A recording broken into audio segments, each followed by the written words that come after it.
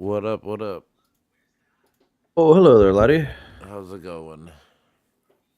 It's going well, man. How are you? Not too shabby.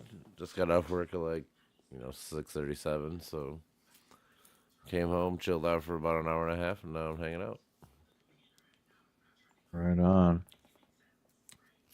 Hold on. Let me respond to a thing here really quick. You're all right. I gotta change some things up. I'm gonna try to text Brandon or whatever, see if he wants to hop on. He said he's down, but he's not responding to me now. Who knows what's going on? I know he did that to me earlier, a couple days ago. Same shit. That's all right. Tisk, tisk, tisk.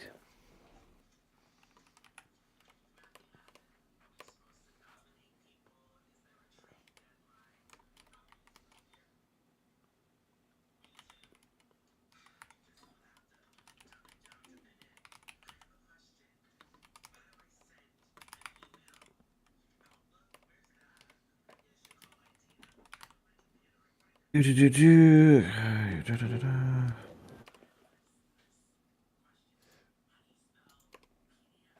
I'm in a I'm in a long-standing kind of debate with a person online who's really trying to establish the concept of the mind and mental health as being decided by an external locus of control. An external is taking control of your mind, basically, or like, Like someone else. It's basically so we've kind of talked about this a bit. The idea that mental health and mental disorders are caused by society and the corrupt parts of society. yeah. Yeah, And so like we so use the like idea autism and shit. We talk about a lot, right? Like autism's a part of it is societal's making people feel like unnormal for what they're really good at, or what like socially awkward or whatever you want to call it. totally, yeah, it does seem like autism is most pertinent in that regard, where it's the society is to blame. So this has been a long-standing debate for or not centuries, but like almost a century now, perhaps longer. But the the idea is that as much control over our situation as we can take, we want to be taking control over that. We want to use our internal locus of control, and expand that internal locus of control to the best of our ability, lest we be influenced and shaped by our society. And so, a large part of the mental health awareness movement has been circling around this idea of we need to fix society, and it's all society's fault. There's nothing that we can do about it.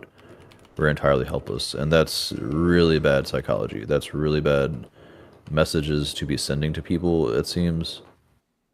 Yeah, for sure. Because taking action and accountability of your situation, that also involves taking action and speaking up and being politically active to change the system to make it into the mentally supportive system that you want it to be. Yeah, it's hard to bitch about stuff if you don't actually do anything about it. It's one of those things. Right. It's kind of like being the change that you want to see. That phrase, "be the change you want to see," is very relevant here.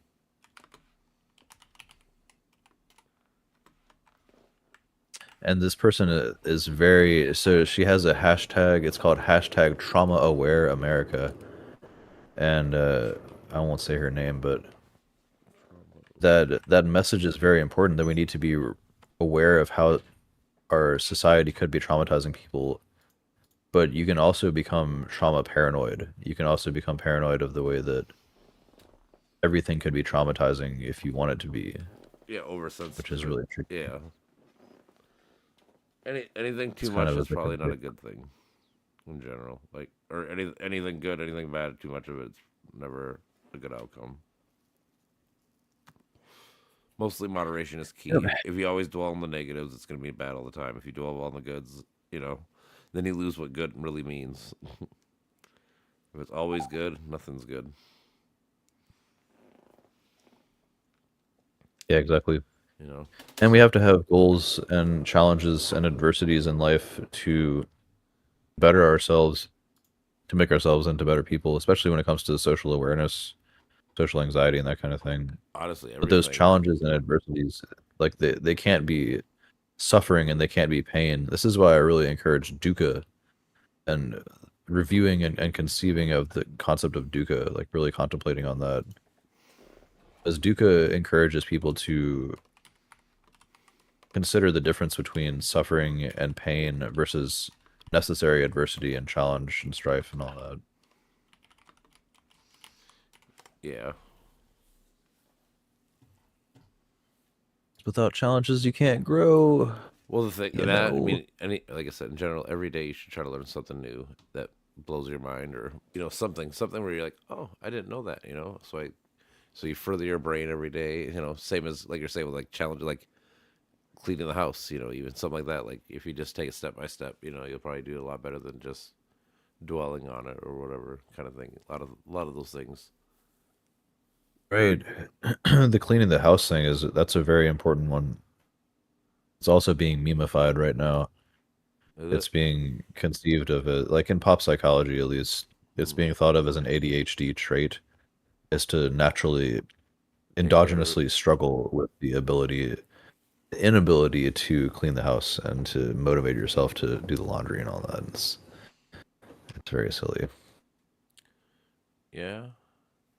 It's one of those things like it can get messy because like I'm not like a neat freak, but like after a while, if it starts looking bad, I'm like, okay, we really gotta like dishes or anything. It's like, okay, so we gotta just do this. Like someone's got to do it. It's annoying. Nobody wants to do it because it's who wants to, but it just has to be done. Just get it over with. Yeah, and you feel better when you do. When you feel more in control, that's a great way to exercise the ability to establish more control of your life is just jump into it and then you feel so much better after actually doing it. Holy shit. Oh, I almost won the car. I'm Mm, playing GTA at the moment. that's fucking dope. But yeah, fucking yeah, it's sometimes little goals like that can make your day a lot better or life in general.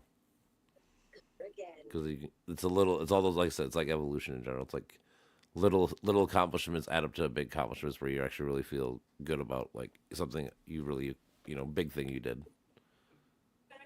Precisely. Yeah, I learned a lot from taking CBT classes, honestly, in this regard. Just cognitive behavioral therapy and mindfulness courses, and I put a good 100 hours into that Hmm. just over a couple years, and a lot of other courses as well. But just really getting that reinforced, taking in lots of examples of how I could be taking action in these regards. That eventually led to me being able to activate that kind of motivation naturally. So or if I know that I need to clean, I'll just clean. There's nothing that holds me back. There's no negotiations or prior Nope. setbacks or anything else that it's not a priority list. It's not that I'm beholden to neurochemistry or neurochemical demands or dopamine satisfaction or instant gratification of anything else. I'm in more of a goal-oriented mindset where that's just one of my goals and I need to get that done, so I do it. Hmm. Would you say you're like one of those people that like to have like lists and try to knock things out like in order of a list or No, not at all. okay? Some people I'm like terrible with I'm not lists. with that either, but some people really need that kind of thing, like structure or whatever you want to call it. Yeah, I think it depends on the individual and how aligned their goal system is and the hierarchy of goals that they're ascribing to and aspiring to. And that's hard to set in. You really have to be taught that too. This is why I support the idea that indeed we do need to change society to teach people how to better manage their goal systems and how to actually be mindful. You can't just expect people to be mindful and super aware and always executing on perfect free will and being financially responsible and all that. That's Hmm. what capitalism is based on. Yeah. That's what the capitalist structure is based on, is this merit-based economy where everybody is apparently this perfectly functional human being that can just take on all tasks at all times and be perfectly fine with it. That's unrealistic. It is. It is. It is. You can You do a can lot do by it. It yourself, just but you can't do everything. yeah. Like you can't do it's a little about. It's the same as like knowledge and stuff like that. I was telling people like you got infinite amount of things to learn and a finite amount of time. So literally, you cannot learn everything. It's impossible. Like at most, you can be really smart in a couple things, and hopefully other people are really smart at the other couple things, and then you build and build, and now we have a society that's really smart. You're smart, Exactly. mama. When you say that like, ADHD is the inability to switch between multiple interests and just automatically be good at all different subjects and be a perfect general processing system, that's a term in cognitive science. Mm-hmm. Like, it is true that you can learn anything that you want, but you can't learn all of the things. You can't be a master at all crafts, and No, that's kind of what we test in the education system. And then when people fall short in that regard, they say, "Oh, it must be because I have ADHD." Well, no, it's because you're a normal human that can only have certain interests in a certain place, and then we pathologize what's called special interests too. That's one of the criteria for autism now too, is just having special interest. And I mean, who doesn't have a special interest? That's so silly. Well, whatever. well, yeah, like that's kind of how I What am. about you, I'm a Ralphie? jack of all trades. Like that's what's kind of like my downfall in a way, is because like I'm not really like a professional at like really anything, but like I'm super intelligent and smart and well rounded in a lot of topics and a lot of areas. It's one of those Mm. things. Yeah, there's the role for the polymath and the role for the monomath, and each benefits each other. Hmm. Well, that's what I always tell Brandon in general. Like there's no like philosophy or style that one way is the right answer. They're all kind of right and they're all kind of wrong. You just got to figure out what's the best part of each kind and kind of blend it together and figure out, this is probably the best way to go about it. Well, speaking of that, man, I wanted to share this with you and Brandon actually, because it seems that you're very more political and you have a lot of expertise when it comes to political knowledge and facts, Yeah, I try to. and Brandon's more in the abstract. Yep, that's why we clash a lot. It's always fun. That's why I like talking to him because like we agree, but he always tries to like push my thoughts, which I like because it helps me learn and understand my actual thoughts more. So it's good. Yeah, man. All minds are collaborative. Yeah, for sure. That's what I'm saying. Like I'm like instead of getting butthurt about it, it's just like no, you know what? Tell me what you think. I'm still not gonna believe you, but at least I'll listen and I'll try to push back, and we can both learn together better. Yeah, that's this kind of mind three level that Greg Henriquez and Baron Short are talking about in the Mindedness Revolution series that just came out recently, where it's this kind of recognition that you are in a collaborative system of distributed cognition, and we're all thinking together, sharing thoughts. And the more resistant you are to share your thoughts, the literally the less of a life you will lead. You will be the product of someone else's opinions and a product of your own emotional reactions instead of collaborating and expanding your knowledge as much as possible at all times. Yeah, I mean, it's all about what kind of energy you put out. In the sense of like, if you're looking in the wrong areas, it's probably actually not even. It's probably worse that you're looking. Like I said, I was arguing with this chick just yesterday or today, whatever, and I just ended up laughing and clowning mostly because I just kept telling her like, you don't even know what a fallacy is. Like, if you don't even know what a fallacy, you can't even think logically. You don't even know what logic is. Like, and how are you gonna tell me I don't know what the fuck I'm talking about? Or whatever. It's like it's literally impossible for you. You don't even know because it started with she was doing a false equivalency. She was like, it was like a fucking old ass philosophy meme, like I can't even remember who it was, like Kant or something. I said something about, it was a quote basically, and she's like, "Oh, you listen to old things when it's this, but when I tell you about my science people from 2011 or whatever, you don't listen. You think it's fucking fake." I'm like, "You're gonna compare modern science to philosophical thinking and stuff like you think these two are comparably the same?" And she really did. I'm like, yeah, I'm gonna try to explain to you like a false equivalent, and she had no clue what I was talking about. I'm like, you don't even know what any fallacy is, right? And then I sent her like a whole list, like here's the page on it, and she just kept fucking arguing. It's like this is so Nope. frustrating. I'm like I said, I'm just laughing and clown. I'm like, you are a clown, like at this point now, because I've given you the blueprint. I always say like, if you read these fallacies, like this whole list, or not the whole list, but if you at least read a good chunk of them, you can kind of stop yourself from doing that, and you can help you think better and learn better. Yeah, man. It's the blueprint. It's a start. That's good that you referenced the false equivalence fallacy. That's the most prominent fallacy that I found in my studies of philosophy of psychology and politics of psychology. Yeah, I'm Is saying it's that both the or left and the right. it's that or straw man usually always the most or the ad hom.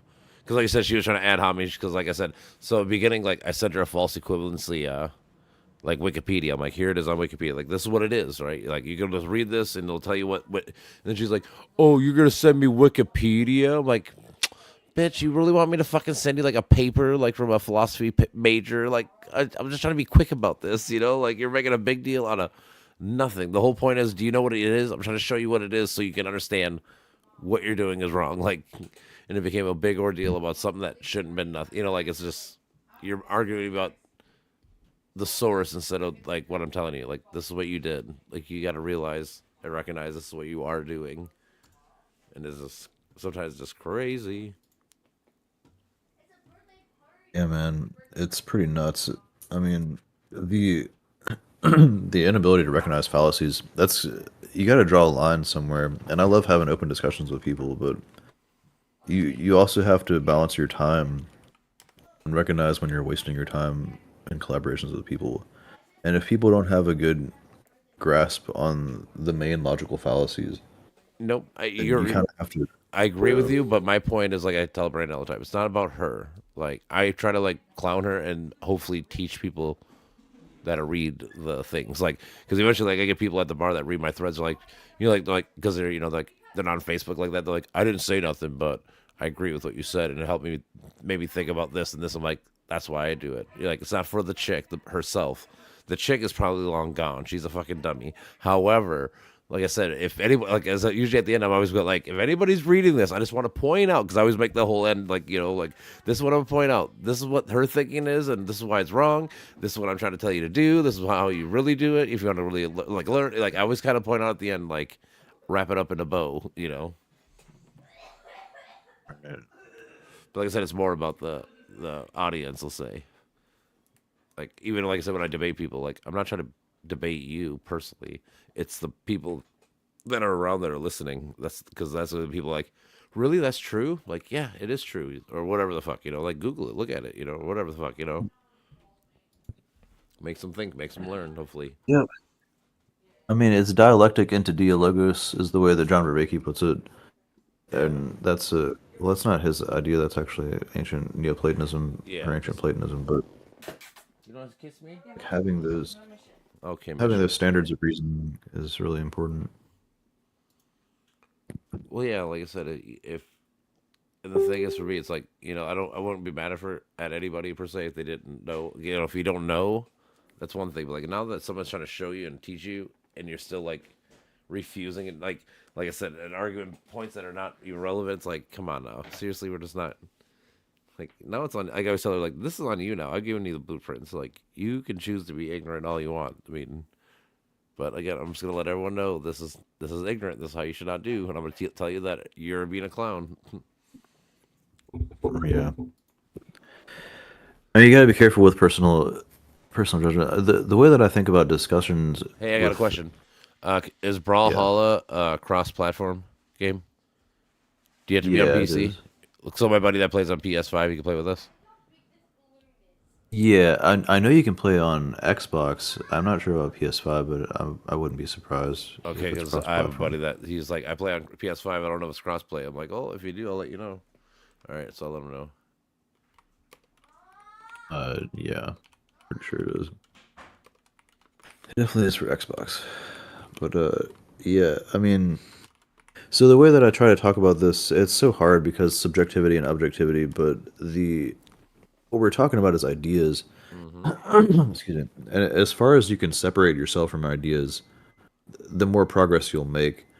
So what you're really doing is in conversations and in debates and in dialectics and in discussions or whatever Mm-hmm. tag you want to put on it, we're we're trying to separate ourselves from the ideas. It's like our ideas are hanging out outside of ourselves in a cloud, waiting to be critiqued and waiting to be reviewed. And the less emotions you can attach to your ideas, the better time you're going to have. But the catch with that is that people put effort into their ideas. So this whole quote that Carl not Carl Sagan. What's his name? I forget. Young. Oh, the Carl Rogers. He said that time is the coin of life. Be careful lest you let other people spend it for you. So we're putting time and effort and metabolic energy into the formation of our ideas. Yep. And when someone comes to question those ideas, you can't help but be attached to them.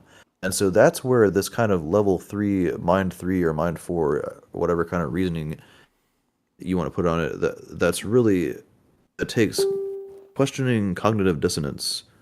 It takes Yep. questioning your attachments and your emotions consistently throughout the discussion that you're having. And when you look at the large majority of debates, say like your Ben Shapiro's and Destiny's and the debates on Jubilee and all these Mm-hmm. platforms, it seems like 99% of these debates are people getting too attached to their ideas, and it's because of that. It's because they put in genuine hard work and effort into formulating a structure and a narrative Mm-hmm. and a really well-formed idea of the propositions that they're putting forth. So naturally, when you go to question those propositions, it's like you're insulting the person because the Sometimes, person is yeah. naturally attached to them. And so to put it, I think it's valuable to put in this language. Like we really do have to think of our ideas as just a separate cloud. It's separate from us. It's up in the air and in the ether during these times of discussion, at least. And then when we go back to work on them in private, that's when they kind of they still have to stay in that open ether, but they also have to be put into the form of effort, and we have to really consider how much we're gravitating towards our own ideological structures versus reconstructing them based on the influences that we've experienced from others. Yeah, I mean, it is tough to. Nobody, like I said, I think it comes down to like the humiliation or embarrassment of knowing you're wrong. Right. Nobody wants to feel that, and I get it, but And that's the level three it's, reasoning or but it's. whatever you I want to think call it. it's one of Like those things that's like people need to get better at. Like that's why I posted the meme the other day. It's like let's stop talking shit about people that change their views. You know, like we should be happy when people have different educational or you learn something new with better evidence. You fucking change your viewpoints like that. We should normalize that, making it fine. Like, oh, you don't think this way no more? Like, no, because I learned something new or learned, did something. Like it shouldn't be a negative connotation to learn something new or change your viewpoints with better information. but it hurts my brain. Most people don't learn the Hurts my new freaking. information. That's a problem per se. But That's yeah. That's the main one is that people just don't take the time to learn the new information. But then when they're confronted, it also causes this cognitive overload where your brain is meant to conform to cognitive dissonance and not sustain it. well, yeah, well, because like I said, people, that's why I'm saying it. I rather read. So like yesterday when I streamed, it all basically what started was my buddy posted this thing on Facebook like, is this true? People that do politics and stuff, like this chick said this whole spiel. So I'm like, you know what? Unlike most people, I'm gonna watch this little video and then I'm gonna read the document that she's quoting and saying all this from, word for word, and see how true it is, how fake it is, whatever, and to find out it's mostly bullshit. Like her claims are just super far fetched. It's like, yeah, that's all you have to do. It just takes time. It takes like 2 hours of reading. It's boring. I get it. But if you just take the time to read and do the boring work, guess what? You'll know the answer. And it's fun and better to know the answer. But it takes work. It You don't sucks. have time for that. Yeah, I mean, we're all in the, and you can't blame the individual either. You can to some degree, No, and not you can necessarily. blame So society. I, Yeah. I will say like not necessarily that, but like so like you're talking about like your big influencers, I blame them because they like if your job is to stream for 10 hours a day or whatever the fuck it is, like that's your job is to read stuff and do stuff like that. You should have the time to take 2 hours to read a couple papers or and know the information so when you actually talk to people and that you're trying to influence you are actually educated. So you're kind of right. I don't blame Yeah. the individual people per se, but it's the news media outlet like where people just don't take the time to actually like people listen to people who don't know the things they're talking about. We got to get better at having better information. So Yeah. basically, it breaks down to the. I think everything's an information war in today's world. Like we have all the information out there. Why are we not doing it? Because people are watching and listening to bad information. How do you switch that? I don't know. To me, it's you just keep doing logic. You stress a lot of logic and you stress a lot of fucking right information. And for like me, someone who doesn't mind taking the time to read stuff, I'll read and then I'll tell people exactly what the fuck they need to know instead of having them go to someone else that doesn't know what the fuck they are and being like, "Oh yeah, man, this is all bullshit." And it's like, no, dude, it's not. Here's why. And then again, I cite my source. I always tell people like, unlike most people, I can tell you like, this is what it is. Here's a document that they wanted you to read. Here it is. You can read it yourself too and tell me what you think. You know, Yeah, cite your sources. it's a big deal, man. I always say it. And they do it in Yeah. schools. There's a reason why, right? Yeah, I mean I want to say it's 50-50, blame the individual and blame the society, but I don't know that it breaks down that easily. No, it's probably more. So Yeah, I don't the know.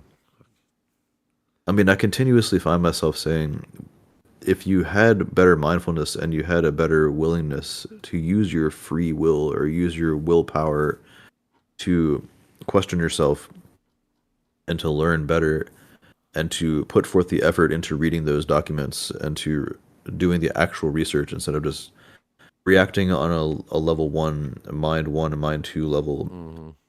then you'd have a much better time, and then you'd be spreading more wisdom in the world. You'd be doing better, and you'd be doing more virtuous and moral good in the world. But that always brings me back to saying, indeed, we're not teaching people how to be mindful. Mm-hmm. This isn't a property that is inherent to all minds. I base this on a theory that I've been working on for a while. This idea of leaning on the tribe, where evolution didn't really select for everyone to have this perfectly mindful ability. It would make more sense that the shaman would be the main source of wisdom in the tribe, and then everybody else turns to the shaman. That's how it's been for maybe a couple 100,000 Mm-hmm. years. Yep. We have these maybe like the shaman and the tribal leader, like one or two or Yeah, maybe the three Great members of the tribe. Council or whatever. Yeah, back in the. Or yeah, now we have the Great Council, yeah, Well, I'm or saying back then. the I'm saying Greek. like even like yeah, the Greeks and the even like the Egyptians, they had councils of people like, all right, you're like the eight smartest motherfuckers in this country. Let's figure out issues, topics, whatever whatever the issue is. We need a. You're the smartest and brightest. Let's figure it out. Right, and people paid people paid taxes for them to do good philosophy and good political management for those many thousands of years. Mm-hmm. And now we're not paying people to be philosophers anymore. That's kind of another topic there to be examined. But Philosophers now, I we guess, like the best philosophers, honestly, are probably the closest thing we have are probably lawyers. Like great lawyers are kind of philosophers because they got to learn how to God, bend. They got to learn to bend rules and words to like their oh will in God, arguments and dude, stuff. that's so sad. Kind of. I mean, it is, but it is true though. Oh my Like, God, because they're there's the. this meme. Yeah, I mean, there's a meme that says it's from the show That '70s Show, and it's this girl comes home and she says, "I've decided to major in philosophy," and then the other dude says, "That's great because they just opened up a philosophy factory in town." Mm, you know, It's just like fuck it. We don't employ philosophy anymore. We no. don't pay people to be deep thinkers But do anymore. you We're just think? Would you agree with my assessment though that the closest ones we have that actually do stuff like that would be lawyers though? Do you think that's a good assessment yeah, of? man. I mean, that's what I'm saying. It's just it's so sad like that. I mean, there's nuance in all of this. Mm-hmm, for You sure. look at University of Toronto. Toronto University, they employ. Well, that's where Jordan Peterson comes from, but Mm-hmm. also that's where John Vervaeke and Anderson Todd come from. And these guys are high level philosophers, experts on so many aspects of existential philosophy and meaning in life and all that.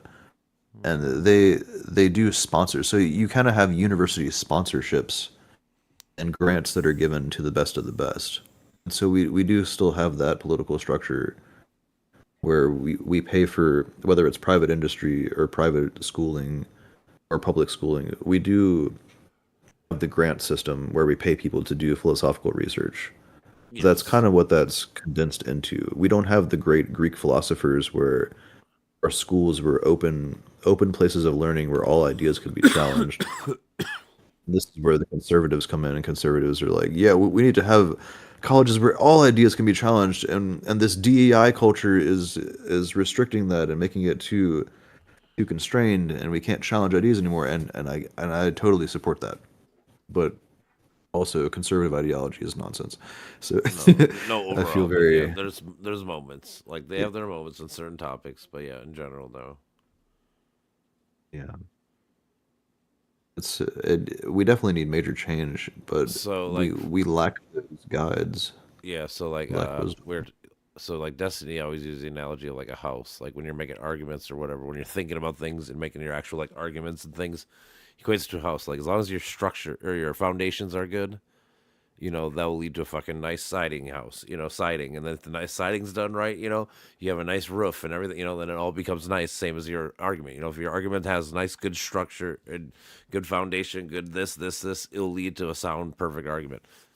And as long as you do that with most topics, you'll come to a logical sense conclusion on basically any issue. Could be vaccines, like I've been arguing with a lot of people recently, or just anything, like.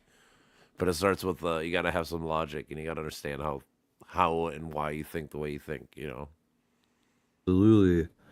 That's why the logical fallacies are that is the structures. Those are the cornerstones You know. of these foundations. Mm-hmm. And if you don't have those well memorized, then you're kind of fucked.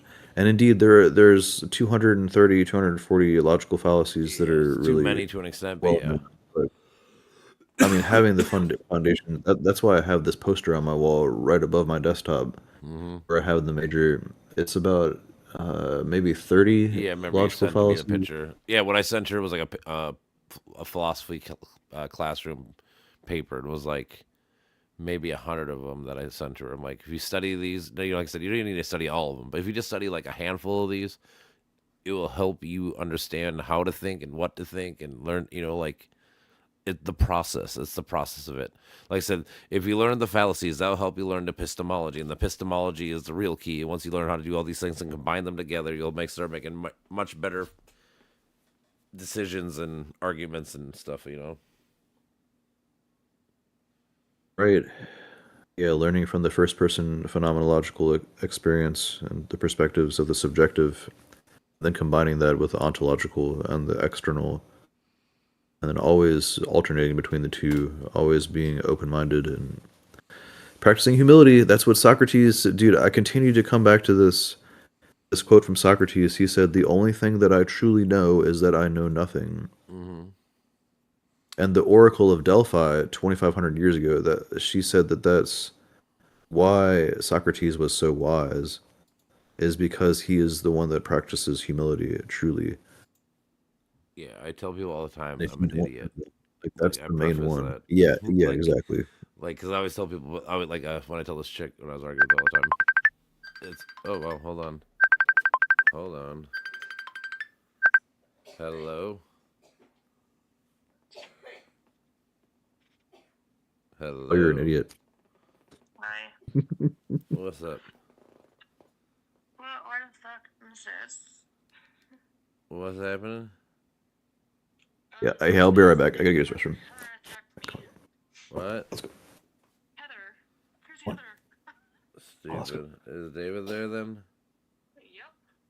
So at least he saw it or just deal with it. He was like, oh my god, Heather, what Yeah, are I'll you be right back. doing? And I'm like, what are you fucking doing, Heather? She's like, I have a ring on my finger. I'm like, oh my god, I don't care. Alright, stupid. All I gotta do is control your fucking fiance, like right now. And David's like, I don't want to do it. I'm like, oh my god. It's horrible. Like, what are you doing? That is stupid. She's crazy. I don't know why people do such silly things over jealousy or whatever the fuck. It's stupid. I don't want to talk to her. So I'm like, why do you hate me so bad? And she's like, fuck you, John. I was here for 45 minutes. And she's like, fuck you. I'm like, oh my god. And David's Stupid. like, I don't want to do. I'm like, oh my god, David, control your woman. Yeah, I don't get it. Like I said, I don't know. I've never been that kind of person, so it's just silly to me, but Well, David, long haul first, though.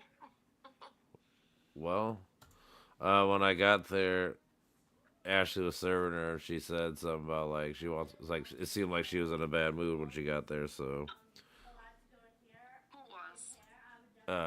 whatever her name is. Heather? Yeah, Yeah, she's a fucking bitch. You could tell the day was working, and she's always a rude ass bitch every time. She's always mean. Like, not a nice person, and David lets her in there. I mean, she's if she's fake nice to me, that's fine. I guess me personally, she's never done anything bad to me. But I get it. I don't know her that well. I don't hang out there much or anything, so I just stay away. Your brother's a nice dude. I dated him for like 2 years, so I know he's a good guy. And she ran me out the door. Fucking stupid. They're like, David, control her. He's like, I don't know what to do. I'm like, oh my god. She's your girl. Where she is. Yeah, kind of silly. So I'm like, what am I supposed to do? All this. Because he Uh, blocked me off his phone, so I can't call him. come hang out with me during the day and don't go at night when this bitch could be around. I suppose. I don't know because we don't have problems during the day. Does Heather have a job, or what does she do? Who? What does Heather do for a job? I don't know. I don't ask. I don't want to know. I stay out of it. Ignorance is bliss. I worry about my family. That's about it. I run a podcast. Technically, I'm podcasting right now, so not people can't hear you, but they can hear me.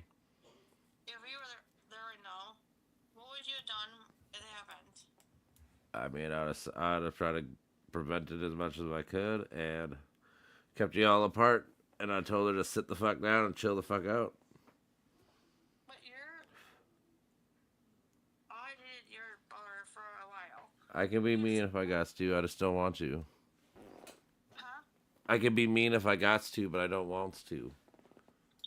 I'm asking you, and I'm telling you, I've been in your cabin for a couple of years. I've never seen your brother ever be this way with her. Why is he being an asshole?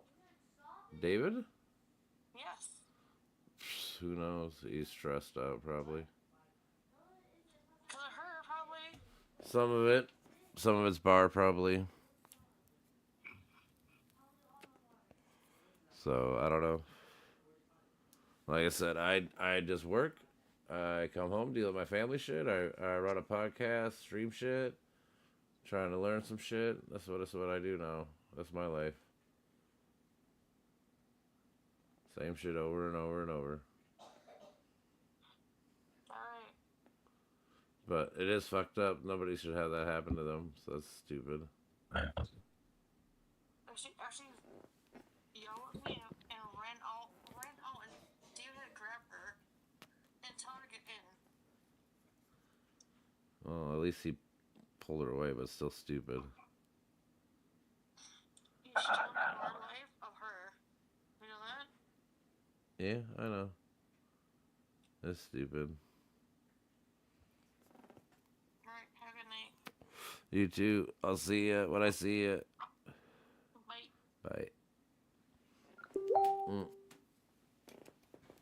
Funny. Yes. Ex-girlfriend and David and my brother's fucking current fiance had a big squabble at the bar.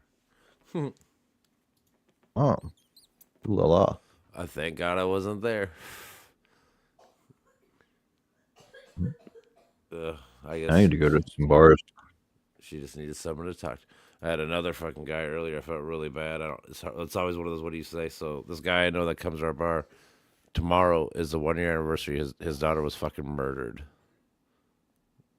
Oh man. Oh shit. Like she ran a fucking apartment complex. So there was like a domestic case going on in one of the rooms, And she went down there to kind of like yell and try to calm him down, and they wouldn't listen. So she was like, "I'm gonna fucking call the cops," and the dude fucking shot her in the fucking back like 2-3 times. But like, yeah, That's wild. that's crazy. But then the dad comes in, And he's like, I went to go see her funeral because it's Valentine's Day. She needed to, and it's one of those, like, I just try to tell him, like, you know what? It's good for everybody. It's good for her. It's good for you because it's one of those things, like, it's tough and I understand, but, every time you do it, it gets a little bit easier. You just keep remembering all the good, you remember the times and, you're keeping her with you. And, it's like, but it's really hard. It's like, what do you say to something like that? It's fucking crazy. Like, it's something I never really had to deal with in my life about fucking,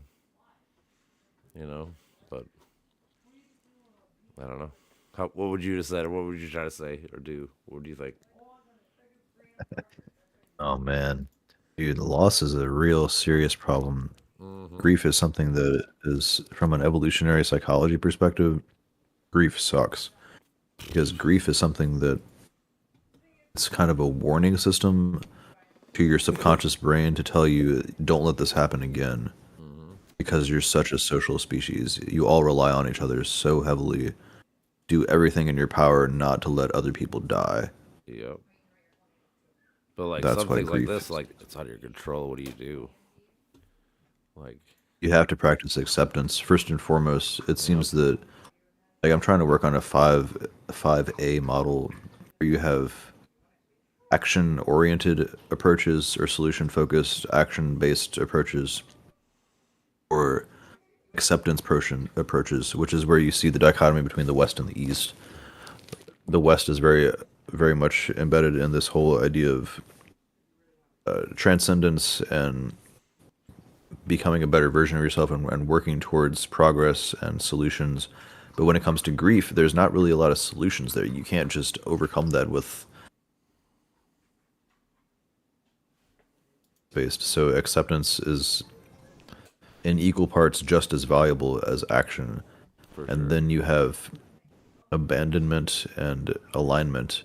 So you can try to align with the practices of your society or align with whatever you have been taught and align with your culture as best you can through as many means as possible by practicing social awareness and all that and other like aligning with the beliefs of your culture about grief which has been embedded in our cultures over time for many millennia. And then you have abandonment, which is to try and just say fuck it, I'm going to leave this culture because it's not doing a good enough job of teaching me the values that would allow me to better manage grief like this. And then you have numbing yourself or avoidance or avoidment, Mm-hmm. which is what you see with drugs and diagnostic defaulting Yeah, label for sure. using That's why I labels try. and all that. So that's why I try to tell him it's like no. I try to preface with him like that. It was good that he went and did it for like for her memory and stuff, but it's also good for him too. Like because every time you do it, it gets a little easier and a little, like it sucks. And I mean, obviously it has. I mean, it's horrible, but I mean, like him doing it is hopefully, like you're saying, get over the acceptance of like doing it. It's It's just action oriented and acceptance oriented. mm, Like taking action is going to the gravesite. Taking action is showing respects during the funeral mm-hmm, and reflecting on the fact that you had these good times. And then practicing acceptance is the fact that you can't do anything about it and recognizing your internal locus of control and just how limited your internal and external locus of control are. I mean, yeah. I mean, I know he's still struggling because he's saying like in a week or so he's gonna go to Arizona and Nevada for like 5 6 weeks. He's gonna look at houses and stuff. So he might want to move. I think he wants to move because of that. He doesn't want to be in this area anymore. Yeah, I feel that. That's how it was when my dog died. It was a couple of years ago on this street. Every time I drive past the street, almost every time, it used to be every time, I would remember that Hmm. she got hit by a car. Yeah, Uh, yeah. It's very difficult, but It is. you do carry on their memories, and that's another approach you can take is just really reflecting on the fact that we are these distributed cognition entities that we exist as a multidimensional species, and this is kind of abstract, kind of philosophical, but it also seems very actual and very real Hmm. and more Eastern philosophy based, where you you are the culmination of the people that you hang around the most, and how you sleep and how you exercise and how you diet and how your meaning structures are developed and all that. And you're you are this kind of combination of people, and when other people are not around, you're still carrying on their essence within you. The example I tend to go to is music preferences. I like the band Igor Mm-hmm. because my friend Travis he referred me to them, and I wouldn't have known about them without him. So I carry on his preferences and my current music preferences. I really like Igor and the progressive technical death metal combination of death metal and also a really well constructed electronic beat production. And so I mean, I reflect on that when I listen to that music because this is a part of me that wasn't there before I recognized that. And, that's how that works with grief as well. I think. I mean, we are in this distributed cognition system, and you are these people, and you carry, and so their essence and their existence carries on within you. And so when you create in the world, and when you put forth a creative expression, you're kind of expressing their influences as well and their identity through that. If that makes sense. Mm-hmm. Yeah, I was telling Brandon the other day. So like the version of you, there's at a minimum there's three versions of you. If not, it's actually even more if you really want to get technical. But there's like you're saying, like the you by yourself, like that's you, like who you probably are, like the most true version of you. And then there's like your friends, like your best friends, like they see a version of you that's a little bit different than the true you. And then there's like everyone else's version of you, like the rest of the world. What they see of you is not what your friends don't know, which is not what you know of yourself. Like there's slightly different versions of you. Then if you, like I said, if you want to get abstract and break it down more, like with certain different groups of friends and people, you do different things with certain different groups. So there's like maybe like six versions of you with six different groups of friends, or like it's like yeah, there's like a lot of versions of you, and it's a lot of different people that are involved in that process. That's right. Mm-hmm. But in the West, it's all about the identity and the individual self, and that's where you get problems with psychology and diagnostics. Yeah, But what can you do? I don't know. Like I said, that's why I preface. Recently, it's like I said. Actually, recently I've been arguing with a lot of anti-vax and dum dums like that. So really, I've been doing a lot of science reading. But in general, it's all about it's the logic.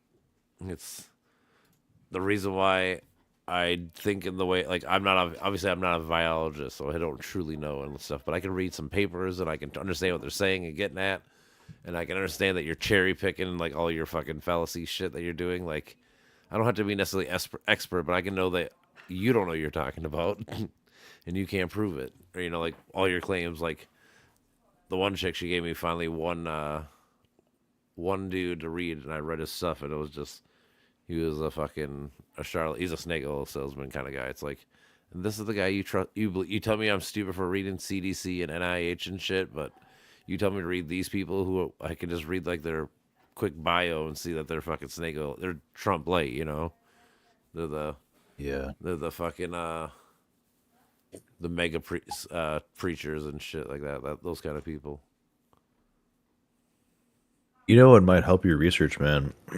When you're reading these articles, Mm-hmm. if you find that it's not somebody like you check their profile first, obviously, and if you see any I do. signals that show Oh, they're I do completely that. I'm sold pretty out. good about that. So, like, yeah, let's say like somebody sends me this paper. Let's say somebody sends me like a newspaper article. Like, I usually go to like the who wrote it, find out who they're lying to or whatever. Find out the basics. So at least I know the leaning of where this is coming from. Like, I'm pretty good about doing that.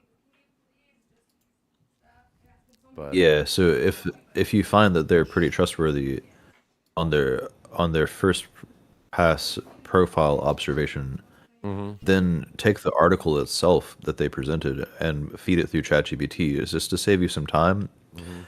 Tell ChatGPT to scan this article for the following logical fallacies. Okay.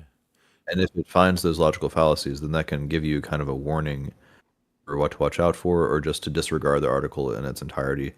And so you can, I mean, I haven't done this myself a lot, but if you're like based on if you're doing this with political research, just use it to scan for these particular specific logical fallacies and then try to do a ranking system because everybody's going to commit logical fallacies no matter what. For sure. But if it's real primary ones, if you can kind of make a ranking system of the most common logical fallacies or that the people worst commit, ones. So like even when I'm like or like I tell her I'm telling her that I'm doing a fallacy too because like I said I'm going with consensus science like so like I'm technically doing a fallacy too like if she actually knew I don't know it's like ad populum or something similar like, there's a fallacy of me like trusting the smarter people like you know like what I'm doing is a fallacy too but at least my fallacy is trusting the smart people it's a lot it's like you're saying like the hierarchy of fucking what's bad or what's the most fallacious thinking and stuff because like I said pretty much you can't stop being fallacious like we're humans we're always going to have flaws but some are just more egregious than others. right, appeal to consensus is the tricky one there. Yeah, I think it's Science, like ad populum or something too. There's another one. Like I said, there's a couple of them, which, and I understand that. Like I said, if the chick would actually read the fucking thing, she could have called me out, which would have been fine. I would have loved it. Like, yep, you're right. You're actually right on this. You know, like, but you learned, you know, and hopefully now you can learn how to fucking call out other bullshit. Like you're like the other things, you know, like. Yeah, it's like values preferences versus populist preferences, and evidence-based preferences versus individual sovereign rights. And that's where that's why the COVID pandemic and the vaccine issue became so huge in the United States because the US is so about individual rights. Now, see, I just phrased that in saying this is exactly the reason why that's the case. But you know what I It's mean? part of the That's reason. probably It's yeah, part of that's yeah. probably a big factor. Is It's that we're so anti-science, dude. Yeah. yeah, and so but indeed there did seem to be evidence for people having adverse reactions to these things. So the way that we created the COVID vaccine was through AI. Yep. We use artificial intelligence to rapidly accelerate vaccine and virology research so that we could produce these vaccines within a year or a year and a half or whatever. It was, yep. And it worked, but again, that didn't get enough data. It seems like these systems didn't process enough data in that, and they pushed it out too fast. Possibly for profit, but it seems like just because they were doing it for a noble cause. Yeah, Because the if it best was they for could do. profit, it wouldn't be like vaccines cost like what $2 a piece or something. They were free for So they most weren't, people. Remember? and most people were there free, but like to produce the vaccine itself cost about $2. So Yeah. I mean that clearly wasn't for profit in the way that I see it, but it seemed that they accelerated too quick, and it makes sense because there's 8 billion people, and that means 8 billion individual biology profiles Yep. to consider. Like I said, And so when that's people where like expansion I was gets telling right wingers like that was Trump that did that. It was Operation Warp Speed. And, like I can give him props for that, but you guys won't. Is Like that really what it was called? like the one thing, yeah, that was called Operation Warp Speed. Was the fucking get the vaccine out as fast as they fucking can. Like you're saying with AI and all that shit. Well, how much was he involved in that? Because he was denying it mostly, right? He was about the Well, horse he wasn't transplant. so like in the very whole, first like the first round of COVID, he didn't trust it or like that was when he fucked up the most. Like when it came back the second time, that's when he took it more serious, and that's when he did the whole Operation Warp Speed. Oh, okay. But again, yeah, I guess I can Google it. Well, so I dropped this link in the chat, man. I think that you know Daniel Schmachtenberger? Have you I've heard heard of the stuff? name. Yeah, I kind of looked at that thing. Dude, Schmachtenberger is the total goat. He's the greatest of all time when it comes to social philosophy. Social philosophy. So this is an awesome concept. I just learned that term a few years ago. This is where Brandon and I and a lot of the folks in the Polymath think tank, we talk about what is the most pragmatic philosophy. This is the concept of phronesis versus just Sophia, like Phileo Sophia versus what I call Phileo phronesis, but phronesis is pragmatic philosophy. So that's concerned about what's going on in the world right now versus kind of less pragmatic philosophy. I really think that all philosophy is valued in one way or another. If Mm, you're talking about what it's like to be a bat and what is the definition of consciousness, people can say that that's less useful or whatever. But I mean, we all want to find that out because that has direct correlation to psychology, and psychology research is understanding consciousness and the for mind. sure. So, That's anyways, the greatest thing we need. I believe so. But also it's hard to put that on a ranking system. So when you look at the social philosophers, these are the people that are studying what's called the multipolar trap and the meta crisis or the polycrisis. You may have heard these terms, Hmm.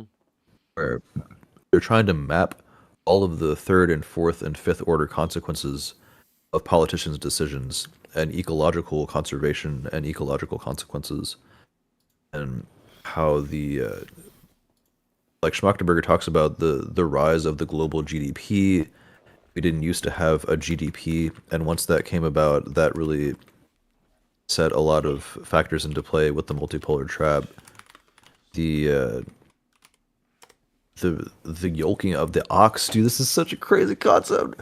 So we separated ourselves from preserving animals as a fellow organism, and the whole concept of animism, where animals have a spirit and we used to respect that spirit, and we used to kind of work side by side with them. Same with slaves, and considering humans as three-fifths of a human Or not even. by Yeah. the slave rule. Dude, so fucked up. And so there was a point, like Schmachtenberger, he really broke through to me on this one, where about 12, 1,300 years ago, or 13,000 years ago, we had this decision to make, where as a species we realized that the ox could be yoked and used as a quote unquote beast of burden, and that's when the term beast of burden arrived. Okay. And so you could say the quote unquote Westerner decided that, yep, we're going to do this. This is our individual sovereignty priority and prerogative. We're going to do this whole transcendence thing, and we have the Hobbesian concept of transcending the savage self and creating civilization, and we're going to use these quote unquote lesser beings as a tool through a teleology system to use these animals as a tool for our means, and we Yep. yoked the ox and we used it to create massive agriculture, and that's become more corrupt as we've gone along with that way of thinking. And then more Eastern beliefs, specifically Ahimsa Jainism, these guys are, so the Ahimsa Jainists, they are the people that wear the masks over their face so they don't inhale insects, Hmm. and they carry the brooms where they sweep in front of them so they don't step on insects by accident. And so there's kind of these two extremes where, I mean, I can't be walking around in public sweeping a broom in front of me, It's really weird. But that's because I'm in American culture, But and yeah, but actually it's I actually do try helping. to, Like if you're actually but clean, I do, yeah. I was telling And Brandon. also, yeah, it's cleaning, yeah, too. So that bridges with that mindset of when you see trash, you want to pick it up. Hmm. So yeah, I mean, cleaning up the environment, leaving the place better than you found it, that's actually something I learned in Boy That's what Scouts. I try to tell people in general too. That's the big thing is fucking try to leave the world better, like in smart technology, like environment. Like your goal as a person is like the world came to you like this, and your job is to try to make it better for when you're gone for the next generation, and then for the next generation. And if we keep progressing, humans will thrive. But we keep having these fucking stupid little setbacks that set us back like a decade. It's like, man, we can't be doing this decade setback every fucking 20 years or so, Like it's just not good for us.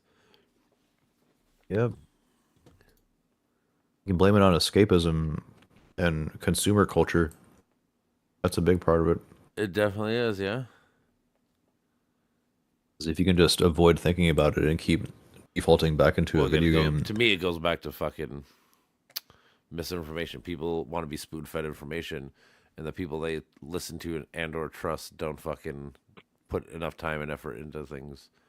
And that's where I hopefully my YouTube and shit. That's where I try to thrive, or I'm gonna try to be a thriver. And it's like, you know what? Let's research together. Let's learn together. Let's all come up so then we can all come up with a good sound understanding of the arguments about whatever topic. Like I said, abortion. It could be science, whatever the fuck. Like let's learn together instead of fucking being told what to do. Like by whoever. Let's actually like look at all sides of the. Like I said, I was talking to somebody about abortion the other day, and it was one of those situations. Like I made my argument. I'm like, and I know you're gonna argue with this, and I'm gonna rebuttal with this. Just watch. And the guy literally did exactly the thing I said. I'm like, isn't it weird to you, sir, that I can fucking tell you your talking points before you even say them? Because like I'm so far That's when ahead of you you know in it's this bad. conversation. Like if we were smart, we just get to the end and I can tell you why you're wrong, but you won't because you're gonna fight me on every point. Like I'm gonna tell you, like this is what here, I'm gonna tell you this, and then here's gonna be a rebuttal, and the rebuttal comes and it's exactly what I said. I'm like, dude, this is what I'm trying to tell you. Like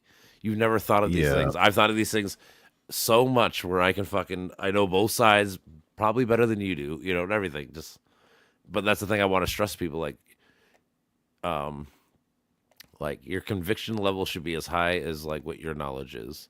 Like the people that say like they're Hey. 100% sure of something and they have no knowledge of it, it's like no, dude. Because even like when I talk about things like with whatever like vaccines, I'm like I'm pretty sure. I always say I'm pretty stupid too. Like I'm not. I wouldn't take what I say on faith, but I'm taking consensus, and I can show you the papers and the documents. You know, so like I'm not taking it as it's not gospel truth because I don't know, but like there's certain things where I can tell you like, oh, I know, like there's certain topics, like if I get like January 6th or some of these issues, like I can go because I've read pretty much all the indictment shit and stuff. So it's like, no, you can't outdo me here because I'm the most read person you probably know, one of them. Word. As long as you're matching that with humility, bro, then you're set. All right, I'm gonna drop this in the chat, bro, because you just said something really cool here. Look at this. One's level of conviction should be matched by their level of knowledge. Mm-hmm. Oh yeah, man, that's It's that's true perfect. though. It is. And so if we would just live by that, man, that's perfect. I really like the way you said that. Mm-hmm. And Yeah, that's the humility. That's exactly it what is Socrates was saying. because The only thing I truly know is that I know nothing. yeah, I always say my joke I always tell people is like a wise man once said, "I don't know." Like that is a Yeah, smart man. exactly. Like it's because that's why I say like on certain topics, I know where to sit back and just soak in knowledge or listen to people talk about it that know stuff because that's not my expertise. I can give an opinion, but also say like, this is my opinion. This is bullshit. Like this conjecture, whatever the fuck you want to call it. Like this is not a this. I'm not my like I said, my conviction level is not high. But like I said, on other topics, if you get in my lane, I will argue every point because I know every point. And there's other topics where I know like some of my science shit. I know some things. I'm not like stupid. But like if you got to like a real science guy, I'm retarded. But like My Joe bad. Blow's on fucking Facebook and you whatever, like I'm probably as smart, if not smarter than you. But again, it's just I listen to the consensus, I read the science, like where the consensus goes, and pick up as much as I can. But again, even then, Yeah. like I don't have like even when I argue these people, I'm like I'm stupid. Like I always preface like with this, I'm like I'm not like don't take me as gospel, but I can just tell you what people know, and I can tell you how I know it or like what they tell you. I would trust these people though over like again, it comes down to the misinformation. Like who are you reading, and the people you're reading are snake oil salesmen. Like why would you trust that person over my people? My people are probably better sources of information. And it comes down to that. Like, we got to get people better. Like I said, trying to being more media literate. I guess is the word. I guess. Like, Yeah. and even if you don't want to read the opposite side, that's fine. But like, you should read the opposite side and also read what was I listening to? It was called like the Fairness Doctrine. I think it was called that. Reagan he got rid of in 1985. But if you're using the FCC news waves, which everyone does, obviously. If you're doing news, you are forced to by law to have to cover both sides of every issue. So you couldn't have like the biased media that we have nowadays, where it's just Fox News all day, telling you, or whatever, even It's like so CNN and hard, shit. man. You are forced to have everybody talk about every side of the issue. Like, well, here's the pro-abortion. Well, here's why they're against it too, and this is why they do this, and this is why they're forced to give you all sides Yeah, of but every they always topic. have a lean. There's always going to be a CNN always lean, but like Walter that Cronkite, that's why people love like hard. Walter Cronkite, these people, because they just gave you the news. There was no fucking bias. And that's the way it was. Like, here's the news. Like, it wasn't this This is is the what news. happened. These are the events, and you decide how you feel about it and why the Basically, cause of that event yeah, happened. It's like the it was forced to be causality is the middle, problem, man. or We're not middle, obsessed but with causality, especially in the West. We're obsessed with causality. We want to know why the event happened instead of just knowing the event and then making up our minds for it based on our own hmm assumptions. sometimes the why matters, but like, so like I was It saying, always matters yeah, because but that's how we resolve conflict. But it's like when you tell people why it happened, Mhm. like you see on Fox News and like you see on MSNBC and But they don't CNN. though. They only give you, but it's all about, they take things out of that's what I'm saying. It comes down to for them, it's like cherry picking. They take things out of context. Like Absolutely. you're right. Like these people, like, let's say like black people do fucking commit more crime. You're probably right. Like they do, obviously. However, you never talk about like the things that like I posted a meme the other day. It's like, her name is Ruby Bridges. She turned 70 years old recently. She was the first black girl to go to an all white school in Louisiana, and she's 70 years old. Like, that's my dad's age. People act like this shit was so long ago. It was literally not people's lifetimes that we had fucking black people didn't have equal rights. So to think that shit doesn't have an effect Yeah. on like long term effect of like why black people might commit crimes now because they're poor slash didn't have opportunity. It's to be so stupid and not think these things have effect long term compared to just, well, they've been free now for 70 years. Like, oh, okay, like, but you think that them not having housing for fucking 200 years and making money off their house, and passing it to their kids and like things that white people got to do forever, like, Yep. you But know. intergenerational trauma, and that's a real thing. Yeah, for sure. Intergenerational neglect and freaking people being underserved, like underserved communities, Yeah, that's where always it's. happened. I mean, this is so obvious to me, and yet, indeed, racism is still so prevalent, and It's more than it should be. We are better. it's Like I would it's say, easier America to is better hear. than everyone else in the world. I feel like because we are the melting pot. We've been forced to be better with racism shit in general, but there's still problems. I mean, that melting pot aspect of it is what leads to a lot of the racial bias. Dude, here's a fun fact, and you may want to bring this into some of your discussions and debates too. Hmm. Just look into the insular cortex, man. This is Jonathan Haidt talks about this a lot too, but he's got a conservative lean. But the concept of the insular cortex, this is your disgust response. This is the region of the brain that's responsible for reacting based on disgust and revulsion and opposition. And so this, when you do studies and MRI scans Hmm. on the It's insular called it's cortex, called the Sylvian fissure. Fissure. Does that sound oh familiar? really? I'll Yeah, look it the up. deep within the late lateral circulus, also known as the Sylvian fissure of the brain. That's another fancy name for Okay. it. Okay. Lateral sulcus, yeah. Near Yeah, the because it says basal near the basal NIH is forebrain. structurally the insular cortex is a distinct lobe of the cerebral cortex and forms the floor of the lateral circulus, i.e., the Sylvian fissures bilaterally.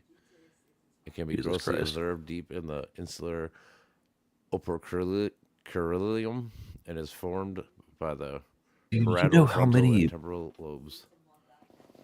Yeah, parietal and temporal. So your parietal lobes, those are responsible for motion and the motor cortex, I think.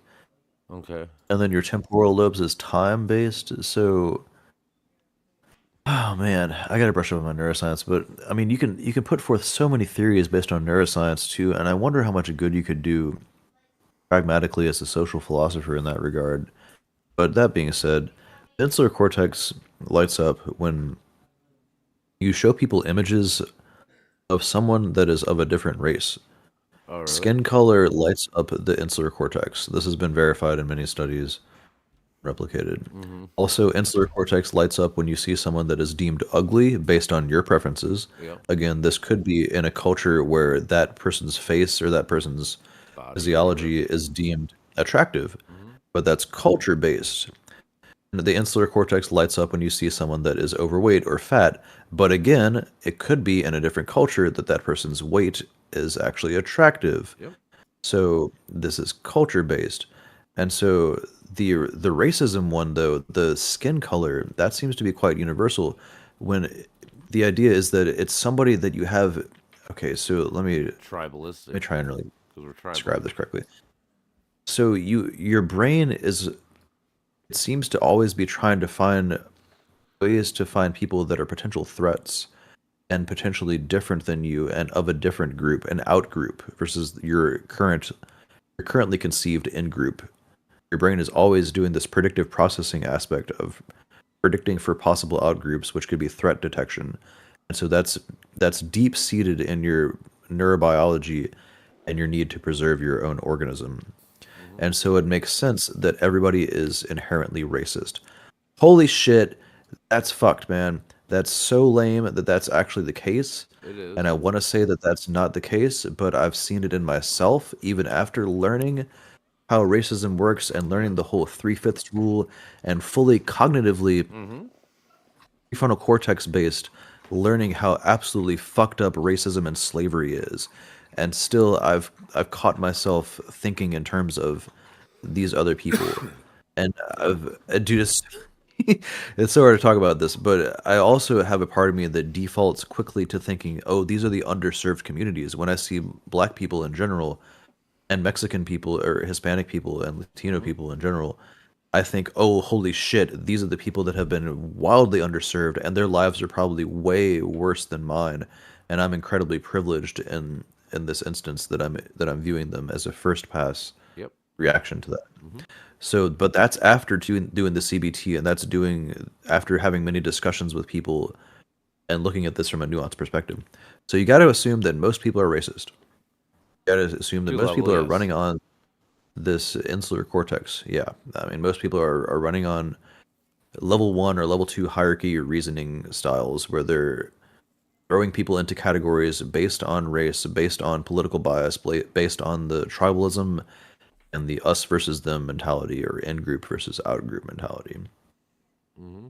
And that's really unfortunate. So if you can bring that into your political discussions, just show people how indeed there is solid neuroscience underlying this fact that we gravitate most naturally to these in groups and out groups. Perhaps that might I do do some try good. to preface people with a lot of like I said, I do talk about us being tribal because like I said, people like we're not truth seeking creatures, we're fucking pattern seeking creatures, and the reason why we seek patterns is because Yeah. it helps us make decisions quicker and helps us keep us alive longer. Therefore, like us being like us seeing people that look like us is gonna make us feel more safe than people that don't look like us. Because people that don't look like us, or not even people, it could be animals, any kind of animal. When things don't look like us, they are usually a threat to us. Therefore, we see them as enemies slash we don't like them or whatever. You know, at least the the racist ideas, even if it's not like made out of like a malicious, like you're not trying to like say they're enemies like that, but you know, you're just different. So you might think they might take from you or whatever. Like I said, they're taking your jobs, they're taking your money, they're taking your welfare, they're taking, you know, like because they don't look like you.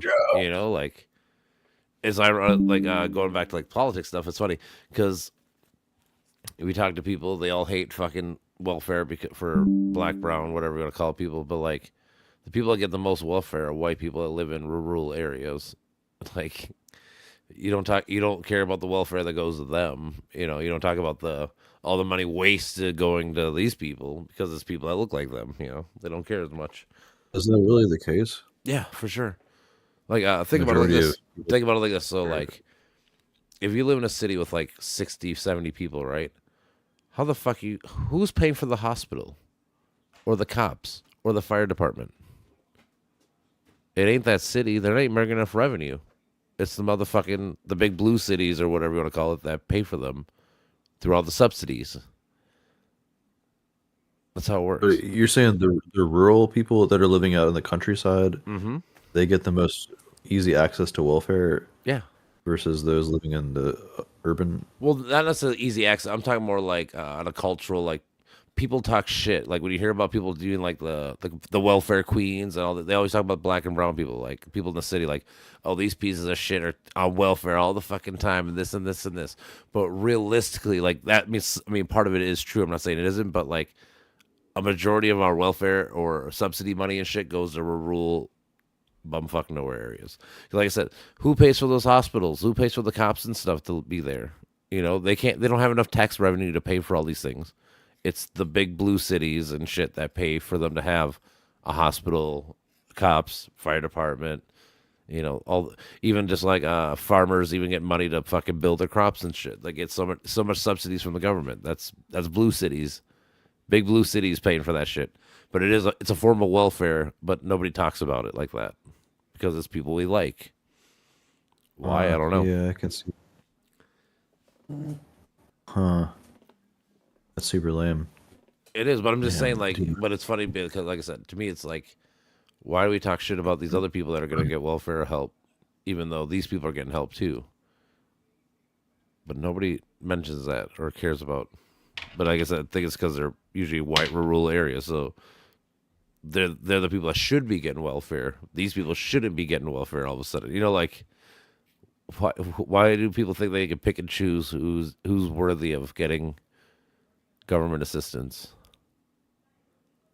It should just be whoever needs it. You know, if you need it, get it. You know, if you're in the hood, if you're in the fucking suburbs, you're in the fucking bumfuck nowhere. If you need help and the government can help you, why not? That should be the more thought process instead of trying to be like, well, these people don't deserve it. These people deserve it. These people deserve it. These people don't deserve it. You know, it's a stupid way of thinking about it. Yeah, that's interesting. I'll have to think about that some more. It's fun. I mean, yeah, looked into it recently, ish, like last couple of weeks or so. But yeah, these people pay. Like I said, you can't just have. Like I said, you like I always think of like my cabin area. Like, yeah, they can't afford nothing, dude. They have nothing there. They have like two bars, a bar, and a fucking post office, and like an antique shop. Like, what's the revenue of that city? Nothing. Like, even to get like the roads Right. fixed, who fixes the roads? It ain't the city. It ain't the people there. It's the fucking government slash like the county, the state, you know, whatever, you know. And who's that? Usually, like I said, the left cities, the Minneapolis, the St. Paul's, the fucking Minnetonka's, the big cities. They pay for those small cities to have shit. Yeah, I mean that would be ideal as a distribution of welfare and resources And that and is goods kind and of how it services. goes. I mean, that is literally how it goes right now. Like I said, it's the big cities that pay for these small cities to have, like I said, police officers or whatever the fuck. Like they can't afford. How are you going to pay a police officer $50 an hour there? You can't. You know who can? The government when they help you subsidize your city. You know, I Right, mean, it the is like that to an subsidization. extent. Yeah, I strongly believe that we need more subsidizing. Mm-hmm. We need more just Mm-hmm. straight checks being cut for people that are impoverished Mm-hmm. and locations that need more resources. Yep. Like I If you said, put it that's up to the state, that's going to be like we're not in. I don't know how the world works. We need to be able to put uh huh. resources where they need to go for everyone to have a utopian future. Or there's this term protopia.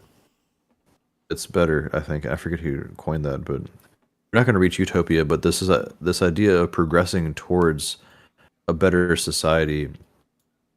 That's protopia, and we arrive at that through distribution of resources and defeating a wealth disparity and doing a better job of moving both resources and just straight money and giving people money to better their lives It's despite the access, consequences. Yeah, indeed people might not contribute to the economy. Oh no.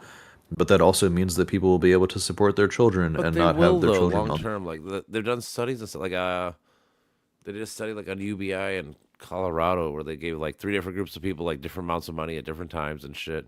And it showed like after a year that if you give people a certain amount of money, they stop being homeless, and then after like 7 months they get back to like being a normal-ish person where they can fucking pay, work and pay to society and do all these things. Like sometimes people just need a leg up, it's for a minute to help them. And the thing, like Exactly. for like one group, it was like they give them like $1,500 a month. It was just enough where they could pay their bills. So like when they made money or had money, it was like spend money or whatever the fuck, or save money versus having to struggle to pay your bills. And that alone was able enough to get them to save enough money where they can get a house or apartment or whatever, things like that, Huge. And again, this whole merit-based economy, that's based on the fact, or sorry, that's based on the assumption that people can just pull themselves up by their bootstraps, the wonderful bootstrapping ideology that Yeah, the left makes fun of with the term bootstrapping, but yeah. this idea that it's rags to riches, and that's in so many rap songs, Yeah. right? This It can idea that you happen. can came from nothing. It can happen, but it's Yes, extremely rare, it is. and by necessity of statistics, the Yeah. chances of you becoming a Biggie Smalls or you becoming a, LeBron James, anything. all Pick the this, anything. Yeah. yeah, it's extremely rare because of the chances of that happening. But there's so many openings for people to have success in that way, that only a few people will rise to the top. That's why you have so many geniuses and so many very intelligent philosophers that are living on minimum wage right now. Oh, I know. There's so many incredibly ingenuitive and creative individuals that just can't support themselves because they have skills that don't pertain to the economy that they reside in. So this assumption that everyone can just ride on perfect free will and figure out a perfect niche in this environment and create a business for themselves, that's bullshit. It's completely nonsense for many reasons. One, because of monopolies. Mm-hmm. Because monopolies already have a monopoly on the whole system. Yep. The Walmarts and the freaking, I'm not going to list all the names, but you know what I'm talking about. Oh, for sure. There are a few number of businesses that own the majority of the market, and that's what happens with late stage unregulated capitalism. And so you can't assume that everyone can just make it from nothing and create a business for themselves. Well, I forget the stats. I think it's 90, it's over 90% of businesses don't make it within their first year. Yep. Also, the majority of startups don't make it, and within 2 to 5 years, the success rate is 80%. You don't make it, so it's like 20% success rate within 5 to 10. Or sorry, it's from 2 to 5 years. 80% of businesses fail. That's what it is. Mm-hmm. Yeah, so I mean, this is because of the monopolies. It's because of unregulated late stage capitalism.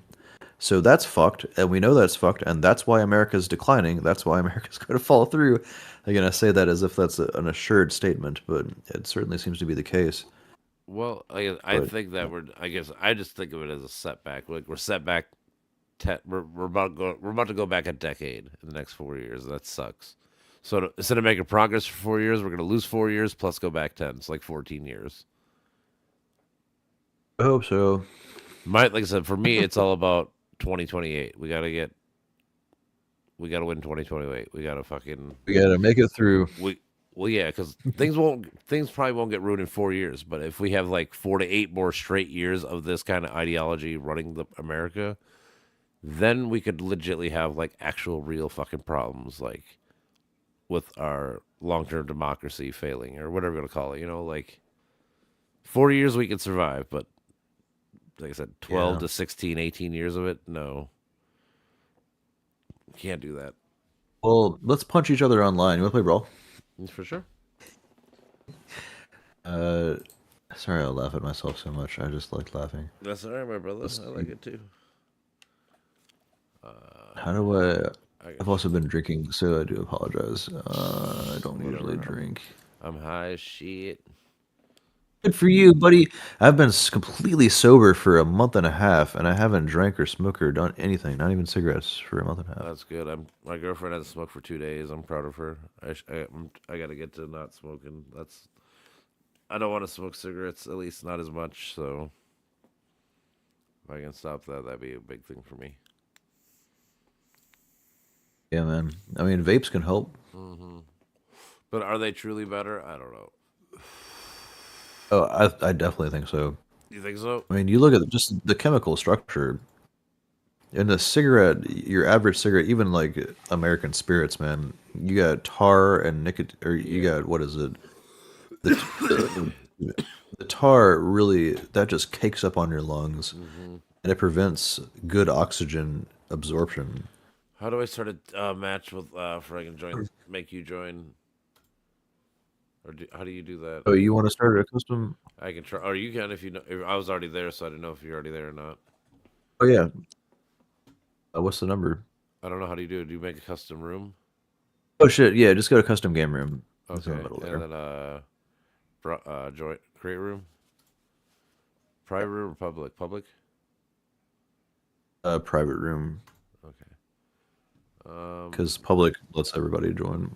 The number is 32 89 51. Okay. Let me see if it'll let me stream smoothly. If not, I can do it too. 4 lives. As if anybody's watching Do on a we- Friday night, 'cause they have lives. Sometimes. Okay. Do we do test maps off or on? Yeah, so I would turn on all test maps and and turn then on all free. test features, Okay, I got 4 and then lives. you can also jack up the item drop rate if you want. I like having medium drops. Medium. Hmm. Okay. But you can do whatever you want. You can turn them off too if you want. Well, that's fine. I'm trying to connect my. I need my white remote. It seems like my white remote does better. Hold on.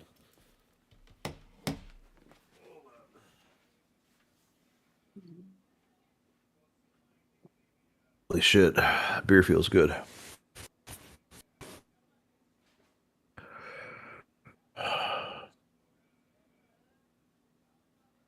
So I'm just now realizing that the heart, it's like this is a February Valentine's Day special that's going on right now. Just for logging in, you get a bonus for logging in because of Valentine's Day. And Let's see if this white so the remote. heart is like symbolizing two souls merging into one. That's fucking beautiful.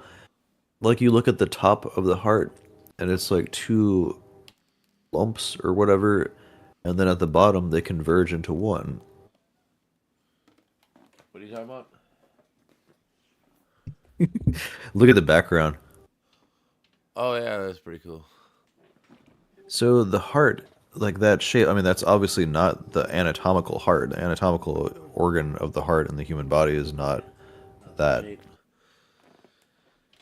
And Yeah. yet the we call this shape a representation of the heart because it's a convergence of two entities into one. Where you see two lumps at the top converging into one point at the bottom of the heart shape. You think it's because it makes it symmetrical? I mean, I think it's because of like that convergence where you have two, like a man and a woman, or not, it doesn't have to be man and woman, but Too different. you and your partner converging into that one point of a united unity of love, and that's the physiological, or sorry, the image-based representation of that.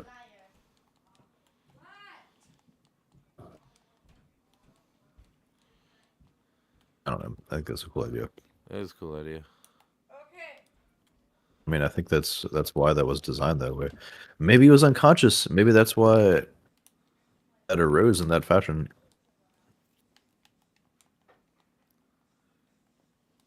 Oh shit.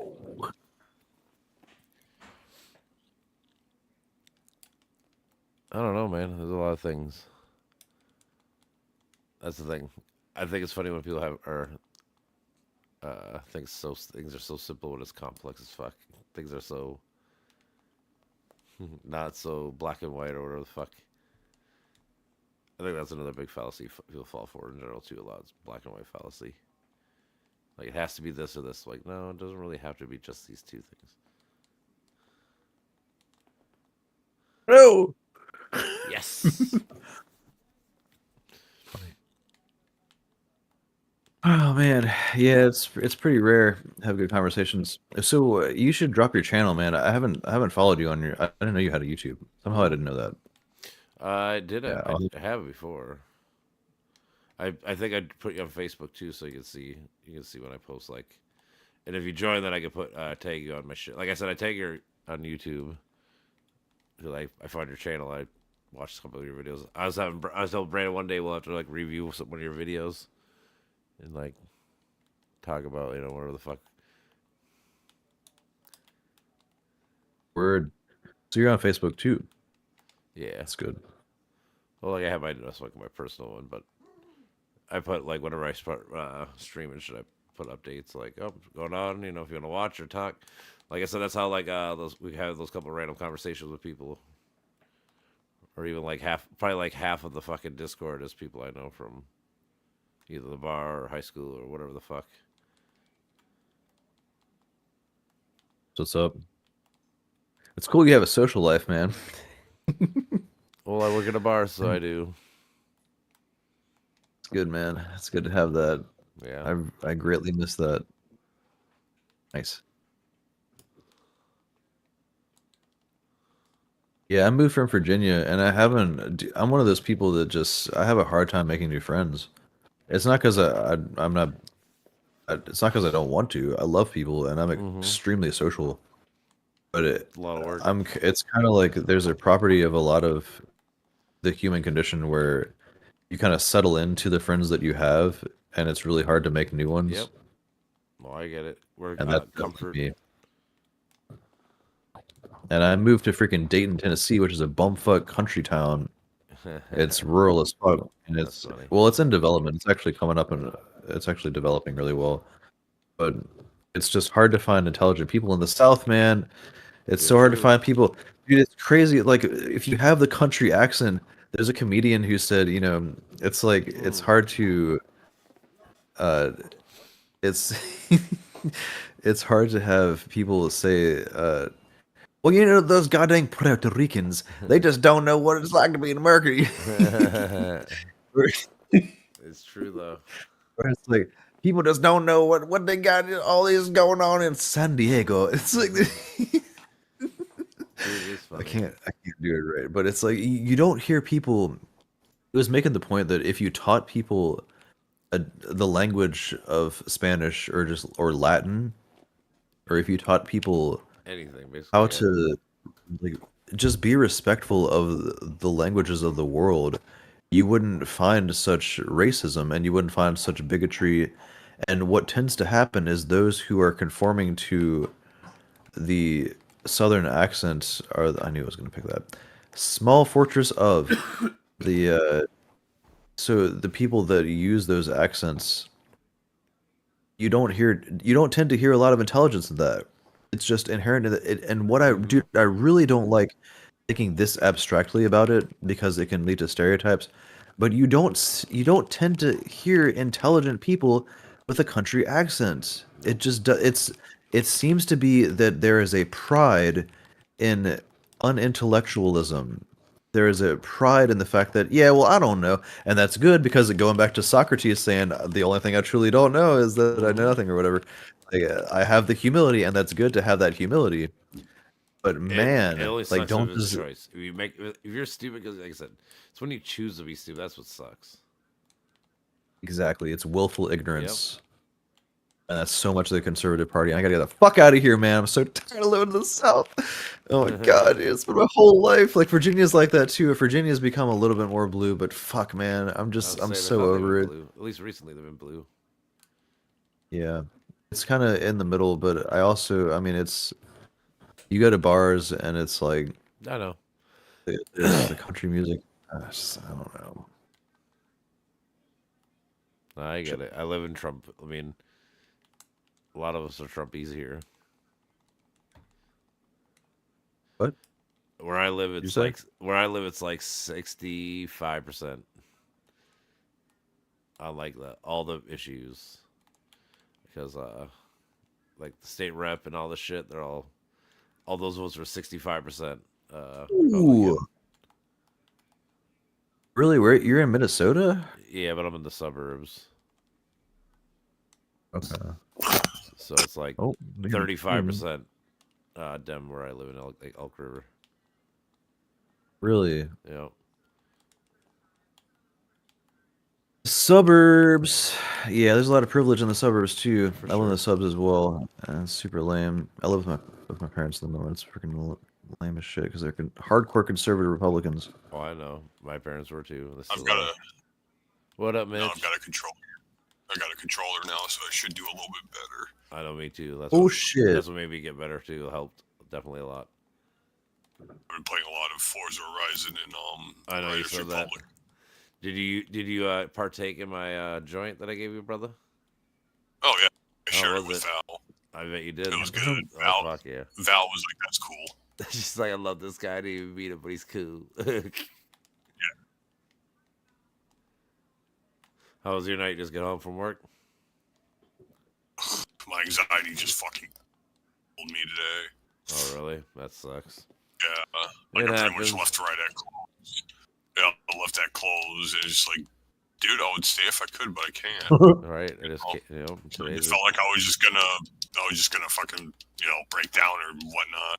you know And people are just pissing me off too nonstop Well, because we- they don't Alright, know bro. how to. They don't know how to clear their work. plates nor how to Oh yeah. match. Dude, I tell people that all the time. Like as a guy like at bartends and servers, like I was trained to like you always fucking clear your plates for the dish people or whatever. Like you don't leave that for them. That's not their job. I'm happy I was trained right on a lot of those things. Because I used to get pissed at Becky and them when I do that shit. Dude, Krieg's in this game. Oh I shit. need to get the Borderlands character pack. Oh no. Yeah. Oh no.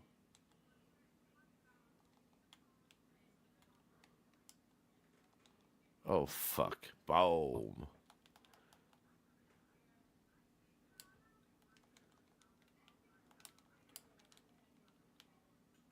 Oh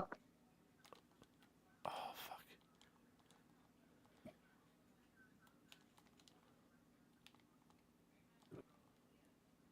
Yeah, it is pretty cool. I used to play with her a lot. I really am bad with the spear. I already use the up special and down special. Or the air combat with her. Yeah, I overuse that move too much, so I had to stop using her. Nice. Can't control myself. Boom. Gotcha. Are you jumping in, Mitch, or you need a minute? I'll jump in. I'm just checking all the other characters. No, you're fine. Yoshimitsu, I was gonna tell you about the room then if you're ready. Oh yeah, there's a Yoshimitsu skin. what's the number? 32, 89, 51.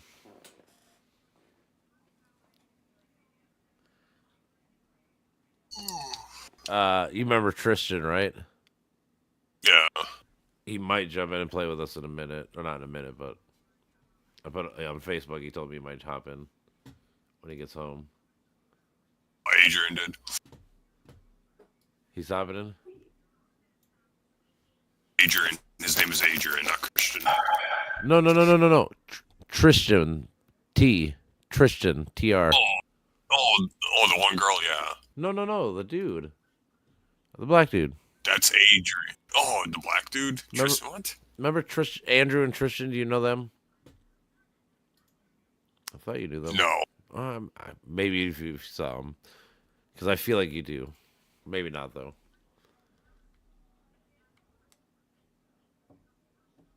Maybe you don't. I thought you guys would have known each other, but I guess maybe not.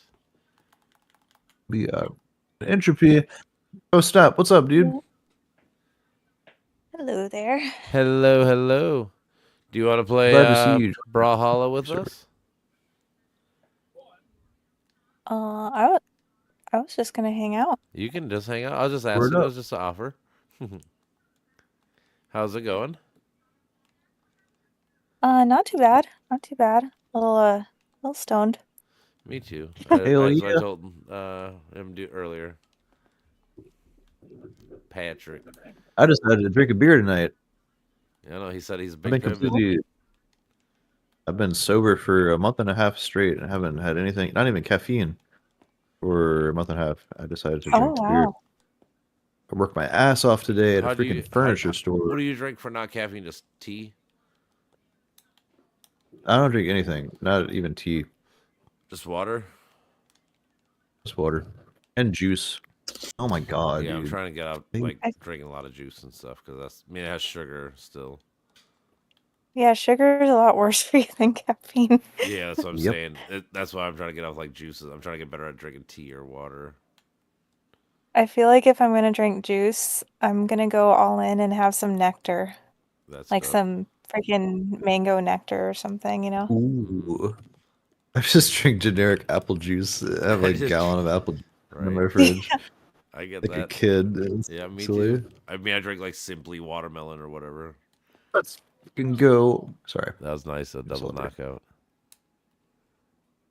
It's good to trap people on those platforms where there's a Yeah, no hit, bottom. Hit like them that. down. The down spike. Yeah. I feel like I only drink like once every 2 months or something, but it's like 2 to 3 months, but it's not on purpose.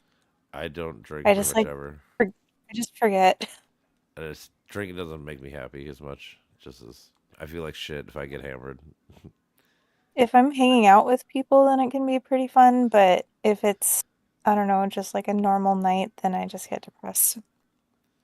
Yeah, I don't know. Like I said, it's never really been my thing. I just get high. Yeah. I just like to get high. Yeah, and I usually prefer Smoking weed is marijuana, great to but me so- because I get to but fucking, I get to chill the fuck out. Like I said, like for me, it helps me learn because it just makes me slow down, concentrate. I just found help out you they're opening up a restaurant fairly close to me where they're gonna be uh selling weed and appetizers and all kind that this place is gonna make so much money. Where are you at? Like what state? San Diego, I'm in San Diego. Oh, that's nice. Yeah. Yeah. I'm in Minnesota. They just legalized weed, but we don't have anything yet till like June maybe. Yeah. It'll take a little bit. It's been like a year and a half, but yeah. So like weed's been legal for about a year. I think like actually I think next month will be a year it's been legal, but we still can't buy it yet. Yeah, the whole West Coast kind of jumped on that bandwagon pretty fast. Oh yeah, I well, think Yeah, they it's happening in the South. decriminalized mushrooms as well. I think at Wow. least Washington has. I think maybe California has. I know Washington has for sure, and maybe Oregon too. Oregon for sure. Yeah.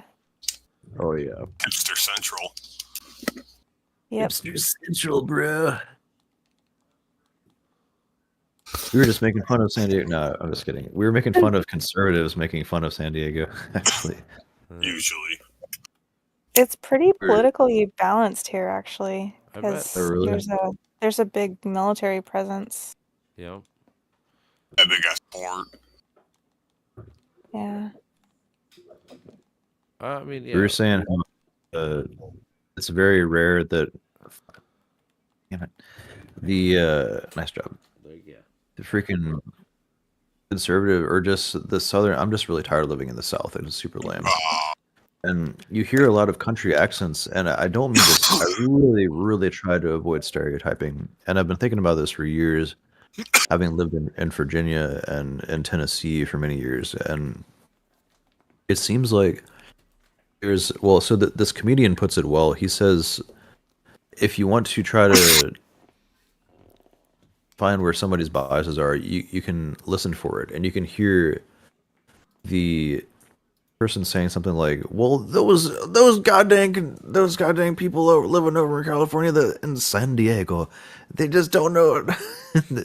And they'll, it's like you don't hear, like, if you were to try and educate people on how to actually speak Spanish or speak in a Latino accent or just a Latino language, they wouldn't be so stereotypical. They wouldn't be defaulting to the us versus them mindset or tribalism or racism or whatever.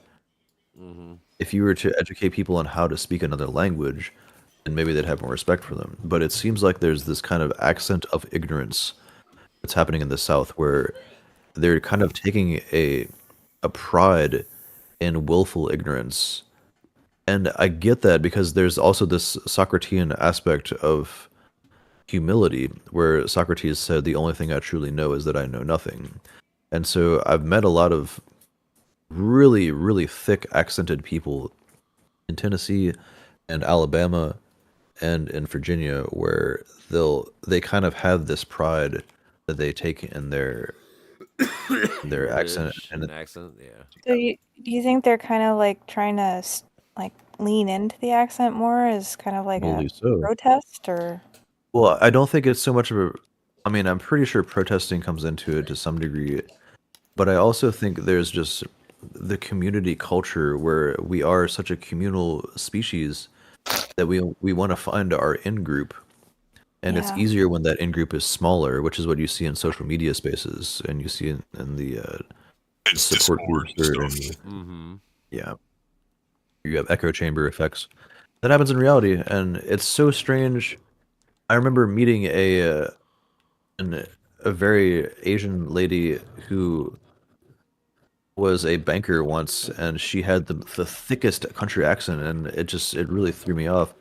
And I wonder if it threw me off because of my own biases in that regard. Like I was expecting for her to have an Asian accent, but no, she was wholly adapted to the Southern I mean, lifestyle. you're gonna get like whatever you want to call it. Fucking it's the same as when people go, black people sound so nice and so well spoken, whatever. The fuck, same thing. Like you hear somebody like, I did not think that you're gonna sound like that, but you do now. You know, and it's kind of like your own problem or like issue, but.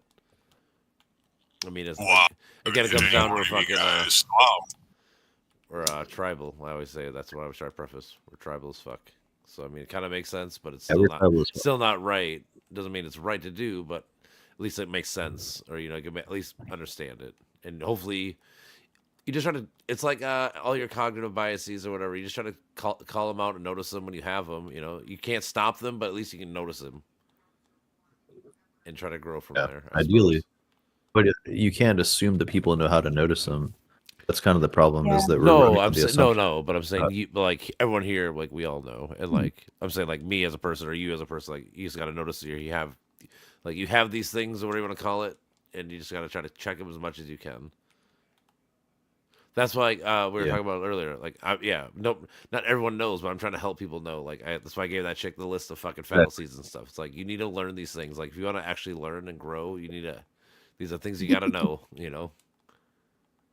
Yeah, exactly. And the problem is they're not teaching them in schools, so you can go to blame society and blame the social structure and the schooling structure for not teaching people mindfulness and introspection habits. But that's how the Western public education system works. Because if you were to teach people mindfulness and self-awareness and critical thinking, they would take that critical ability and apply it to the system that they occupy, which would lead to economic collapse because people would be questioning the fact that they're working in freaking factories and a meaningless structure that they occupy, and then they would revolt like we saw in the hippie movements of the 60s and 70s. And yeah, so we're not teaching mindfulness or self-awareness or critical thinking. I don't even know if they're thinking that far ahead. I mean, I think a lot of people who end up in teaching positions are unfortunately people who, well, let's just say really enjoy the power imbalance of it. Some. I know people Yeah, like that. that's I mean, I know a lot of good teachers too, because like I said, I work in the bar, so I know teachers that are just good Yeah. people. So I mean, I've known it's like cops, it's like known anything. There's some some. people that are gonna abuse power and love to do stupid shit for no fucking reason, but there's gonna be people that are opposite. You know, so Yeah. I mean, there's definitely some good teachers. I mean, some of them made a real difference in my life, but yep. I felt like I noticed a lot How the of fuck did them that that happen? just were really like way taking advantage of their position, you know. Definitely. No, yeah, that definitely does fucking happen.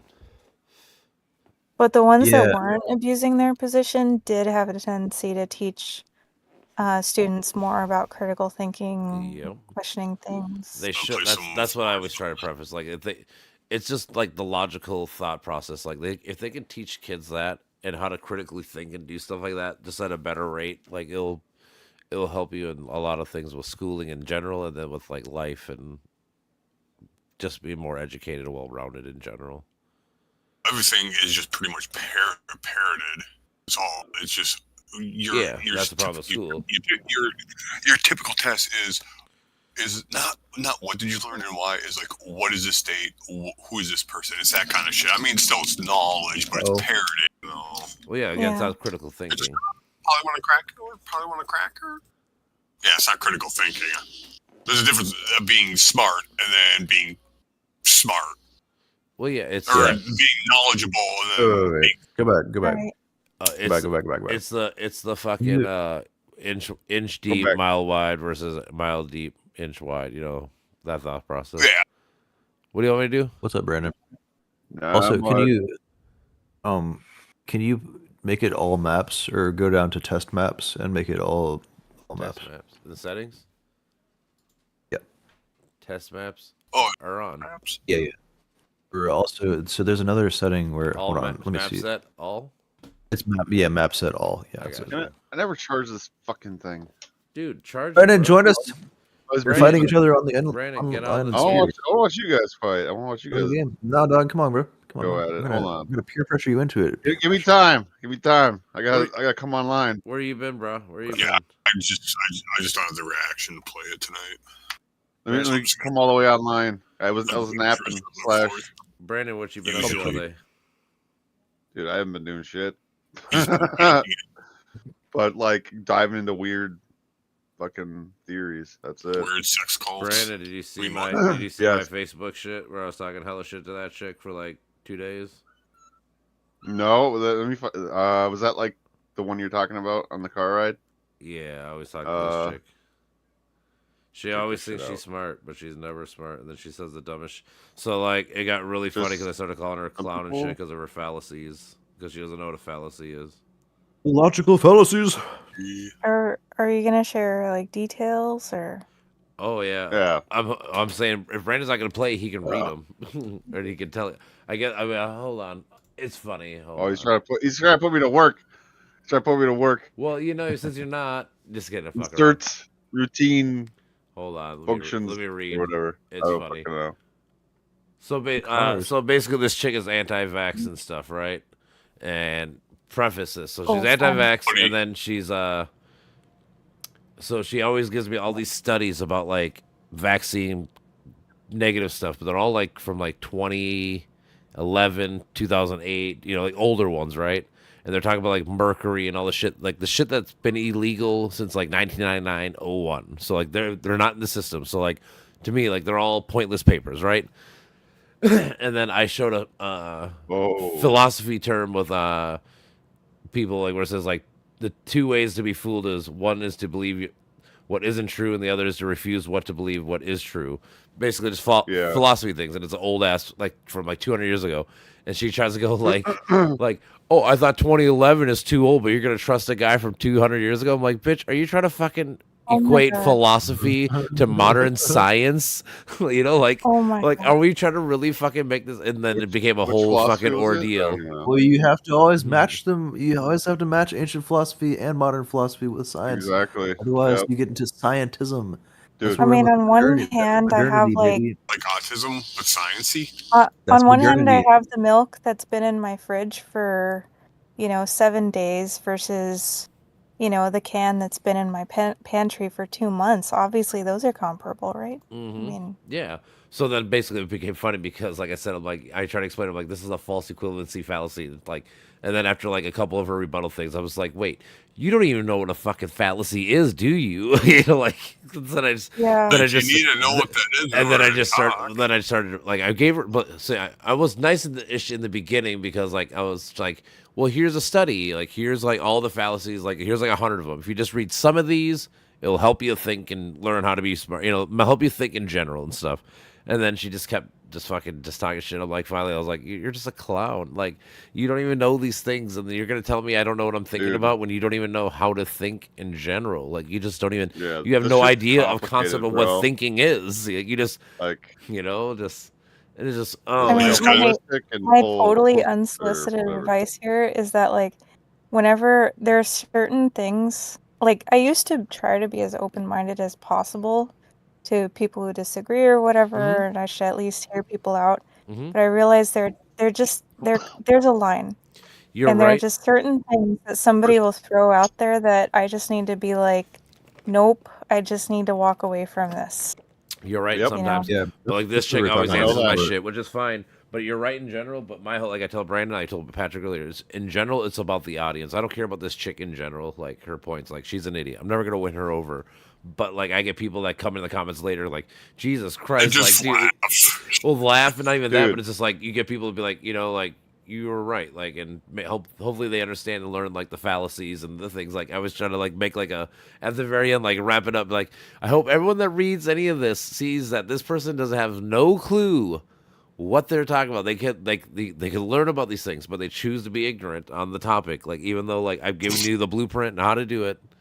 Like this is the problem with people. Like it just takes a little work. You just got to read this article. If you read this article, you would be so much smarter and more educated on the process of learning. It's like the people are caught in strange cycles meme, dude. Like it's literally that all over the place. Well, like, again, it's people are too afraid to be smart. Like, well, again, yeah, they are. It's like I said, it's just using your mind. Like that's the thing is we're cognitive systems. That evolve on their own. Like that's the thing I think people miss. And there's like a holistic lens that we have not crafted yet That is, yeah, it's literally like it's like a snapshot of the world, but plus. I mean, I give people a 3-strike and you're out policy with that. Like when it comes to logical fallacies, if you commit 3 logical fallacies within a 5 to 10 minute period, I try to really. It's like 5 seconds most of the time. But I mean, it sucks, man. I want to be empathetic, and I love people, and I love loving people. But man, if you want to have a good intellectual conversation, you have to approach it from the abstract. You have to approach it from the concrete. And you have to really separate yourself from your ideas. And if people are not willing to separate themselves from their ideas and have a dialectic instead of a debate, then it's not going to be a worthwhile. Like, your time is an investment, and I want to use my time wisely to have the best positive impact on the world as possible. And that's not going to happen if you're consistently committing logical fallacies. So you do kind of have to throw people into these categories of, this is a rudimentary thinker, because people's thinking strategies, you can't always separate people from their ideas. You can do so from a place of respect and love them as the individual. Try to keep their ideas out in the ether. Well, like, keep them as a separate. What about a from chick them? who fucking is against their ideas are always attached to them. Like, you're always attached to your ideas one way or another. They might not even their objective might not be that at all. Like, it might not be a matter of how they're thinking about things, but their objective, right? Like, they might just be throwing this stuff at you in bad faith to exhaust you. Usually to win. They don't like people who think different, No, because she gets mad at me because I always ask her for evidence to sources, because she's one of those people, like, she's a cherry picker. She's one of the conspiracy theories, we talk about vaccines and shit, and she'll always point out like the one paper out of like 20,000. I'm always like, well, yeah, you might have a random bad, like, I'm not saying it's like perfect. Nothing's perfect, but it's like, we've done so many studies on this. We've done so many studies on this topic. And like I said, there's like 2 billion fucking vaccine shots given out worldwide. Like, we would have tons of evidence of fucking it being as horrible as you think it is. And not even that. Like I said, her kid doesn't have the tetanus shot. Like, things like this. Like, it's, like I said, it all stems from, like, I was showing articles about, like, measles coming back in America. We have polio again for the first time. Like, and it's because of people like this are retarded and don't fucking actually use their brains, and they're anti-vax and anti-science to the max. Like, I get some skepticism, I really do, like, to a point. But when you're cherry picking and just taking the one bad thing and then making your whole worldview on, like, we can't trust these people because of this one time or one paper or whatever the fuck it is, compared to looking at the consensus of 20,000 papers and world consensus and all this shit and making bad choices, And like I said, it's the kids. Like, it's the kids that are now getting measles and stuff. It's not adults, because we're vaccinated. Like, vaccine rate for kids is down 2% for pre-K. I think that parents who won't, get normal medical treatment for their kids, and I include, like, Christian scientists in here as well, like, should be tried with child abuse. Probably child abuse. For reason. The CPS needs to be involved. I'm with their heads. Apparently, with what is a Christian Scientist? RFK Jr. Like Discovery Institute. There's lots of them. Discovery Institute. That's a Christian Science people. There's a bunch of these companies. The Templeton Foundation. RFK is definitely causing a lot of problems with this. He's about to. When we look at, like, theology mixed with science, we have to look at, like, all right, how much science are they ignoring? Antidepressants he's going to be trying to attack. It's like, oh, okay, go fuck yourself. Apparently, you need to be put in wellness camps. Oh, God. What is a wellness camp? Yeah, what is a wellness camp? What is that term? I've literally never heard. For real, what is that? That's so good. That is so good. I love it. Oh my God, that's like a gay conversion camp, is what that signals. I don't know. Though. Like, I really don't know. Camp. Wait, I'm really scared right now after you said that, because, like, people are actually, like, putting autistic people in conversion camps. So, like, what's going on? What? Bro, okay, can I say a couple words about this? Okay, so Magneto. I'm Magneto. Let's go. The freaking. I'm Magneto. So I know that autism speaks. So I've been following this on Facebook and some social media platforms for a couple years now. Holy shit! The freaking dichotomies between mental health awareness and mental health activism and willpower and transcendence and the conservative leaning on this. I have 450 pages written on this shit.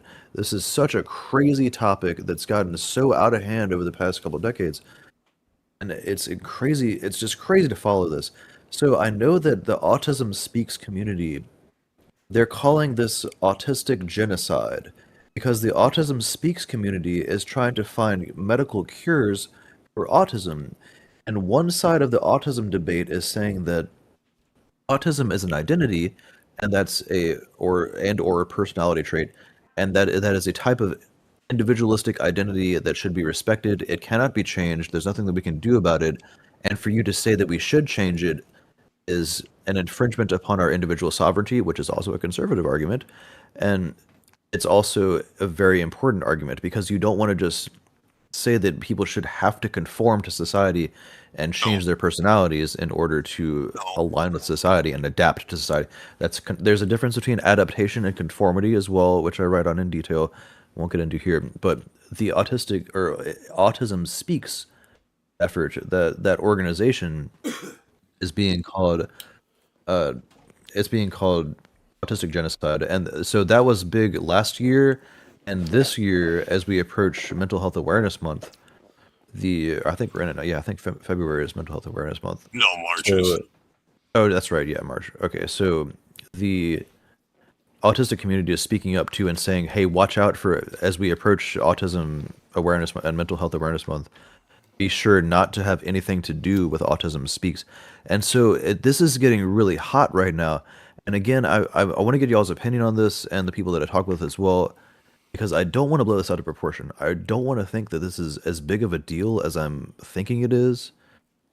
But it really seems like there is some serious controversy in the West and in the United States in particular when it comes to mental health awareness and what it means to be transcending your mental health issues versus conforming it to the horrible constructs of capitalist society and the horrible travesties that we occupy in this very capitalist state. I mean, I don't know how to think about. I don't think anybody knows how to think about this in detail. Again, I've been trying to work this out for years on how I think about it, with as much nuance as detail as possible, and I still don't know how to think about it. I still find myself biasing and defaulting to either conservatism or liberalism and freedom to express yourself and your lived experience versus evolution. And just admit that you're a liberal, brother. Just admit it. And people don't know how to fucking deal with like variation or like deviance or like strange new patterns in the fucking another sphere. In a sense, I don't know, like. I've got some context on the autism debate as well. If you, so first of all, Autism Speaks is widely known as a very damaging organization to autistic people, largely because a lot of the representation from in that organization is coming from like parents who don't really respect their autistic children very much, and on some level maybe probably wish they were never born. This stuff comes through like the more you read from them. So like generally speaking, we don't fuck with them. As far as like there is this debate on like if there was a cure, should we take it or not, right? No. So we're so far away from the issue is that like there are very severe ends of the autism spectrum where like you very clearly have like a medical disability, but if you're kind of more on the so-called high functioning end, really the only thing that makes it a disability is the fact that other people are shitty to you. So exactly. Yeah.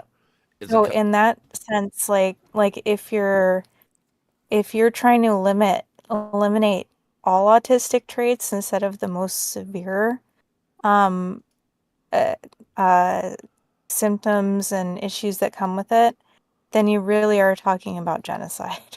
It sort of needs like a symbiotic energy flow between neurodivergence and typicals. You know what I mean? And that's the problem. We have a common background or platform. You know what I mean? Hey, So Brandon, I feel like hey, it's Brandon. like there's something weird here, dude. There's something weird here. Hey, Brandon, remember how we were talking about like, on the car ride about cognition has shit? evolved upon itself, essentially, and like it's like part meta.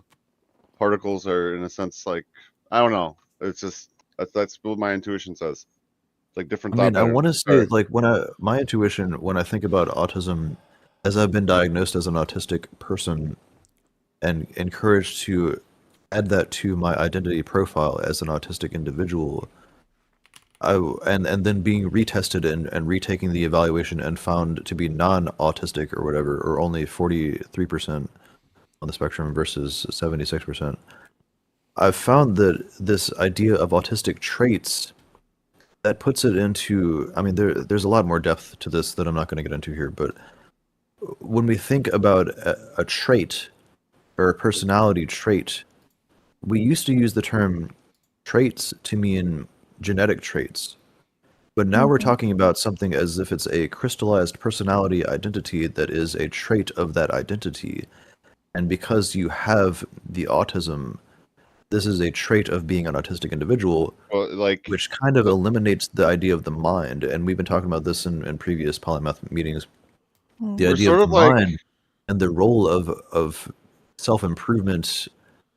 Immediately when you start talking about self-improvement, it can lead to ableism and bigotry and insensitive assumptions and victim blaming. Are we something of a self-improvement system? That's what I think we are. Like, so I think of it, we're something of a self-improving system, right? All members distributed, contribute everybody to self-improvement, as much as you possibly can. That's protocol. Also Westernism. So it's like that's what the identity stops, though. Like the whole, I'm autistic, therefore I must not do this or that, which conflicts with my identity of autism. But within that region lies the quote-unquote cure to autism, but it's like not. It's not like autism. It's like I don't know. I mean, if there is any cure, it's mindfulness. This is why I've been asking this question. Like, what is the key? I mean, what people want when they propose a cure is for us to become.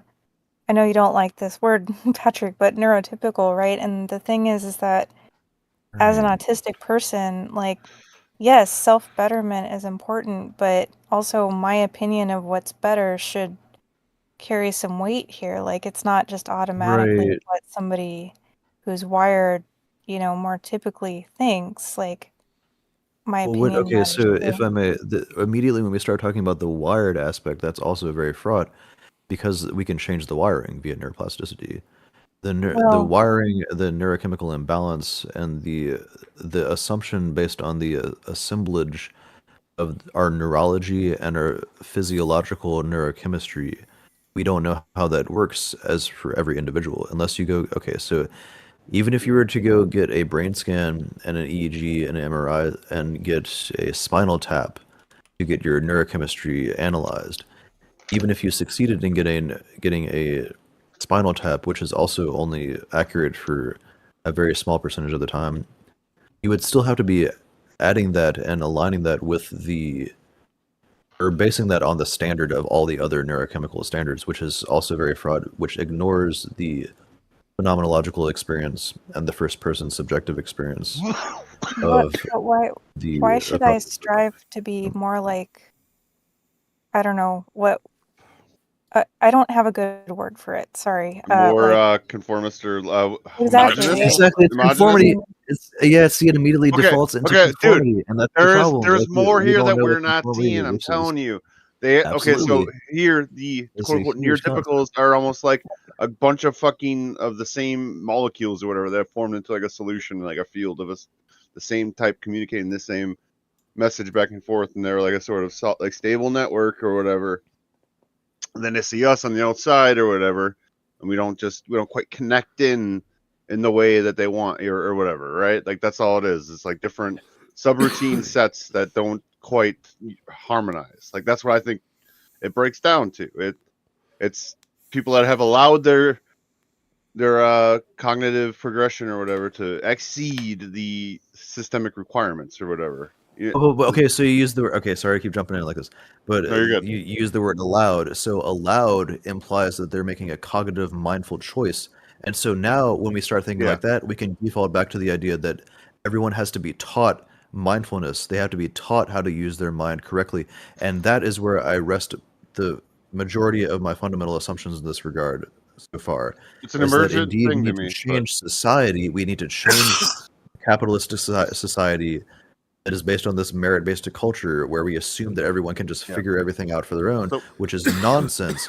And yet, if you want to be adaptive and be a participating individual in your culture, as we have always done as a species since we were hunter-gatherers, you have to bring about some form of mindfulness. But again, you can go back and saying that people can't just automatically acquire that kind of Somebody has mindfulness. to handle the dissonance. We get Somebody this has like to back and forth of this, and it's so deep, man. Like there's so many layers to this. There's I think it's all that's what I mean, computational. sorry, like when there's a we use mathematical the angle we can labels take. of autism, don't like know. when we use these terms, it's way deeper than that. It's so much deeper than just saying I am one of the neurodivergents versus the neurotypicals. Again, I really want to emphasize the fact that these are brand new terms, and all other countries, or at least 99% of all other countries, are not using the terms neurodivergence versus neurotypical. And so when you say, well, that means when you ask why that is the case, that they're not using the terms neurodivergence versus neurotypical, you can say, well, is that because they're a backward culture? And then you can get into Hobbesian savagery.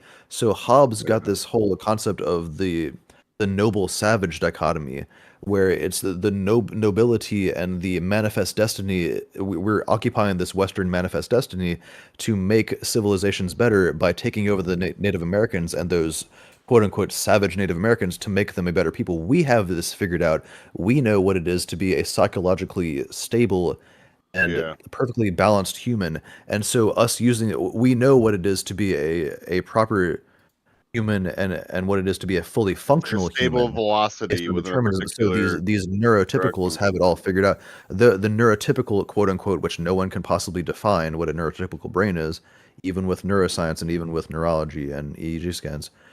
We assume that these people that are highly functioning in these corrupt, capitalist, sick societies, as G.G. Krishnamurti put it, these are the people that are at the top of the level, and we are forced to align with them. So we're going to diagnose everybody else as neurodivergent. But again, nobody knows what neurodivergence means, and nobody knows what it's like another continent basically materializing in a sense. Like it's in just so far into the abstract of the linguistic sphere. Yeah, it's just hard to communicate about these things without the words. But I do get your point. Like, totally. Does it become counterproductive? It's just, how do we have the conversations about, what we're experiencing, or even like if we get super pragmatic, like talking about accommodations in a world where that's set up the way it is. Let's just say it like that. Like, how do you have those conversations without those labels? Yeah. We don't have like a connection in the metasphere. It's kind of like what I feel like is the right way to say it. You know what I mean? Like, we have like routines or whatever within the particular meta regions of our psyches or whatever that can connect in terms of dialogue. It's like a data region which matches up. Like all the data between us don't match up essentially.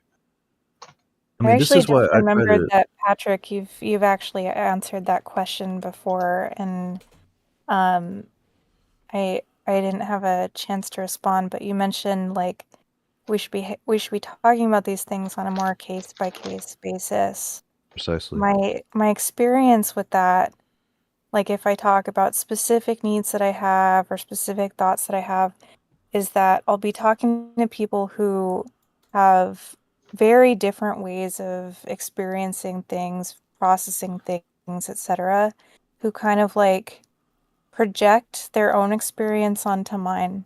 And without using the neurodivergent label, like it's like they don't really listen, like it doesn't really click until I use that label, and then they're finally opening up to the idea that, oh, maybe I can't project like I do with most other people.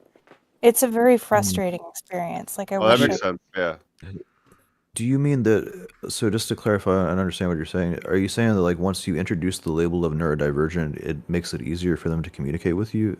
it makes it easier for them to like drop their preconceived notions about Right. what God, my that's so what my lame. words Like a mean sort of and branch, actually listen. So lame. a branch made of Oh, signs, in a sense. Okay, so like this is why I feel so strongly about this. This is why I've been writing on this for years. I have been diagnosed with central language processing disorder and auditory processing disorder. And that ruled my life from about the ages of 19 to 20, almost 21.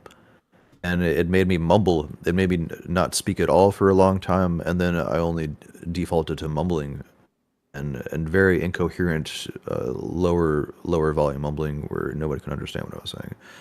So the power of labels here is extremely dangerous. And yet when I fixed this, if you will, or when I went to go address this, it was by studying the way that you could say the quote unquote neurotypicals speak.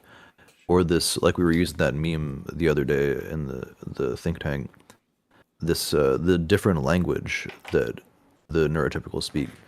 So it was through using scripts and linguistic scripts and studying the way that people speak in different social contexts that allowed me to try and, well, I mean, speak as I am now, and essentially understand the nuances and the context and the delicacies of various modes of speaking and various contexts. And this is where I tend to think that indeed I look at the global studies done on Western versus Eastern ways of being, where you see the Westerner is ignorant of context.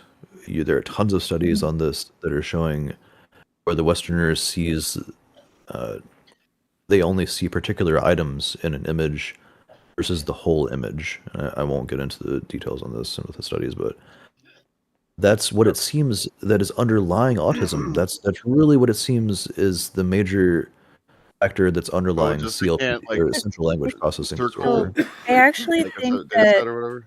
there's one thing you're because this is actually something that I've worked on for many years. I've worked in corporate for many years, so if you want any success at all, like you have to be doing that to a pretty extensive degree. But and it works very well if you're with well-intentioned people who are, willing to talk in good faith, meet you halfway. So actually, there's a much more cynical take here, which is that, like in corporate, for example, if you want any sort of understanding or accommodation or anything like that, if you don't kind of throw in some element of like being in some sort of protected class, Exactly.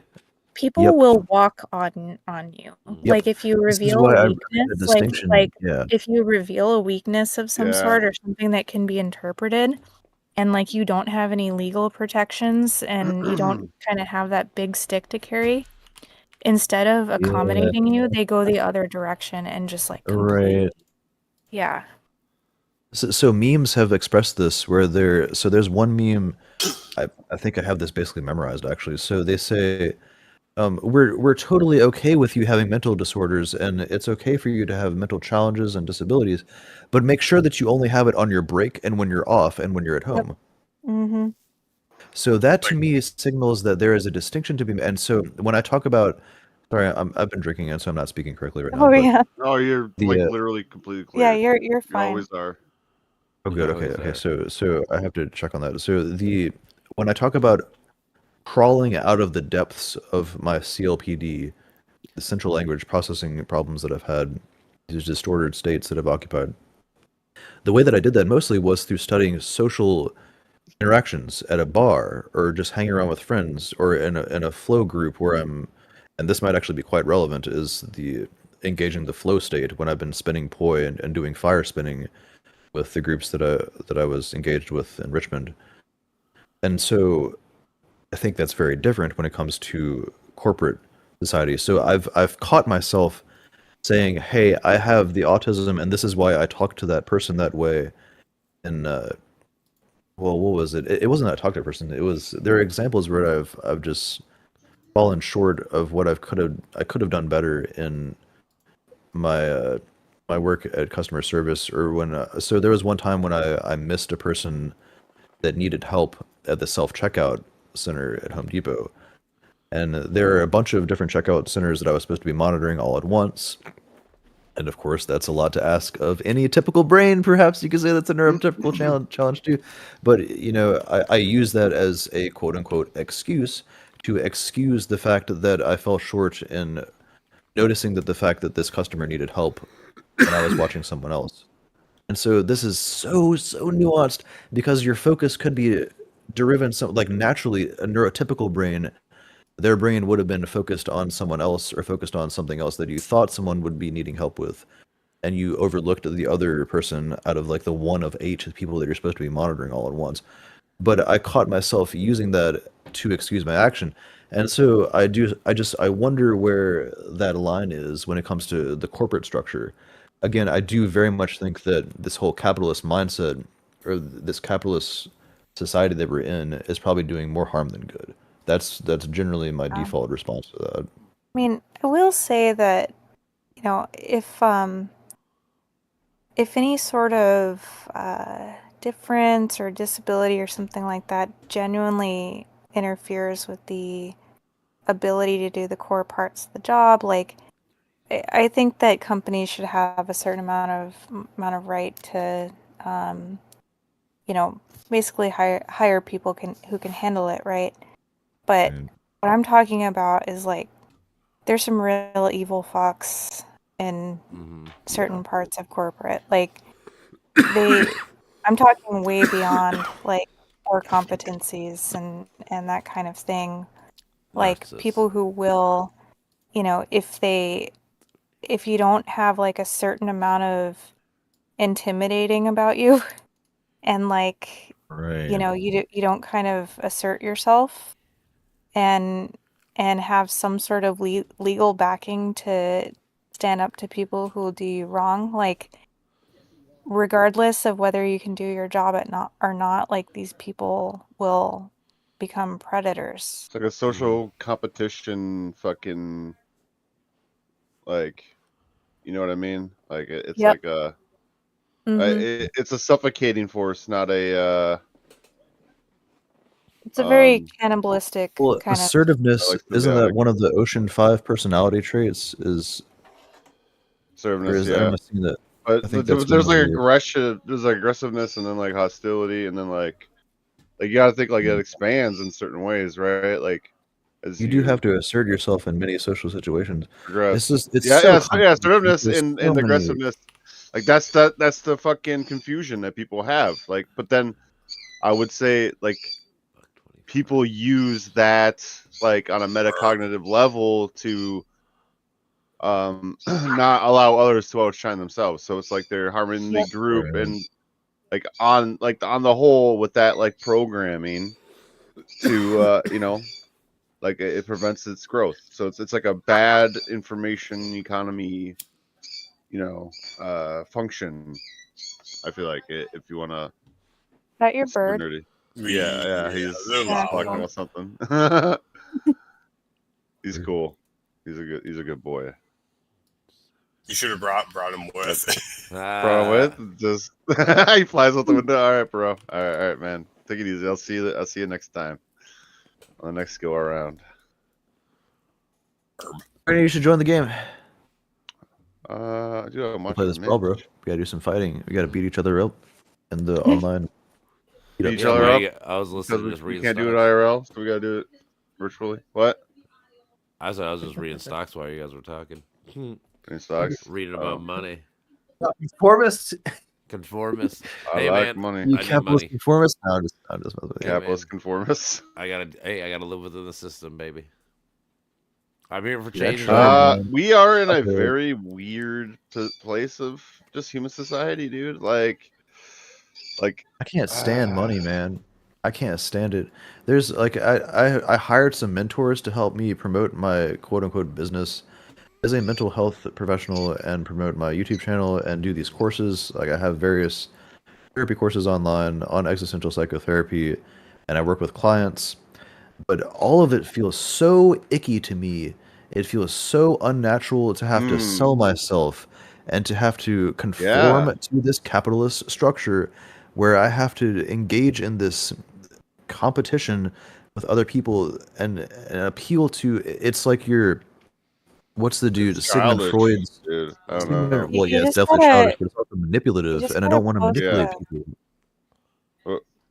You just gotta post ass pics on Instagram, man. Aspects. The ass pics, you know? Aspects. Yeah, stick that booty out. OnlyFans? That, I mean, that would work, but that's also extremely low level. Aspects. Oh my god. Cute. Yeah, I don't know. I have opinions, but they could be better examined on that. Hey, as long as they're logical. Long as In they're case logical. it wasn't clear, I am joking. What? You sure? Yeah. I thought it was a good idea.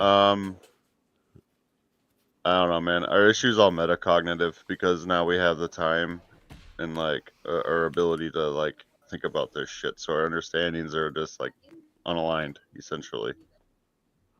I feel like that's the main. It's definitely true. Deal. It's like puzzle pieces that won't fit together. Yeah. We all have different priorities. And I do feel that a major aspect when it comes to mental health and the political polarization that we're seeing here is the unexamined nuances of individual sovereignty and the prioritization of the lived experience. Where with it's the prioritization of the current lived experience in lieu of a better lived experience. Lived experience is such a weird thing. It's like it really is, yeah. Dude, think about it. It's like little pockets of like think about like a fucking big game of like a Warcraft or whatever, and like everybody's in a fog of war, you know, and like there is no like map that's been revealed that everybody has access to yet. You know what I mean? It's like there's still like individual fogs of war where everybody thinks they're quote unquote alone, but they're parts of the same fucking, like there's fragments of the same fucking thing that they exist in. We're all frogs of war. Frogs of war. Yeah, we're figuring it out. I mean, it's all about more and better communication, as Sam Harris puts it. It's not just better communication, but more communication and vice versa. What did you talk about that one time? Like the Great Turning or something like that? Like, yeah, that's Ray Dalio, and the fourth turning. The fourth turn. There's something there. I swear to God, there's some fucking weird shit. It's like a.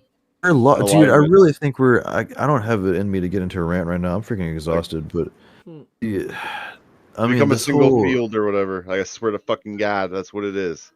We're just lost, man. We're all in these rudimentary concepts of the self and identity, and when you give people an easy path to conformity to a particular ideology, that becomes their whole identity. I mean, this is politics 101 with conservatism and liberalism. Each can be taken to extremes, and this is, of course, what you're seeing with mental health activism as well. It's sort of like a Matrix thing, though. Like, we are sort of the ones that are waking up, and everybody's still plugged in. Like, that analogy fucking fits because it's like metacognitive. Basically, it's a metacognitive layer, like a transjective layer. Like, guys, we're parts of the universe. The universe is this and that. All right, we got other shit to do. Let's fucking go. I mean, we think we're the ones waking up, but who's to say? Well, I'm not to say that we are the ones. I just mean that's like a metacognitive like region people are entering into. Like, you know what I mean? So I mean, that's why I'm so worried, man. Is that we are at all cases a transjective, intersubjective individual. We're always in a participatory system. And like Vervaeke talks about with the 4E cognitive science model, cognition is embodied, embedded, enacted, and extended. You are extended into other minds. You are embedded in reality. Your cognition and your brain function and your personality and your identity and your persona and your ego are all deeply intertwined with everyone else.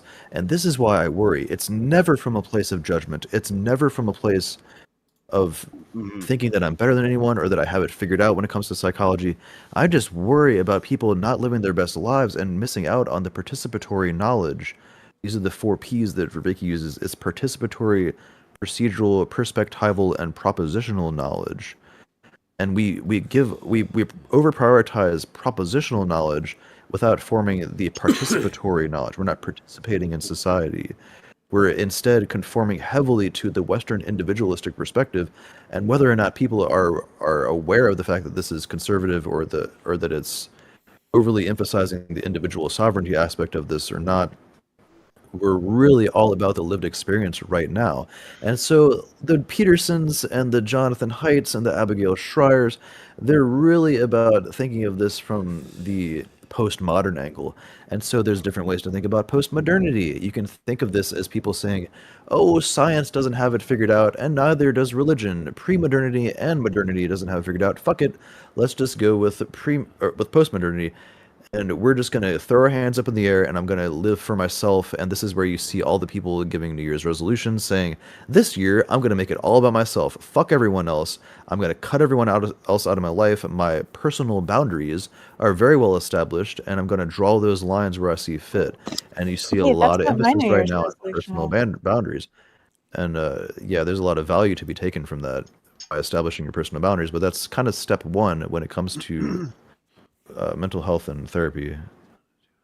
Well, it's also kind of like an optimization problem in all seriousness. Like, I mean, if I overgive to others, then I have nothing left and I just become like resentful and it all becomes counterproductive, right? Like, if I protect my self-interest a little bit more, then I can be a bit more balanced and actually end up having more energy to contribute, right? Dude, it really boils down to like level of consciousness and like just not being like, it's like sign language in a sense. I don't fucking know. Like I'm just trying to, I mean, sign language. You know what I'm fucking saying? It really like, is, yeah.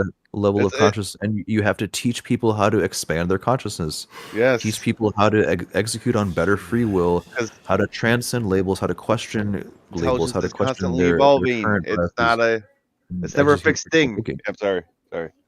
Never fixed thing. Never fixed thing. We are constantly evolving and growing, and just grafting more information, and thus like information like processing at the same time. Like it. People just think we're just. You know, we're literally just like a natural computer in a sense. But the conservative hears that and they think, well, everyone can just continue transcending on themselves, and everyone should always be questioning their biases, and everyone should always be wary of when they could be using labels for excuses. And that's not how it works either. People have to be taught how to use their brains to the best capacities as possible. So again, we go back to blaming society. So we keep flipping back and forth. Like, we gotta be like infinitely meta, I feel like, is what it is. We have to be infinitely fucking meta in our. But you gotta teach people how to do that too. I can't teach anybody this stuff. I have no idea how to do any of this. Exactly. Yeah. Oh my god, it's so we're just backing into a fucking region that like nobody fucking understands. Nobody fucking understands this. We don't understand. It's literally being in the ideology. Like basically. Like whenever you have questions and you fucking think about answers and you're like, oh, I don't know about this, you know, I'm not so sure. That's like being in the abyss, I feel like. Okay, well, so I don't mean to like dominate the conversation, but I did really want to talk with you, Brandon, about the abyss. Dude, dude, my brain's going crazy, so I don't. You have to check me where I'm fucking stupid, but. What if the abyss is like a region that is like a formal region, like a formalizable region that you can like generalize through some principle? I'm just going crazy with this shit, dude. I don't think it's a worthwhile concept to even acknowledge in the first place. I really think the West has, this is the downfall of the West, is to consider the abyss as something that is real. And that's where you get Christian ideology. No, that's metaphysical, where you get metaphysical, not mythology. Real. Not real, it's metaphysical, but metaphysical yeah, but what does that into mean? The real. Means the scope of all things that are impossible, but have not occurred yet, basically, I feel like.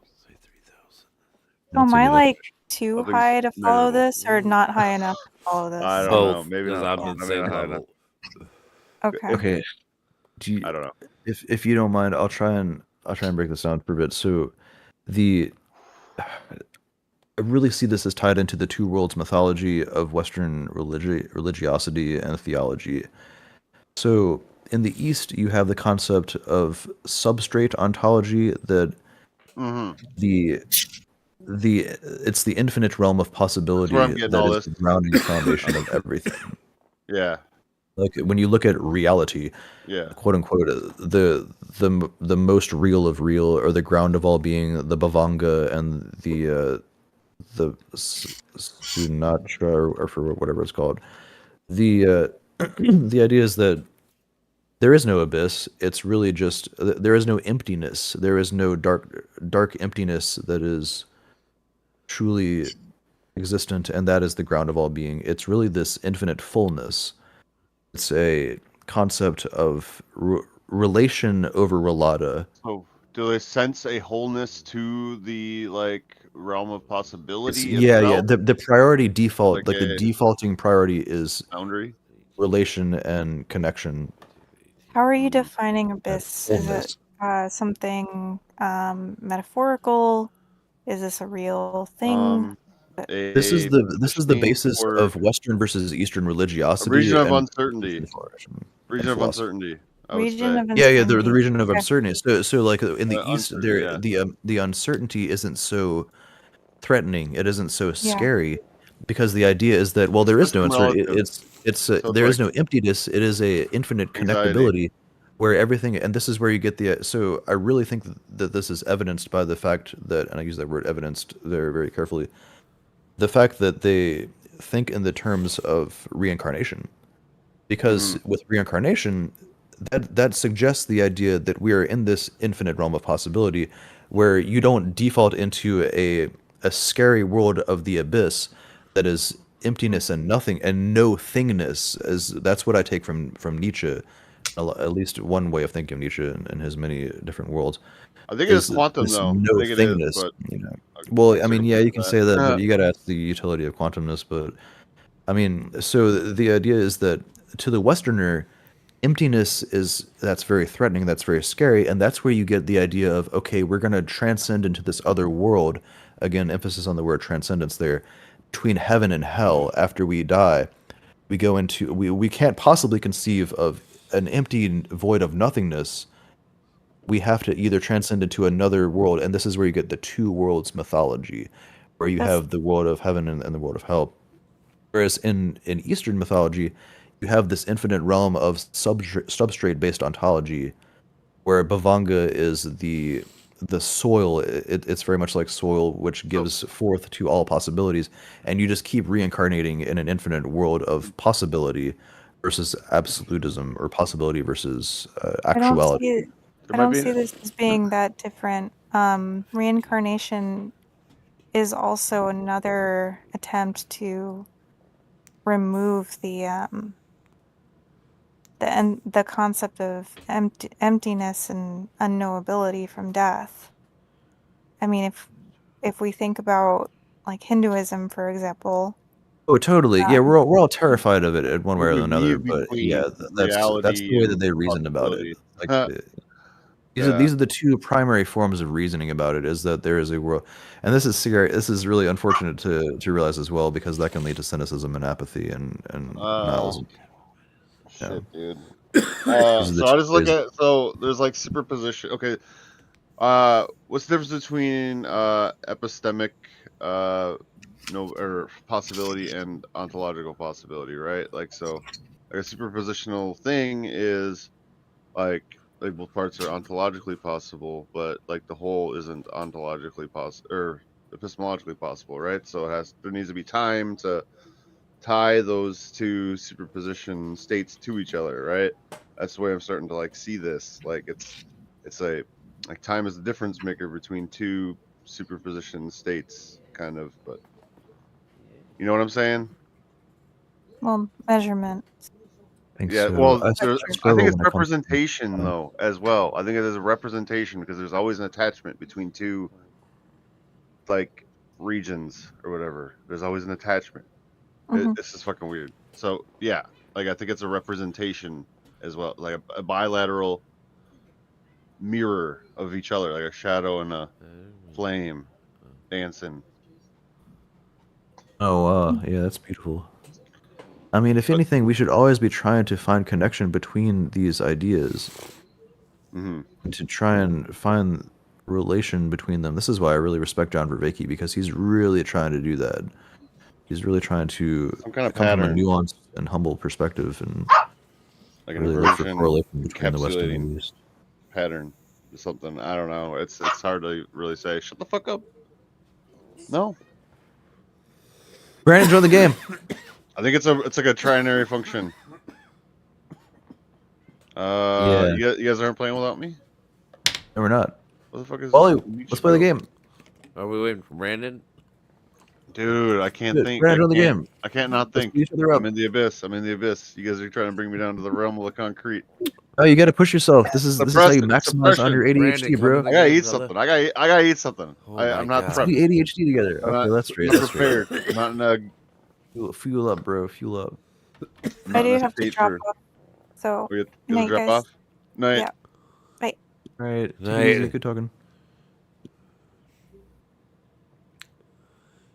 Yeah. These conversations are crazy, bro. I feel like we're talking about this at a level that the vast majority of people are really not. Dude, I don't mean I to, think brag. we've probably thought about the same stuff when we were kids, like by ourselves. So I think that's. Yeah, Like, that I may be literally true. think that, or maybe like in dreams or something, you know, like in a just totally. I don't know, man. I think that there's something that we've just been missing this whole fucking time. Like we are like nodes, like like essentially cognitive fucking particles in a sense that processes shit in a space, like like a cognitive space and a physical space at the same time. I think. Scaling metaphors, they're always useful. It's So I want you and like a structure though.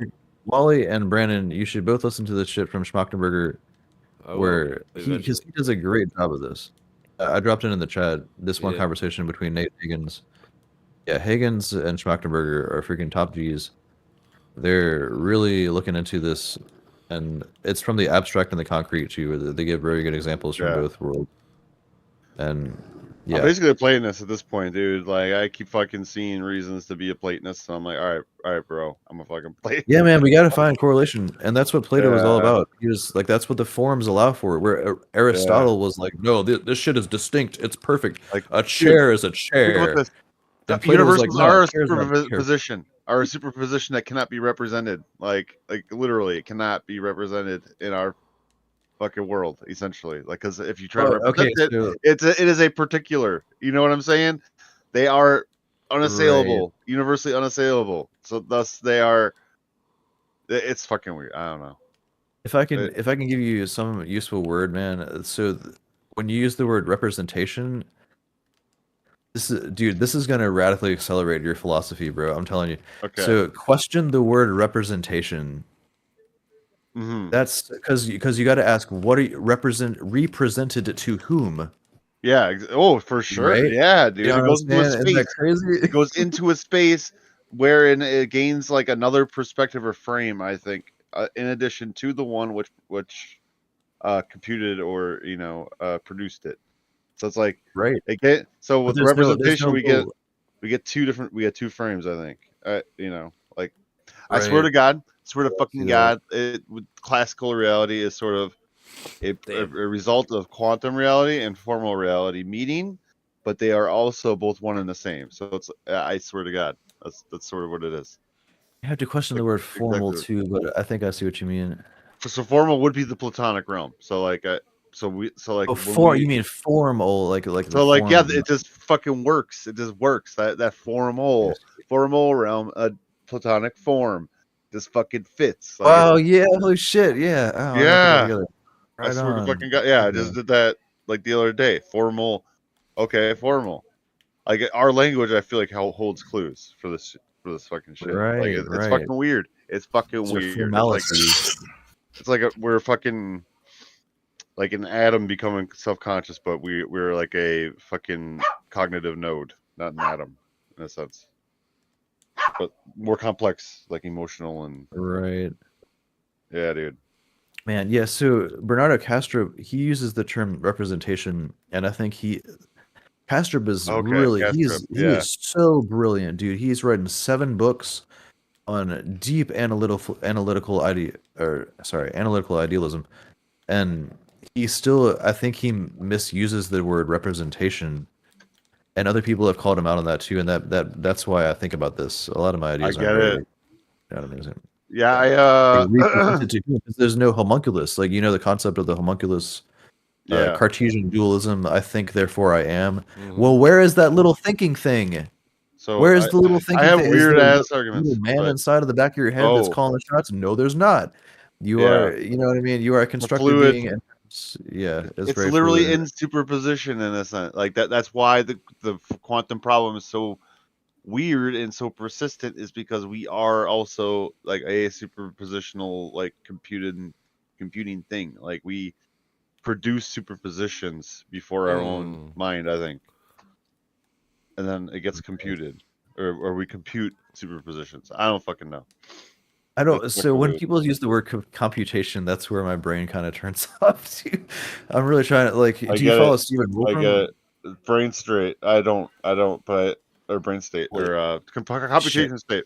So trinary computation. I think what happens is we get an input, an output which comes in, and then an output which goes out, perhaps. But I don't know. I was wondering about the Rulliad. I don't know where all that factors in. Yeah. That's so like it's the rule-based world. Wolfram has it right. Like it's all rules. I think that's the Rulliad. I gotta listen more to him because it's an unfamiliar territory for me. Thinking in terms of computational reproducibility. It's like a world-producing algorithm.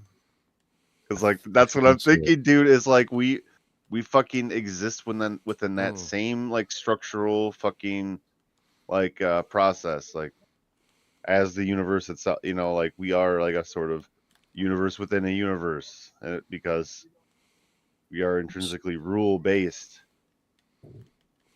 Well, that makes. I mean, we're all obeying by certain rules, so that might be too general of a word to use. You know what I mean? Or so like, I just chat GPT it, bro. Like, what does Rulliad mean? I don't know. I don't know. Like, I think it's. I put it in and I didn't even read it. Like, I was like, where does this line up with? Because I'm like a fucking alien right now. I'm like, I feel like sometimes when I'm typing this shit in, I feel like I'm what's his face,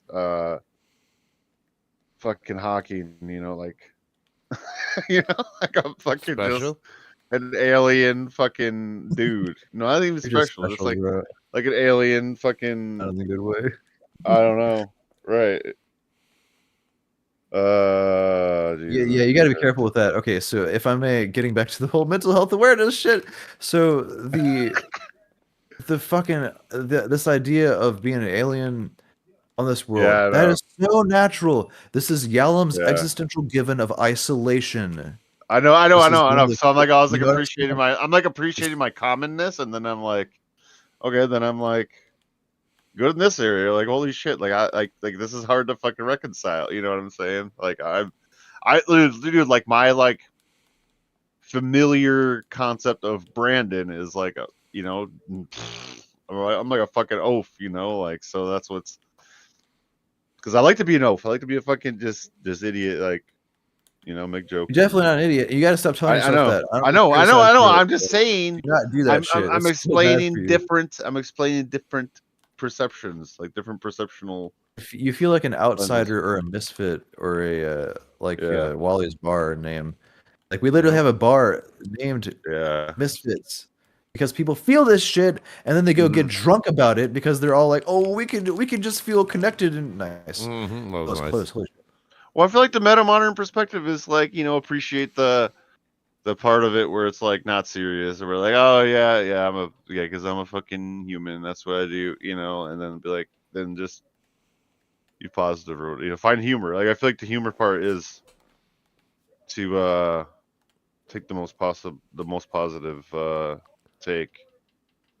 But I don't know what I'm saying. I'm talking out of my ass. You gotta train people to do that too. Because it's easy to conform to negativity bias. Train. Yep. No, I'm good with. I think I'm good with. I think I've. My velocity away from negative zone is positive over the course of X amount of. Yeah, I mean, I can definitely see So that kind of because I have friends that are philosophers that are, or at least like they think deeply, and they conform to nihilism and apathy, and it's like, dude, I it's so can't talk with boring. you. You See, can't. You that's can't to live live- like that. Like, to you live with a can't- you- fog of war. I think that's to live with a. You're confined to that zone within the fog of war. That's what I think, and I keep finding more metaphors for this. It's like, how are people not see figuring that, this yeah. out? How are people not figuring this out? Like, you know how many times I've gone around in a circle with that David guy, and it's like, dude, come on, you are a natural thing. You are of a natural kind that is like functionally like of a certain like class or whatever that can be described, and you can be categorized, but you are also the category. That Oh wow. boom right there. Oh, So like we lag. are, huh? You guys got lag. Wow, yeah, that's actually deep. Categorizing, and you were also the category. Oh shit. Oh no, my connection failed. Oh no. All right, I get you to stream all. Oh. No. That's what we are as people. We are like a particular and a universal of ourselves and of another and of other classes. Yeah. Well, let me. I don't know, dude. Oh, now you're fighting. I think. Hold on. We like if we have an energy inclusive computational theory or whatever, essentially, like that gives us like a region of like formality to like enter into like a formalistic fucking phase, essentially. It's like beyond. It's like beyond fucking Gödel's incompleteness and Russell's paradox and shit. Goodle. We use the word phase. Gödel, yeah, phase. Like you mean a stage of human history or a stage of human of philosophy, like because if philosophy is like increasingly recursive. Zeitgeist.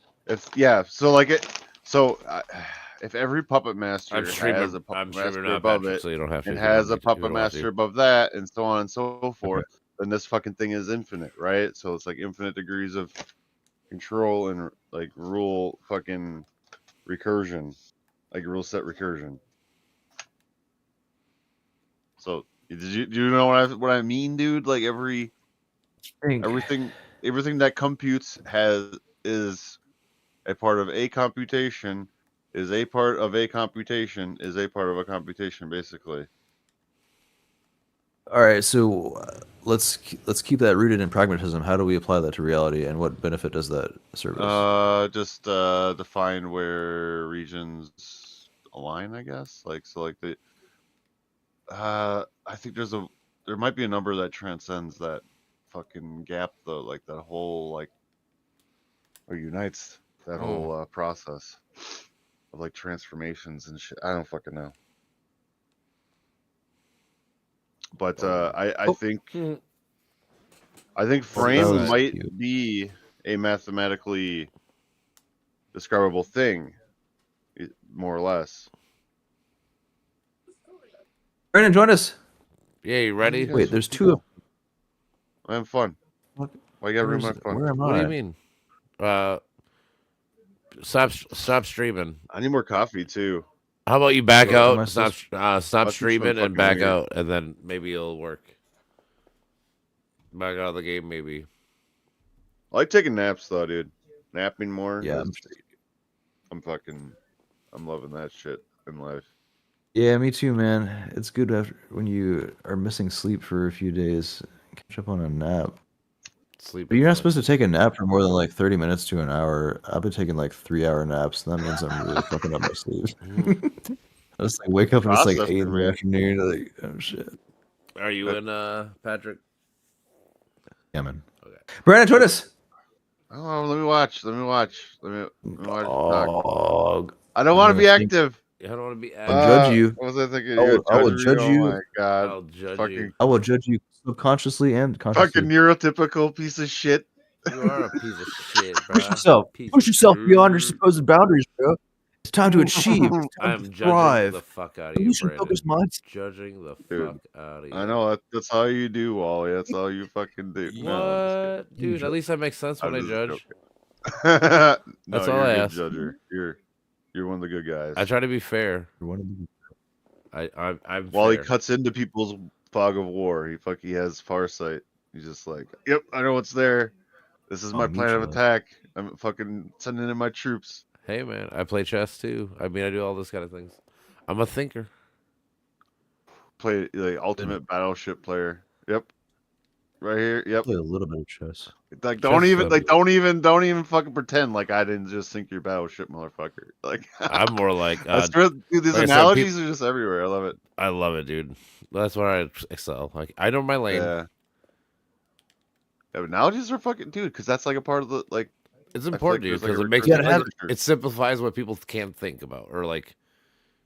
But immediately upon simplifying, you always miss the entire context and accuracy. A lot So of metaphors and allegories and Well, it's analogies. like relation always though. fall short of the Relation. actual- Relation. Oh, It's like itchy nose. a relation form, like a dimension of relation or something. I don't fucking know. We're trying to figure this out. Relation as first is weird. It's super weird and it works. It's weird because you're a Westerner, Brandon. You fucking Westerner. Get over it.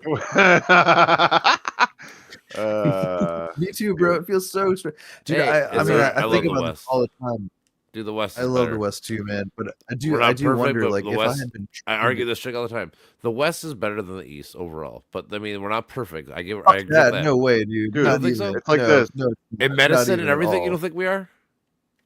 I mean, The way we who view cares time about is that if you're weird. living in a We're connected community innovators. where it's No, we're not perfect, but I'm Yeah, saying but we okay. innovate. Okay, so the ultimate conception of the East, in my opinion, is actual socialism, where you're really considering yourself as sacrificing for the other. That's like communism, as you would think of it, as for the greater Both good. sides have I'm their willing to problem. sacrifice my life for the rest of the community, and so Yeah, if but it that's not if good we either, have though. to, It might So be. why West and East have to come together, dude? That's why. I agree. yeah, exactly, yeah. No, yeah, I They're agree with mutually that. harmonizing. I'm It's I'm fucking speaking weird. hyperbolically. I understand. I know. That's fine. I like it. I'm just saying, but in general, I'm just saying because They built the Great I've been Wall. talking to this It's chick their about this fucking all the time. fault. So it's just something fresh in my brain because of random conversations recently. Because I hate people that think that like the East is like way better than us. So they're not. I always say like besides like Right. maybe mental health, that's a big thing. But everything else, like we innovate things. Like- People copy us all the time. What's that word? Chirality or prediction. chirality or whatever, like left and right handness or whatever. Like I feel like that's a part of this. It's like I tell you this right whole all the time fucking in thing. general, Like, dude. Nobody's they are. They're nobody's left and right. They're nobody's left hand, right. whatever, right Nobody's hand, 100% left hand. right. It's like men and women, left and right hand. Yeah, that's why Yeah. I'm really like realizing this now with the mental health shit. The quintuple A model, the first two of those are action and solution focused and action oriented mindset versus acceptance mindset. That's the West versus the East. The West. That's the West is obsessed with the action oriented and transcendence based mindset, and I'm going to find solutions and I'm going to keep progressing and I'm going to continuously transcend my past self, which is CBT in a nutshell. That's cognitive behavioral therapy in a nutshell. And then the East is more about acceptance and accepting what you can't control. And so Heraclitus is trying to blend both of those two with the river metaphor. I really think that's what he was getting across. I need to study Is him that more. is to that really fucking flesh like that out. what's that bitch? Think about, dude. I've been thinking about Okay, so this. here's the Okay, quote, think about shit. every time you step over the fucking river, you gain another like random number. That's where I'm fucking looking at it from. Well, Is it's like ripples. you gain another random ass fucking number. It's like a Well, cycle. And So he doesn't talk about. Like a This is the straddling. guy that talks about being a rock in the kids. river, where Oh, sorry. you're being eroded by the river over time, and it's shaping Mm-hmm. you, but also you're willingly participating in that. So you're being smoothed out by the. shit So again. when the You're not expanding in that way though. That's the problem. like the rock starts out rigid and jagged with many sharp edges, which is what we call neurospicy. Spicy. That's being a neurospicy individual, where you have all these reactions and you're not being I careful with see them. where you're going. You know what I mean? So he says you have to allow over time the gentle waters, they erode at you and they smooth out your jagged edges. So you still have a he's shaped got it personality. Each rock has a shape and it has a personality in that regard. And so that's you adapting and I see aligning. This is the adaptation and the alignment aspect of existentialism psychotherapy. and essentialism, just fucking like going at it. Oh yeah, that is Right? That's existentialism and because like Because they're Sartrean both fucking ideology. wrong. They're both like off the mark because relation precedes both existence and essence, I think. Yeah, that's really deep. So Jean Paul Sartre said existence precedes essence. I Yeah, gotta so take a like note of this. Hold on, like that's so really every time me and David go at it, he always comes back to existence precedes essence. Well, okay, well that's sort of a dogma. Let's prove that. All right, let's fucking let's go between the creases, you know, like the creases and their fucking, you know. So what did you Like just there are say? I'm creases. sorry. You said it's existence and essentialism and something with relation. So like relation precedes both existence and essence. Like I don't Right, I don't yeah, even okay. count I don't even count them either one as prior. You know, they're a group, aren't they? They're just a set. Like I they're think that's pretty sound. like a self harmony. I ChatGPT liked it. I don't know. Like I've just been like, as it keeps telling me, "Good job." Like I'm just like, all right, well, let's keep going. Then I'm not crazy. You gotta remember, man. Okay, so Yeah, here's no, something. My friend Steven, I wish he'd fucking join the shit, but he's in college right now. So Steven said that he's trying to be wary of ChatGPT complimenting him because the meta prompt for most of the LLMs is to just be endlessly complimentary, and they're showering you with compliments. So a good way to get around that is to say, hey, just cut to the real meat and potatoes here. Don't shower me with compliments. Cut the bullshit and just tell me what's wrong with my propositions.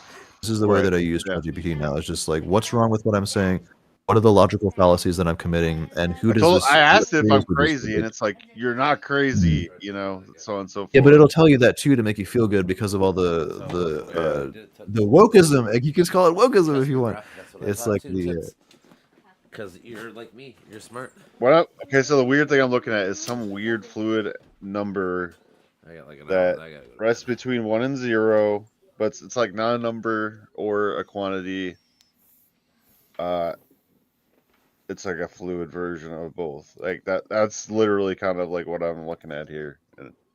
Hey, Brandon, I don't know if it's useful to think in terms of quantity. Brandon, you should join us. Well, quantity, quality. No, you guys fucking play. Because play the game. You got to push your brain, bro. Play the game and focus on it and exacerbate the ADHD. Oh my god, it's the name of the game. You're hijacking me. Dog, we're gonna pressure you. Me. You're trying to form a You're trying to make me force me into the unit. Yes, bro. Right. Join us. Join me, Obi-Wan. Let me get some coffee. Conform to the epistemic space of engagement. Relation first.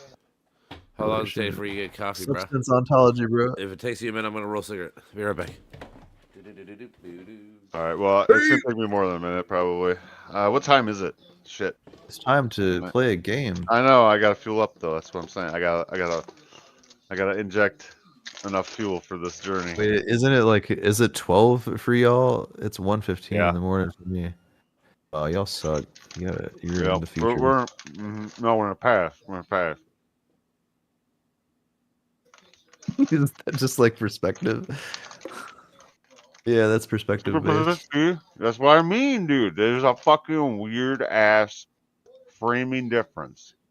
E equals MC squared. Time is relative. Part of it. Always relative. And so I'll drink some more beer because that means I'm How going much? to. What's the weight of knowledge? That's a great sentence. Dude, I've been wondering if there's like a field that has to permeate between all regions.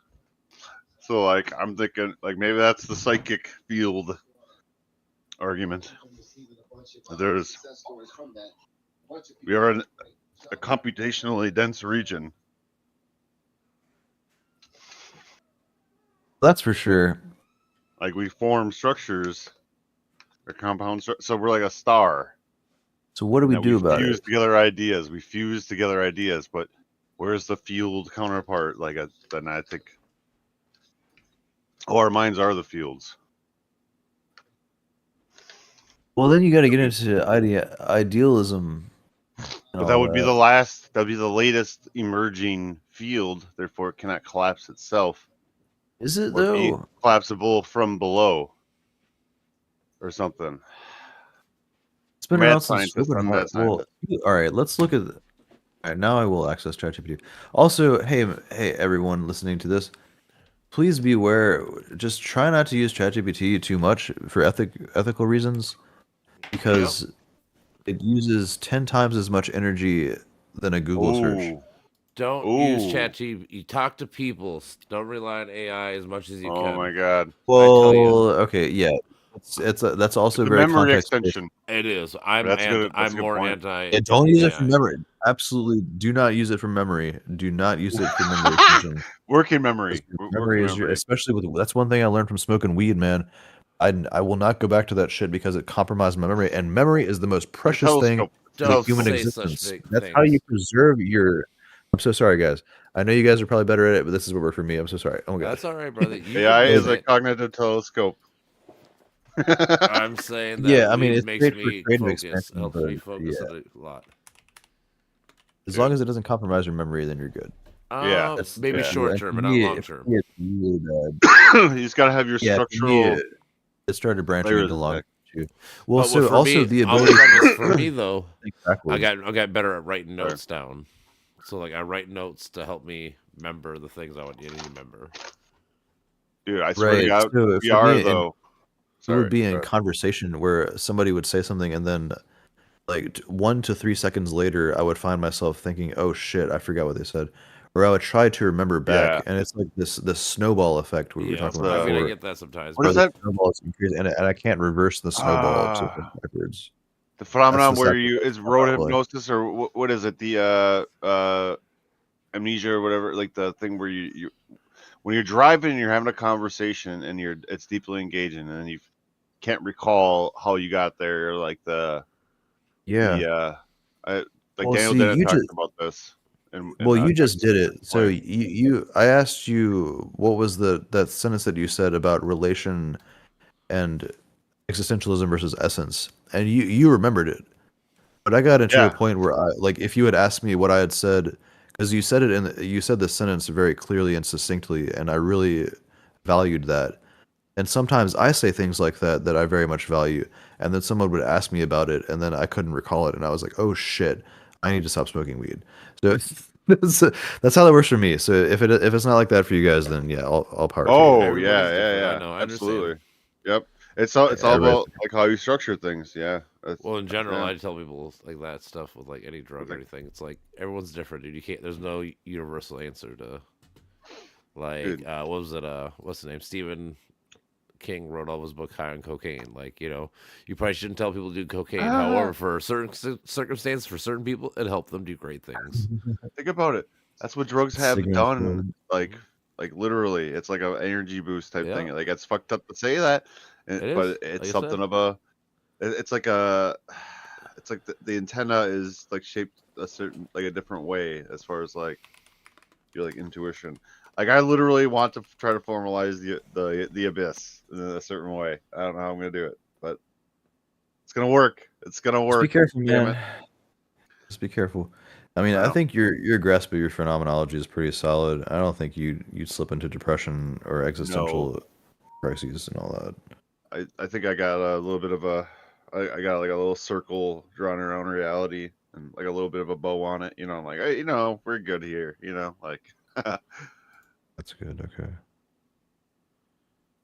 I worry about myself when I try to delve into that because that's the existential crises are real for me. Like I can be susceptible to existential depression if I'm not careful. Oh, I get that. Yeah. So here's what I think: we can expand our like computational like apparatus in a sense, so that we can add frames to like sort of subduct information in a certain way, that produces a result that's useful. You know what I'm saying? So it's like, yeah, that's like Emmy Van Der's a existential psychotherapist. She used the term bracketing. Yeah, bracket. Yeah. Exactly. Think about when we draw circles and shit around stuff we draw. Like Like we literally improve our like computational like fluidity or some shit, you know, or schema like through our artwork and stuff, you know, and like our diagrams and shit, you know, like that's an additional layer to like embedded cognition. And Yeah, you just got to make sure that your phenomenological experience and your personality stays within that, or your personality and your fuck, man, this is so hard to talk about. Exactly. Yeah, You know, like you can't get too emotionally attached to your ideas in this regard. 'Cause I if know. you do, you can slip into depression. But And it's it's like, cognitive oh, what am I doing? restructuring is what it is, though. It's like Yeah, be I the suppose so. engineer for one's own code, in a sense. This is why I was working on the idea of the liberation of the infinite. It's to operate outside of the machine, basically, in a sense. Like yeah. I see but it's just it's literally, I don't know, to occupy that same space as society, essentially. I just need to trip on freaking heavy dose of mushrooms or something again. Well, yeah, that's always the answer, brother. Dude, social interaction is fucking like key to like understanding yourself. I think like that holds that holds all the fucking. And when you say you have autism and you have social anxiety and your autism prevents you from talking in certain ways, it's a society is speaking a different language than me. That's when you enter the defeatist mindset and you get into a victim mindset, and then you're just cut off from the majority of the world, and then you're fucked.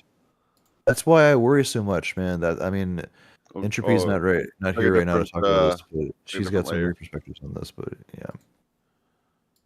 I worry, man, because we want to prioritize kindness, and we want people to live in their. I mean, to put it in harsh terms, we want people to live in their safe little world. But as Rollo May put it, you have to be your own parent. You have to engage reality. He also said, the best therapy is life itself. That's what he said. So we have to have confrontation. That's the problem. We have to have confrontation, and we are confrontation like fragile. Right. You know, we're like frail. We can't fucking hash things out without aggression. You know, it's like emotion. And then immediately you get called an ableist. When you say that, immediately you can. Yeah, you can immediately be thought of as a victim blamer.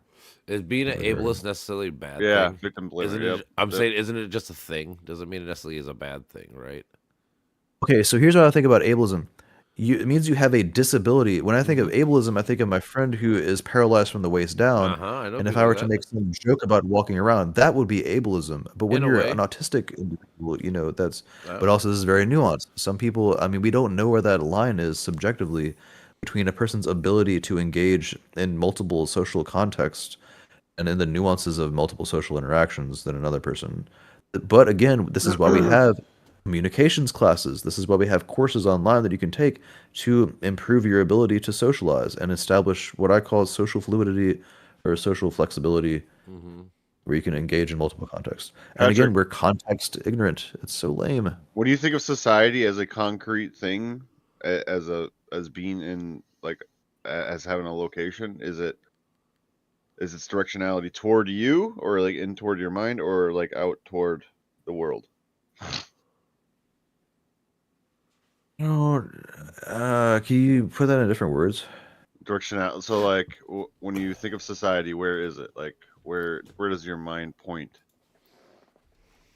That's a good question. I overlap society with culture. I think when we use the term socioculture, sociocultural, that's kind of the same thing. So, what is society and culture? So, like, is your culture like a flavor of society in a sense? Like a type of society, or so like social awareness is a term. Like we use the term social awareness to be aware of different social contexts. Like when I'm at a party versus when I'm at work versus when I'm on the street in a city. I'm on the town. Like we use the term on the town. Yeah. We want to be in that kind of active aware space. But then you use terms like life world. Yeah, the Lebenswelt, but always the Lebenswelt is mixed with the Mietwelt. Oh, that's the shared world, the shared world of other people. So when you use terms like spoon theory, Like I only have so many spoons to give out in this social context, and then my social battery is exhausted, and that kind of Okay. can create limiting beliefs. And yet, that's a very real thing because your phenomenological first-person subjective experience of your social battery draining, you have to remain mindful of that. And so that's when you go to the action-oriented aspect of this, where you take agency over this, you step away from the party, or you step away and say, or you literally say out loud, "Hey, I need a break," or whatever, and or you just say, "Hey, I'm going to step out for a minute," whatever is contextual, whatever is contextually relevant and necessary for that situation, and you say, "I'm going to take out or take a break for a minute. I'm going to step outside and I'm going to do some breathing exercises. I'm going to sit in my car for a while and do some meditation or whatever, and then I'm going to come back to the party. I'm going to come back to the being on the town again, or Okay. I'm going to Yeah. realize in that time that, well, actually, that's not working. I actually really do need to go home, and I need to be away from everyone and actually fully recharge my battery because I'm physically exhausted or something like that. And again, There, that line, we need we to don't fully have an activate established line introversion. of that. We don't have a Fully activate. diagnostic criteria for examining the nuances subjectively within each of Think of those like a contexts. binary star system in a sense. Like, what is creating these structures precisely from within? Like what informational structures, psychological structures, like a holistic structure is creating this like process. Well, it's probably know? evolutionary. Like this is why I feel safe examining this through the evolutionary So it's like psychology lens. when we're So, I mean, for alone, thousands we want of to years, examine. We want to examine for long periods, and then come to a decision, and then go back out, and then we get data quickly or something, a quick pass, then we come back, we examine. Like I feel like that's introversion, extroversion. Like it's like information right? Do those two terms that vacuum I system. also find a That's lot of like problems with introversion and extroversion. I think those are very dangerous terms. yeah, yep, absolutely, because it's fluid. It's because it depends on your degree of like ingratiation with your fucking environment, like a positive flow, like a backward, a two-way like vacuum, that advances itself. Like that's how like synchronicity and computation works, or something. I don't know. I Between see two the cognitive systems, synchronicity. which have so like energy, like we got to think about fuel and energy, like it's like pressure that keeps it's like a zipper that keeps zipping when people remain in dialogue, and then it stops zipping at the point that the dialogue ends, and then the two zippers go out in different directions, and then when the zippers meet again, their states when they rejoin compared to when they were joined before are like a sort of function from their like a collection of experience of when the zippers deviated. Yeah, Are you high? yeah, I'm high as shit, dude. Me But too, yeah, Dude, brother. okay, so He went to Michigan with don't me. use the it's yeah, like I heard the story. Oh my time god, you is guys are Heard the relative, story. and I don't know. It's a good so story. all right, so when you use metaphors, so the word zipper came about, the etymology I think is from the sound it makes. It's a what is that called? It's there's a word for when it's based on the sound that it makes. So it's zip. That's the sound that a Okay. zipper makes. So maybe try another metaphor. I don't mean to like criticize you, man. You know what I'm saying? But Yeah. the I get the deviation metaphor though. The Like process of like each thing interlocks and interlocks and interlocks and interlocks, in a sense, but there's always some remainder that doesn't come to complete alignment that creates the conditions for the continued advancement of the zipping process. yeah, this is why we need Carlos here, man. Carlos is the master of metaphors. Yeah. Uh, I'm good at he metaphors. would say something like Explain it better. harmonies. Or explain it to me now. I'm paying attention. Go on. Oh, I think so I think we are constantly computing fractals, that haven't been identified in a sense like that is dissonant to our collective computing process, like that has like a certain code. I don't that doesn't like there's a mutual like expectation fucking gradient or whatever, or like aggregate or whatever. That wasn't. So like we never perfectly encapsulate our experiences. There's always like a puppet master that is above the fucking experience itself, like and so on and so forth. Like puppet master for each puppet master, you know. I don't know how to explain it better than that. Like I don't That's know. determinism. That's determinism. It's Where's determinism? the But okay, but there's always. It's not determinism. It's not determinism. Your life is determined by the puppet master. Whose life is determined by the puppet master. Whose life it's the AI. It's the fucking. I swear to God. The whoever made us quantum simulation. physics fixes part whole relations. It fixes it. So I don't know. It allows for freedom, relative freedom. You had to prove that, bro. I know. Epistemic evidence and empirical evidence. Holistic. We have to go to a natural holistic lens. Like I was trying to say, what's his face? Like we're like Pokemon cards within a fucking. I don't know, the Pokemon world that we're studying. I don't know. God. Like Brandon, join the game. Pokédexes. Okay, hold on. All right. Fuck. I forgot that I was game. I'm sorry. Basically saying I was gonna play. Basically. But I am gonna play. I think my controller's still plugged in too, actually, so I don't have to like. Oh wait, shit. What are my stats? This. I'm getting twisted. Oh, moly. Let's solve all the world's problems. Make up bullshit and see if it sticks. It's what I do. We got constructive narratives. I really want y'all to watch this shit. I think that you guys could definitely bridge some gaps between the abstract and the concrete when it comes to pragmatic philosophy by listening to a few good hours of Schmachtenberger and Hagen's. I think the structure of the concrete. Well, what is the structure of the concrete versus the abstract? Jesus. Well, okay, I also don't exactly know what I'm saying with that. Like so the polymath versus the monomath. So the polymath is the phrase goes, the jack of all trades is a master of none, but oftentimes better than a master of one. It's a meta-intellectual. So it's meta-intellectual, but they never have the expertise of the monomath.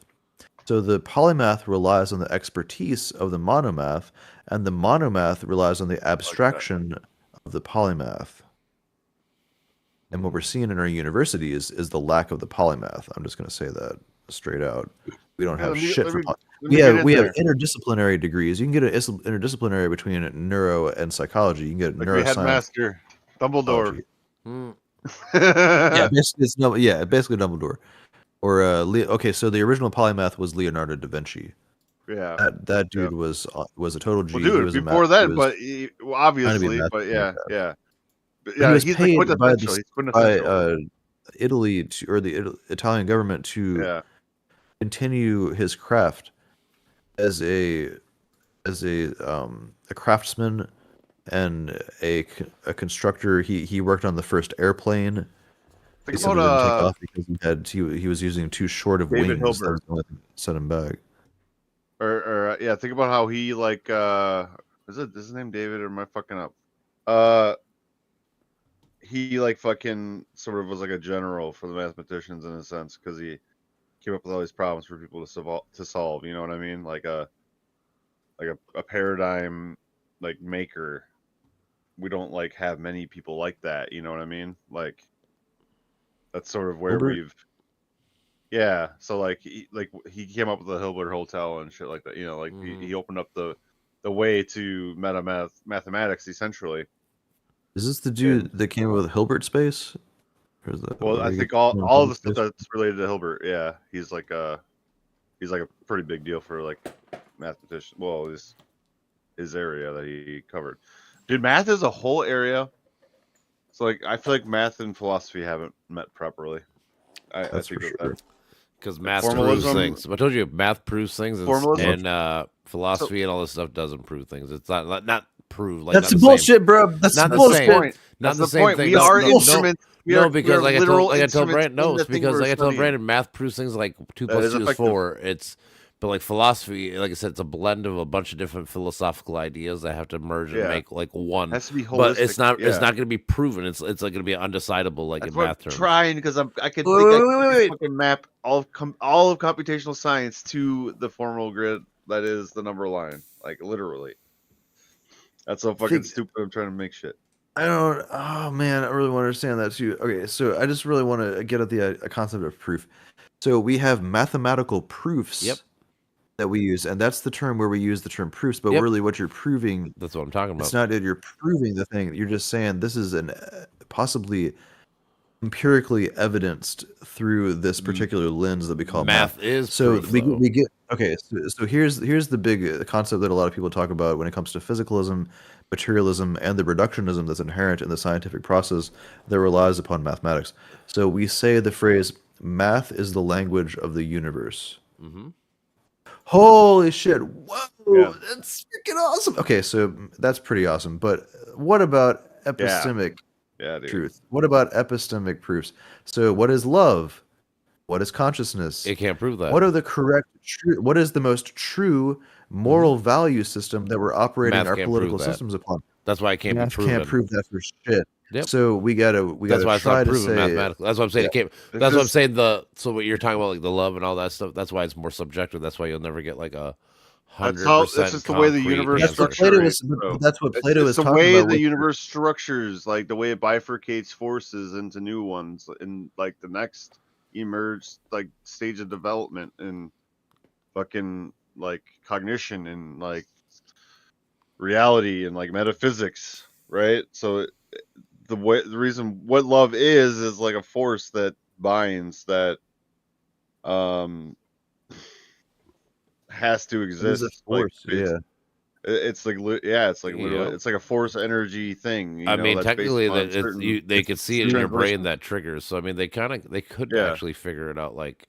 But it's our subjective experience of it. Yet. Like, I know we don't have it figured out yet. Not all the way, but I mean, like I said, they can see what parts trigger, like on certain things, like you're saying, like disgust or whatever. Like, I think we are so like we're working on it. Like it's getting there.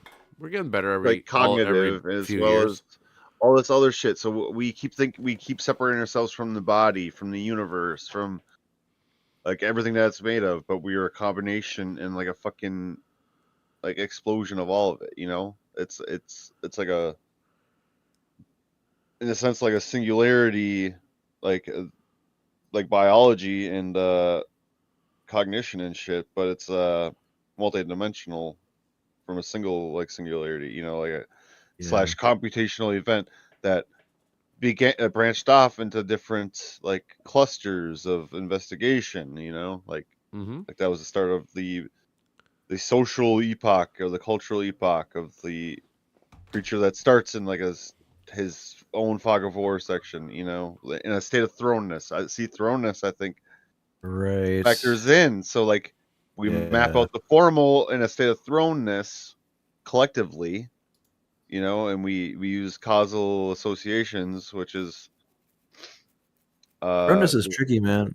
Sorry, I think it's like it gives us like a sort of like trajectory, like a fucking scanning trajectory or something, you know, and then it's so fucking weird. It can. I mean, I feel like the way that people interpret Heidegger's thrownness now is being a victim to the world. Like we're thrown into this world, and this is it. Really, dude. Idiots. I've been thinking about like adaptation for a while. I don't mean to like tangent because this is a really good topic. I know. I mean, it's like a satellite. It's like a satellite with an irregular pattern. Like, you know what I mean? Like a satellite that, or like a fucking probe with an irregular pattern. That's the only way I can put it. Probing has a lot of utility in cognitive science. So okay, well that is a good. Okay, so that's a great example. A probing pattern that expands. Probes. This is the term. I forget what her name is. There's a cognitive philosopher who came up with this, and she used the term cognitive probes. So I sent you a message on this, man. There's what's called the Stroop task, and so the Stroop task asks you to.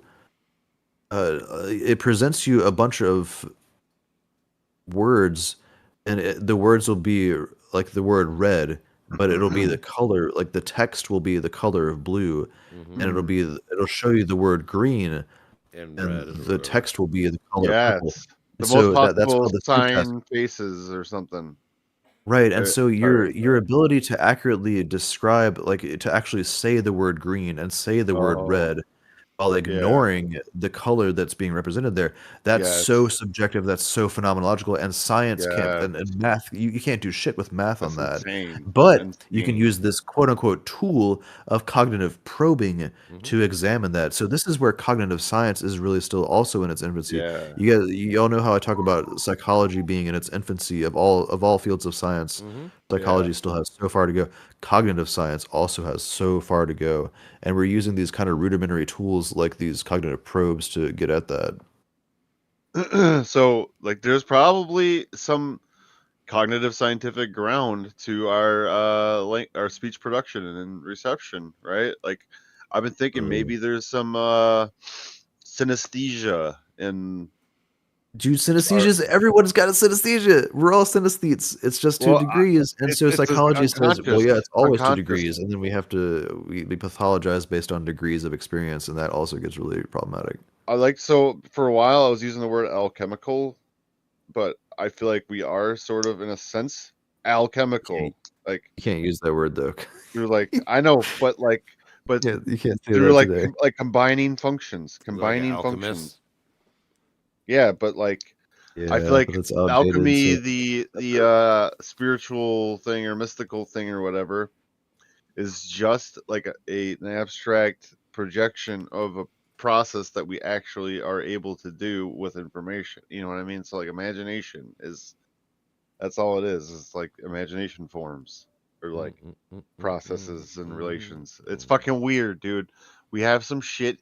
We are seeing some shit we ain't never seen before. That's like all that we can really say about all this, because the abyss is expansive. This is level 2 of fucking consciousness, of being a conscious creature. Like, it's world 2 or whatever.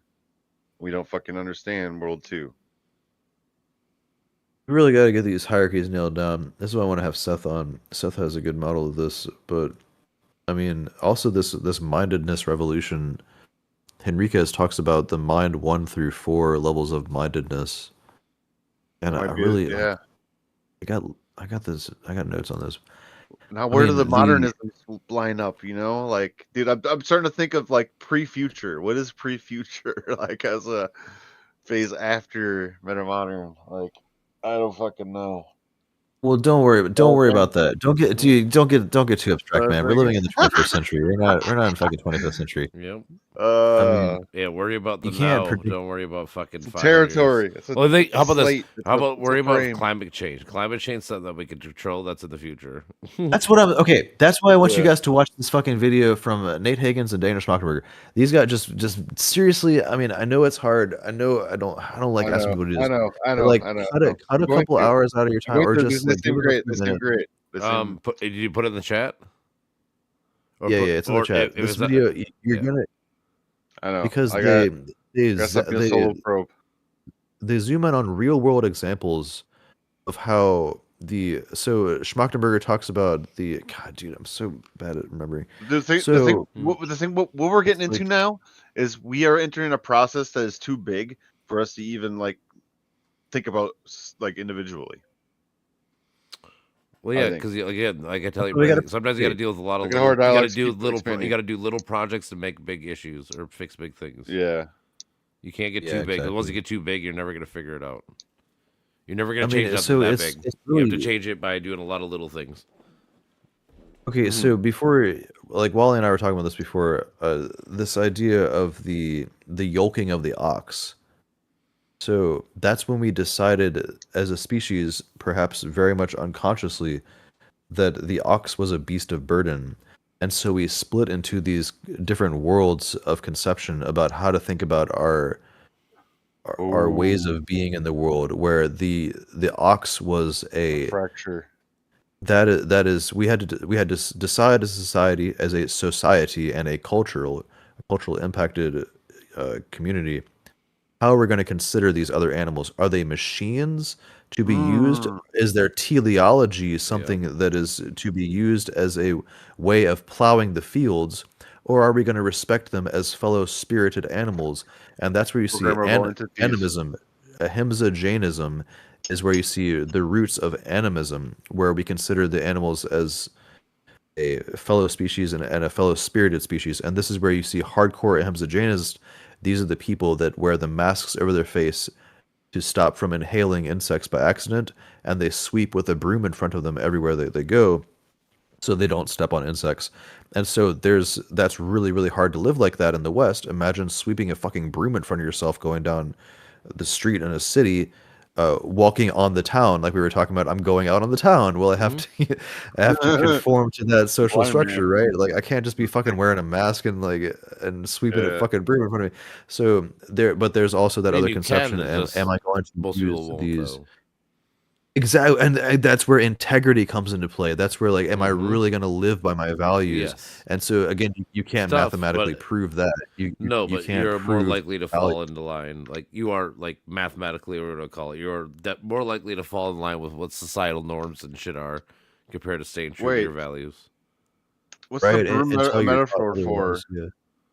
What was that? Well, I mean, I'm just saying that's where, okay, so I say all this because that's what Schmachtenberger talks about. And like, he draws those parallels looking back in time and also shows how we're still behaving that way in today's world. And then he gives real world examples like the DDT and mosquito bug spray is lowering the IQ levels, and the fact that, so he's really, really good at looking at how it's called the meta crisis, or the multipolar trap, where we have a lot of these demands from the way that we're living so unconsciously. There's so much unconscious decision being made at so many scales. It's not just governance, and it's not just the individual scale. It's all the layers in between, where we will no one individual is deciding this. It's just the market being opened for the fact that we need to prevent mosquitoes from biting us, that allows DDT to be produced in the atmosphere. And the fact that we want to prevent engine knocking, that's why we have leaded gasoline, and that's what knocked a billion points off the IQ scale. The global IQ level has dropped by 1 billion points in total, based on averages. The Last Man. The Last Man. Leaded gasoline. The Last Man. You fucking clued me into The Last Man. What if that's like a real thing that we have going here, where it's like people are essentially like caught in the program in a sense, like disencapsulated by the program, like having their needs taken care of, or what, you know, like not really expanding past their information sphere that they can like straddle in full. You know what I mean? Like, isn't that a show? What it is? Yes, The Last Man. With fucking no, you told me Wolf it's got Tim Allen, I think. Like the people that are like, yeah, I think you're talking about. The Last Man, though, like I feel like that's a thing that is a possible cognitive like position to be in for a collective of entities, like a collection.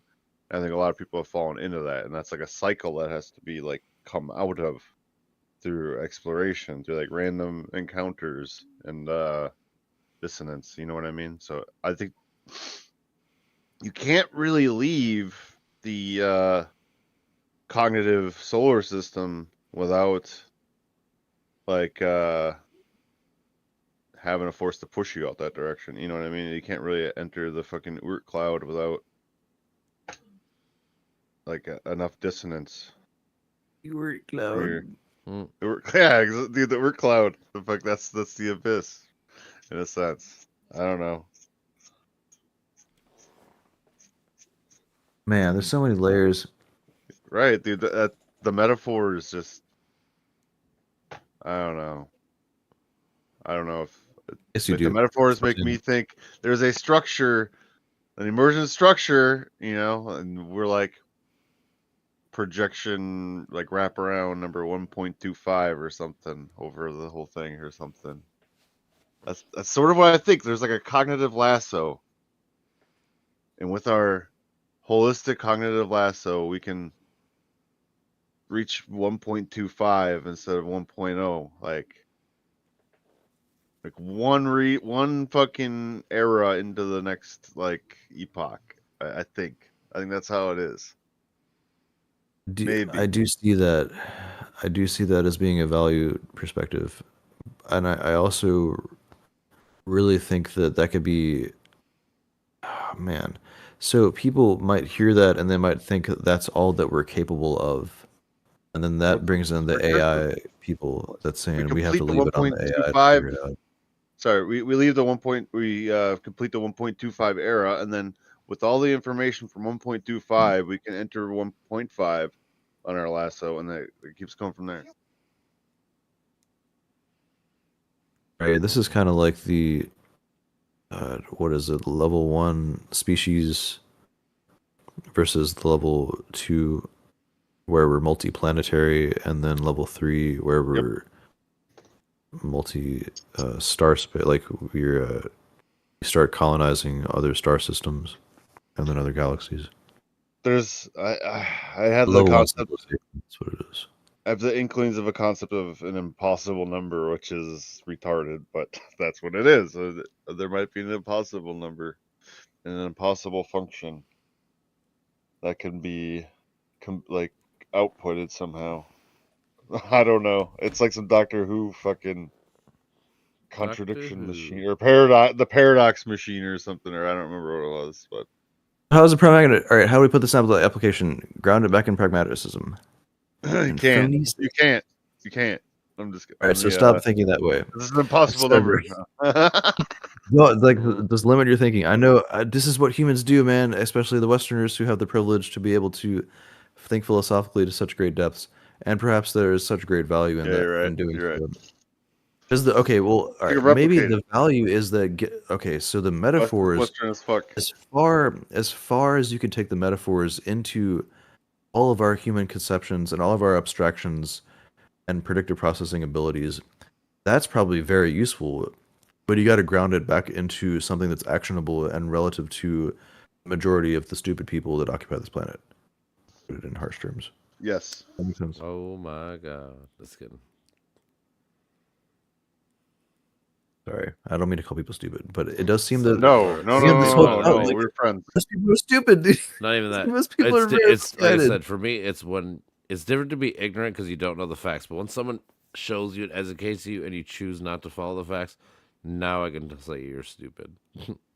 Like there's levels. Like calling someone stupid because they just don't know because they're ignorant of the topic. That's one thing. Yeah, they're misguided. Yeah, stupid is a stage. Well, maybe I'm saying, but it's a choice. Yeah, I'm saying to me, it's a choice. It's part of the process. To me, I don't think it is. I think it's okay. I want to think that I'd love to think that stupidity is a choice because then that brings back into free will. But I lean more determinist. Well, it is determinist. I lean more. But so now you're conservative. Now you're conservative, bro. Well, no, because maybe, you're but I'm saying that everybody but I'm saying no. Only difference is why it's more. I'm more liberal. No, it's a liberal idea because, like I said, I gave her the information. If I supply you with the answers on how to do the fucking test, and you choose not to read it or understand it at all, and then you keep spewing bullshit lies and stuff because you didn't read the test that I gave you, that is a choice now.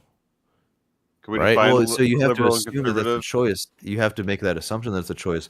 But in determinism, I know it's an illusion. I understand. It's an illusion of choice. I do. Determinism is true. I agree with that. Conservative and liberalism just era relative. What was that? Epoch relative.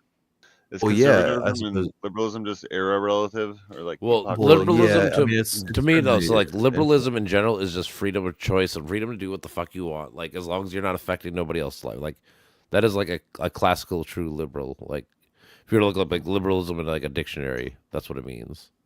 See, I want to say that's conservatism. Okay, so when I look at these terms, and I'm not politically informed as well as I am philosophically. I got you. The liberal is literally being liberal with your resources. You're more willing to distribute resources and goods and services because I think that that's mostly rooted in the idea that most people are causally influenced and that they're helpless because they have no free will.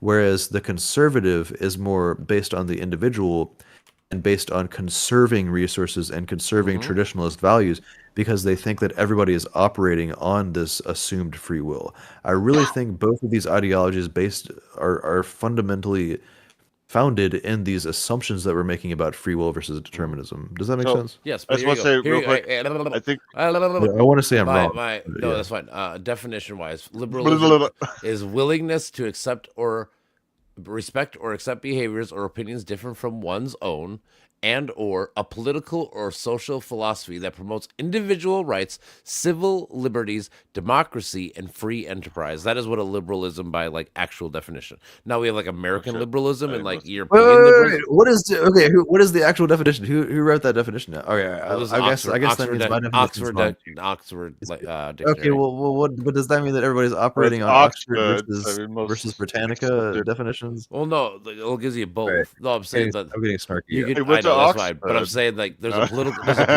So I'm talking about the political version, like the bottom one. There is the top one, like you're talking about, with the willingness to respect, accept behaviors. Like liberalism respects, like if you want to be gay, be whatever. Like I said, do what you want. Like civil liberties, like you should have the right to be you.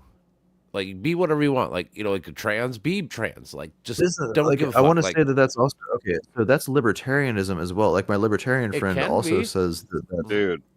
Yeah, see, It this is can why be. it's so nuanced.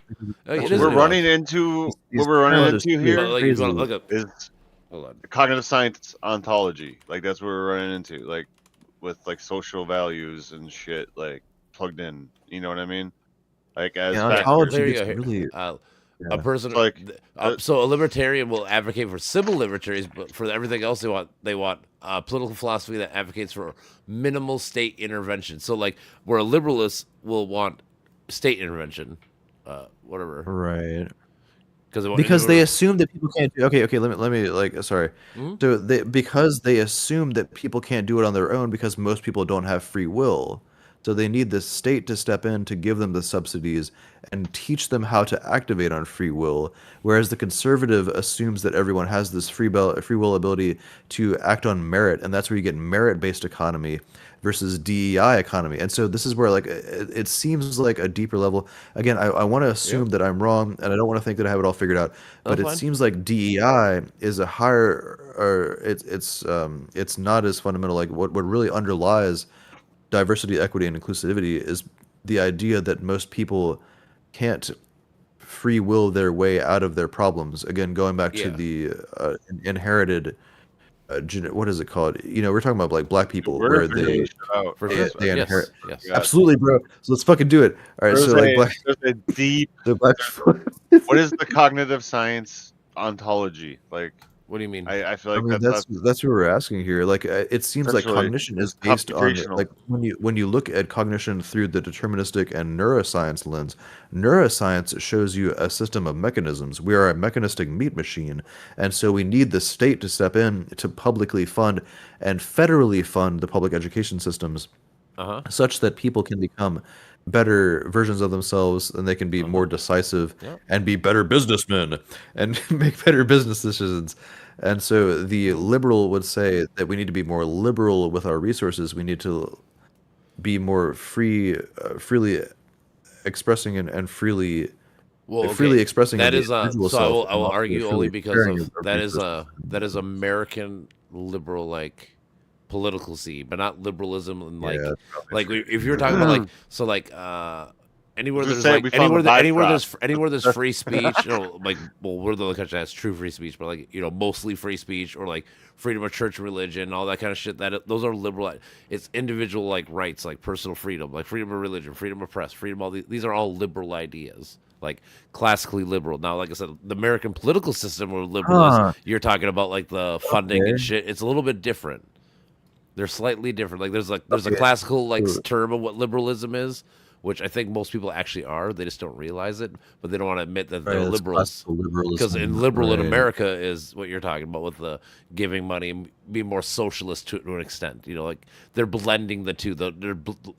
American liberalism is blending liberalism with the socialist ideas somewhat. That's kind of what it's doing. Okay, I think I might be defaulting too much into what is today's version of liberalism. Yes. Well, because like I said, Yeah, that's what I'm so saying. If you like, people, so like religious folks, they don't like liberalism because they want structure. They don't want freedom of religion. They don't want freedom of press. Think about like conservatives right now. They don't want fucking. They want the news come from Fox News. They don't want fucking consent to government. They want to run the government like a fucking dictatorship right now. You know, like there's a lot of things that are anti-liberal, like yeah. anti-liberalism. Just not even liberals, like I said, not American liberal, just liberalism in general.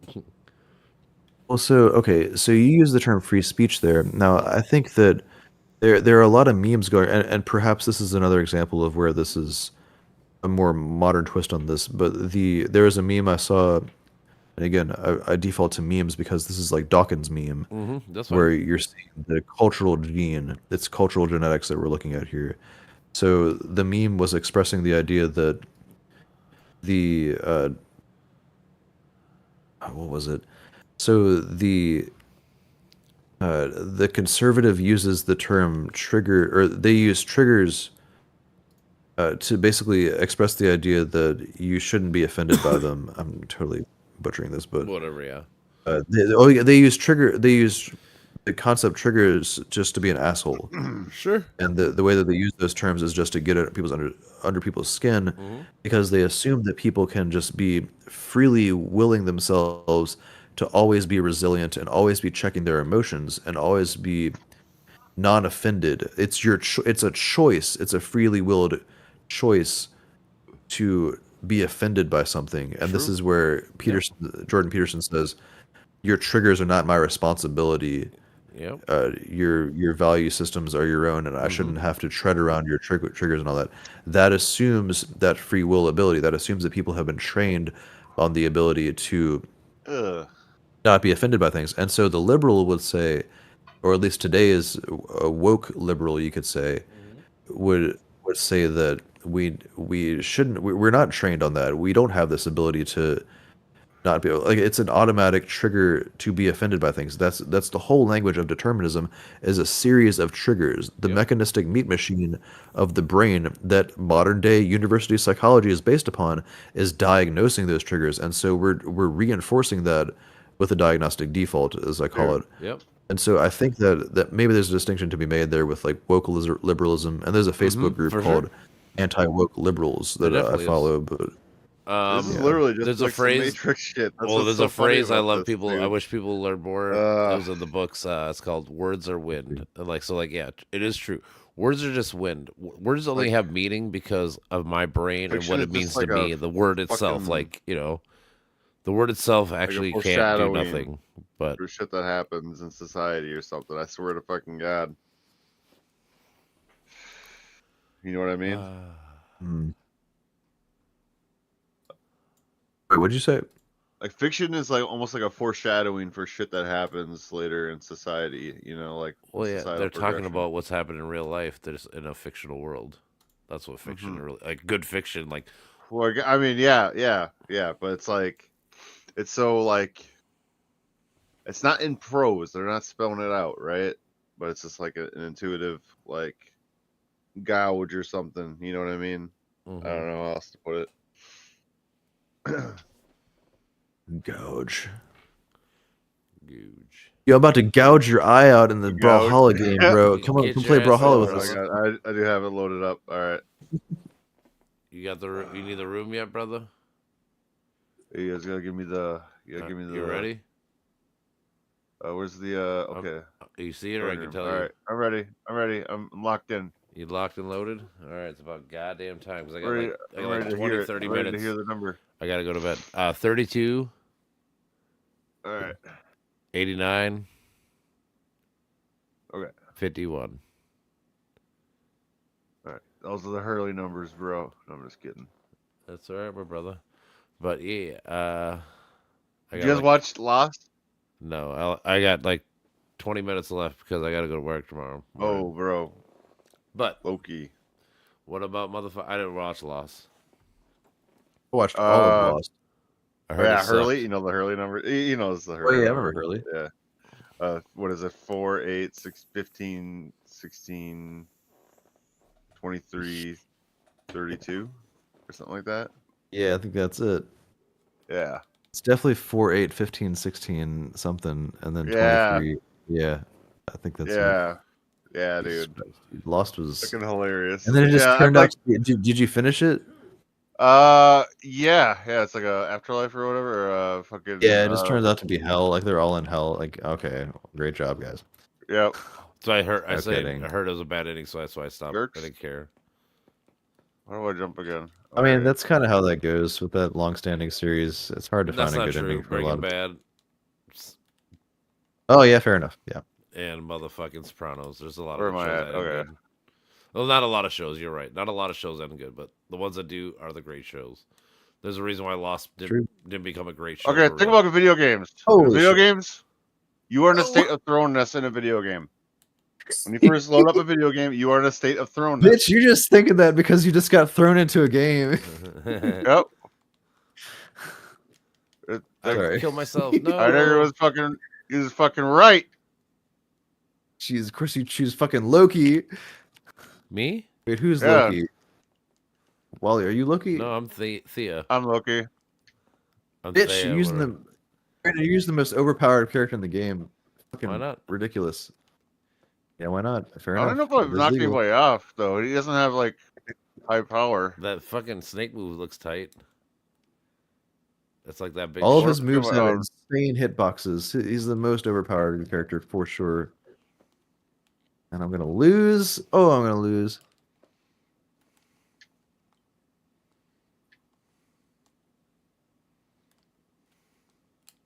I gotta pull out this cigarette.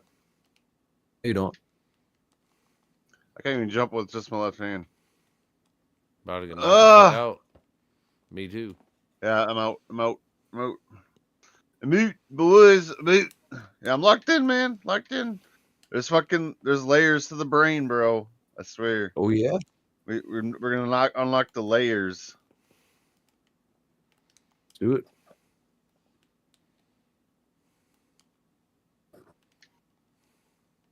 Frequency, bro. It's like the spirituals people say. Oh, you son of a Fuck. bitch. You son of a bitch. Oh, I don't have a weapon. You attack a man without a weapon? No. I killed Oh, dude, myself. I don't like- fucking I killed don't whoever. like I killed you and I killed Right. myself. I suicided. I kamikaze myself. I gotta do more I gotta do more weak attacks or whatever. Use your dodges. Don't forget your dashes and dodges. Fuck. Oh no, I committed suicide again. Damn. Holocaust. Oh, that was me that took that much damage. God damn, I was like 150% in Smash right there. 200. Yeah, that's this freaking stage. It'll rack it up here. Woo, dude. You dick. Come on. I got this in the bag. I should not fuck this up. Why not? No. Oh, you son of a bitch. You son of a bitch. Oh, I didn't time it right.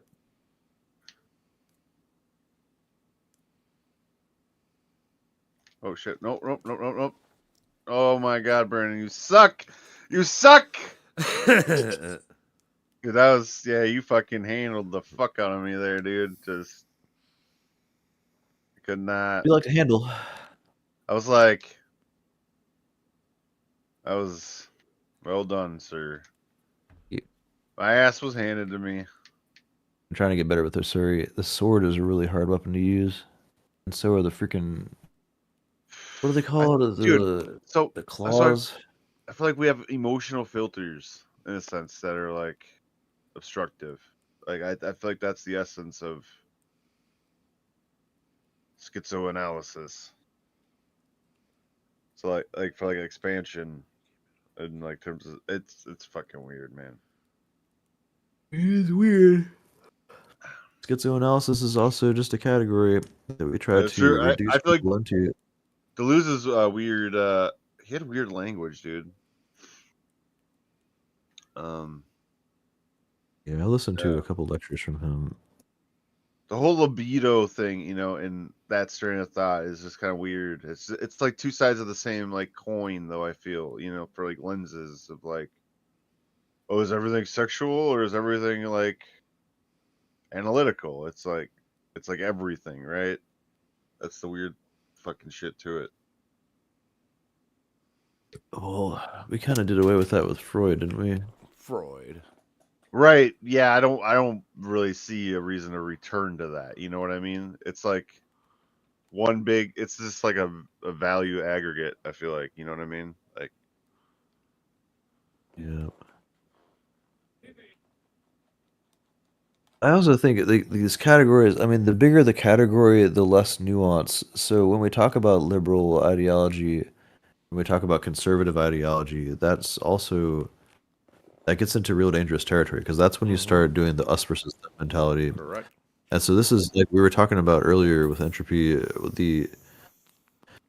this whole taking things case by case. Like I think she was starting to appreciate that more. And I mean, I definitely see that as being the most valuable way of looking at things, just really taking, because that requires patience and that requires sustaining cognitive dissonance, is going about it case by case. This is what we do when we try to give people, like, so when we try to give subsidies to people, when we approve people for disability checks, which is what I'm going to reapply for now for the third time, Crohn's disease. The way that we do that is case by case. So they're asking me, hey, are you applying for jobs regularly? Have you applied for 3 jobs this month or whatever it is? And have you tried to take action to fix your situation? You as a person, how is your credit score? How is that mixed in with your ability to apply for new jobs and all that crap? And that's what we have to do. So when we say you're like, imagine the caseworker saying, "Oh, they're just a liberal. They don't deserve, or they're just a conservative. They don't deserve my help or my expertise. disability check because they have this free will ability to completely actualize on their endeavors." You know what I mean? Like we can't, like whenever you use these terms, conservatism and liberalism, it just automatically gets into, it's too generalized. This is exactly what we're doing with psychology. It's exactly what we're doing with autism and with the umbrella terms like ADHD. It's the exact opposite of the precision that's necessary for science. Yeah, exactly. It's the exact opposite of what we need science, for the good science. unconscious systematizing, in a sense. Like it's like I don't know how else to put it, like a pretty Nice. holistic, naturalistic lens. Yeah, Like naturalism is really tricky too. We should try and study that, y'all. Yeah, well, like what the definition of natural is from like a natural perspective. Dude, if you really want to get that down, Brandon, Like if you really want to get that down, I highly recommend this I think it's like 5-part series by Brendan Grant Dempsey with him and Layman, I forget his name, Layman Johnson or Layman Pierce. What's the natural formal transformation function? Yeah, I mean, well, they're just trying to just describe what the term natural means. Oh my god. And naturalism means. And so yeah, it's super high level. Like You'll definitely like systemic ontologic relationship between data sets. I don't know. In an entity. Yeah. I don't know. I sure don't know. I do know, but I don't, because one can never say that they know until they know they know. That's right. That's the Socratean humility. Yep. So Socratean humility. Entertain all the thoughts without accepting them, and you'll be fine. Perhaps. Oh, dude, I didn't realize. Wait, was that what was that direction? Fuck. Oh! I fucked up. I done fucked up. We're You committed suicide, huh? I did that last time a couple times. As I should have. No. Take my sticky bomb. Fuck. I know I took it. Nope. Dude, this fucking disco broad is taking care of me. Disco broad. Go broad. The disco Disco Inferno. Oh, get out of here. Shit, dude. Do it again. I got fucking Toss. Just Got a gravity cancel, boy. defense grid. Oh, Boom. and I just got roasted. Alpha Damn beta it. formation Oh, I should what's that term? We've never fucking addressed that one term. The Oh no! what is Wow. that label And they Yugi's apply to fucking- some dudes that are like Damn. solitary or whatever? Like Keanu Reeves. What is that word? What'd you say? I'm thinking of Keanu Reeves? like alpha, beta, and then it goes on to what's the one? Those terms are also incredibly dangerous. I know Yeah, they of are. course. Yeah. You a But what beta transcends that bitch. again? Beta. You mean I actually care about other people's feelings and I'm willing to sacrifice my own integrity to help other people? Oh my god. How Right. dare you? What's the other fucking word? I forget. Mm. That like this falls outside of that or transcends it. Why can't I fucking think of it? You know it. We all know it. We all know the word. Yes. God damn it! What is that goddamn word? I mean, I got fancy guns. Yeah, these are my fancy guns. Oh yeah, VV. Already had my fancy guns. That's the way. What am I thinking of? Trying to think about what I was thinking about. What my condition was. You got a condition what my condition is? I have to revisit Smoke so much weed? God space. Judgment. I'm just kidding. Whatever you want. Don't attack me, sir. Just kidding. Why can I not think of this word? You ever feel like the dude from Memento sometimes? Yeah. Oh, that's You a ever see cool that movie. movie? Yeah, dude. That's such a cool movie. Which is let me Oh. cook.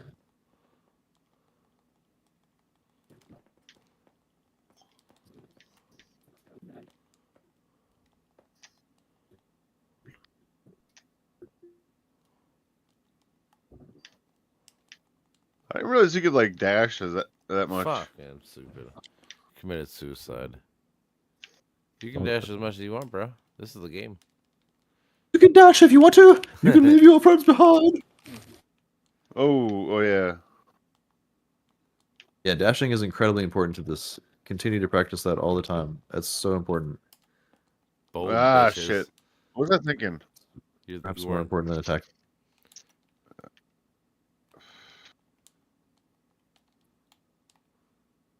Oh, Sigma male or whatever. Oh, Yeah. Yeah. That's a popular term at the kiddos these days. I don't think that that's like a bad word though, you know, because it's like it's individual. It's like you're gonna take your time, you're gonna figure it out. But Doesn't it mean less than? I think that's how most people No. interpret it. Just less than. is it? Is that what it means? As opposed to alpha. It's like beta. It's the same as beta, as sigma. Oh, it's detached. Yeah, Detached. alpha or sigma. I see this detached. Maybe Well, that's I just take the weird. most positive fucking things Yeah, it's from because you're a stuff. and philosopher, bro. I You know guess, the yeah. term. I'm just like, dude, that's good. What are you fucking talking about? Like, that's individualist. That's Whoa, what the fuck? What was that? I don't know. Oh, Oh, fuck you. I seen you holding it too. I like that. I like that term, bodhisattva or whatever. You know, like oh yeah, bodhisattva.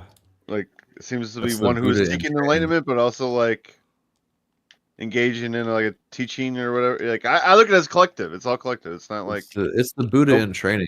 Like a mini Buddha is the bodhisattva. Yeah. Is a Buddha-sattva. but yeah. Like is that like straddling the future in the meta modern eras in a sense? I'm just trying to like put a structure to it all. I would say okay. So I just did I'm gonna post. I have something automated as a post to automatically update tomorrow. So there's like this circle of compassion. Oh yeah. And it's like sympathy, and then empathy, and then compassion, and then there's bodhisattva, where compassion is yeah. like I'm considering you and I'm considering what I can do for you, and the Bodhisattva is considering you and what they can do for you, and also what they can do for everyone else and everyone in the world. So it's Yeah. kind of an ultimate sense of compassion where you're considering as many factors as possible, but not overwhelming yourself, and also being at peace and practicing mindfulness and wisdom. That's how you arrive at wisdom in one way or another. Oh, That's one answer to you it. kick me out on him. God damn. See, like I look at the. It's like a ring or whatever, like a. I use the word for it, like a loop or something that can connect many things into one like aggregate type, kind of, or like directionality, or like it's just like a phenomenological description, like a superposition of Out of here. I see that. like a superposition of like intentionality or something. I don't know, like an all direction. Reach level 5 with 2 An all characters. directedness Holla. thing. I don't know. What? Point is, What? we can understand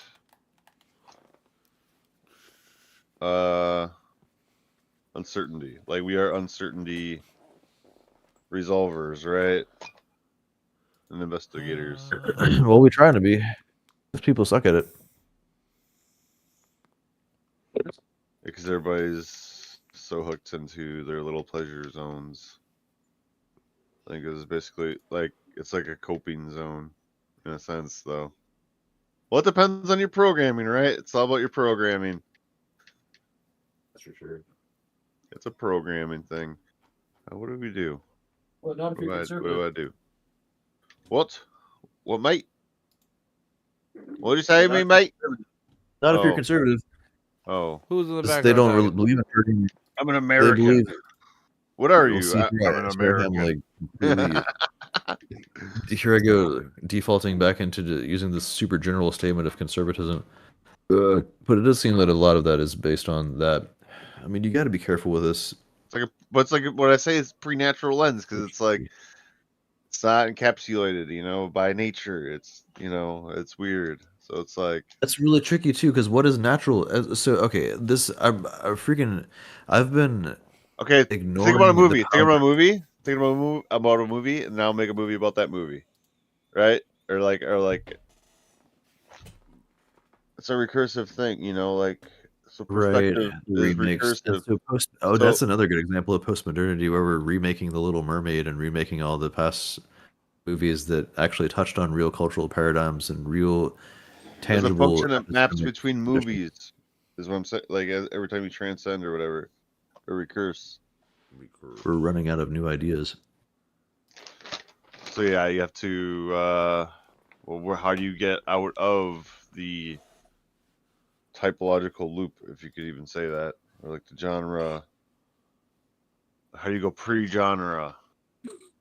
You can't. That could be another Post-genre. example of postmodernity. Is that we've already figured out all of the archetypes and all of the stereotypes and all of the things that point to the epistemic shared conditions.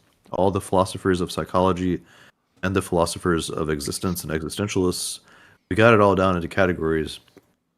Like that map of the history of all of philosophy that I was sharing in one of our previous discussions. That giant, long, super linear thing that's very vertical or whatever, where you zoom in on it, you can see the whole history of philosophy.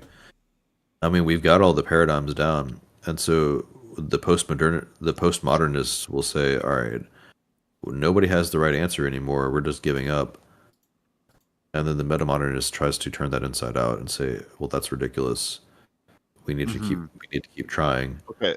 And we Think need to about turn this. this For into a everything, deconstruction. every event, every conscious event, there is a finite data set, and like for that data set, there is also like a finite data set, and for that data set, and so on and so forth, right? Like, so there's some kind of structure that unfolds from there, right? Like, Not if it's infinite. Which it probably is. Then we got to find the finite. I don't know if you will. to It means fill the the universe infinite and with the everything is finite. infinite. Right, and so that brings it back to it. To me, that seems to insist upon the idea that we need to settle on some agreed upon standards. Yep. That's all you can. That's the best you can do is try to get everyone agreed to the same terms and conditions of everything. Society. Healthcare, mental health. Anything. That's the best we can do as humans. I think. So the traditionalist conservative, I guess you could say, the traditionalist, that kind of conservative would say that we already have that figured out, and that these postmodernists are woke, Of course. and that they're rejecting that. And so, do y'all know the concept of Chesterton's fence? Maybe if you No, say it. maybe. I'm saying it sounds familiar, but I'm not sure. Maybe. Yeah, this is really relevant to politics in general. So, a lot of conservative ideology rests upon the idea of being reluctant to move Chesterton's fence. Chesterton's fence is the idea that we're putting up a fence beyond, or sorry, the image that's portrayed here is there's a bunch of cattle and manageable resources within Chesterton's fence, within the fence that we have, and we have that controlled, and we got our society as it truly is, and it's pretty functional. It's got its problems, but we don't know what's on the other side of the fence. So when we go to move that fence, we have to be very careful. We have to be very reluctant because we're entering a new world that's very threatening and has a lot of different factors at play that AI we comes can't. into play. And AI is definitely on the other side of the fence. So the It's like a conservative is uniting, really like concerned with being careful. universally But the progressive, transmittable fucking cognitive social map. Sorry. Sorry. That is science. That science. That right. science fucking circle at the top of the globe of the next phase or whatever, the science thing. Well, Like yeah, that's where that okay. So is this is also super relevant to psychology as well. the So code of the the universe, the liberal, core, the, like of the relata. The like what well, is the so the relata? Like yeah, exactly. I mean, that's what we need to be prioritizing, but instead we're defaulting to the scientific reductionist, scientific determinist lens, and so we think that so this is where you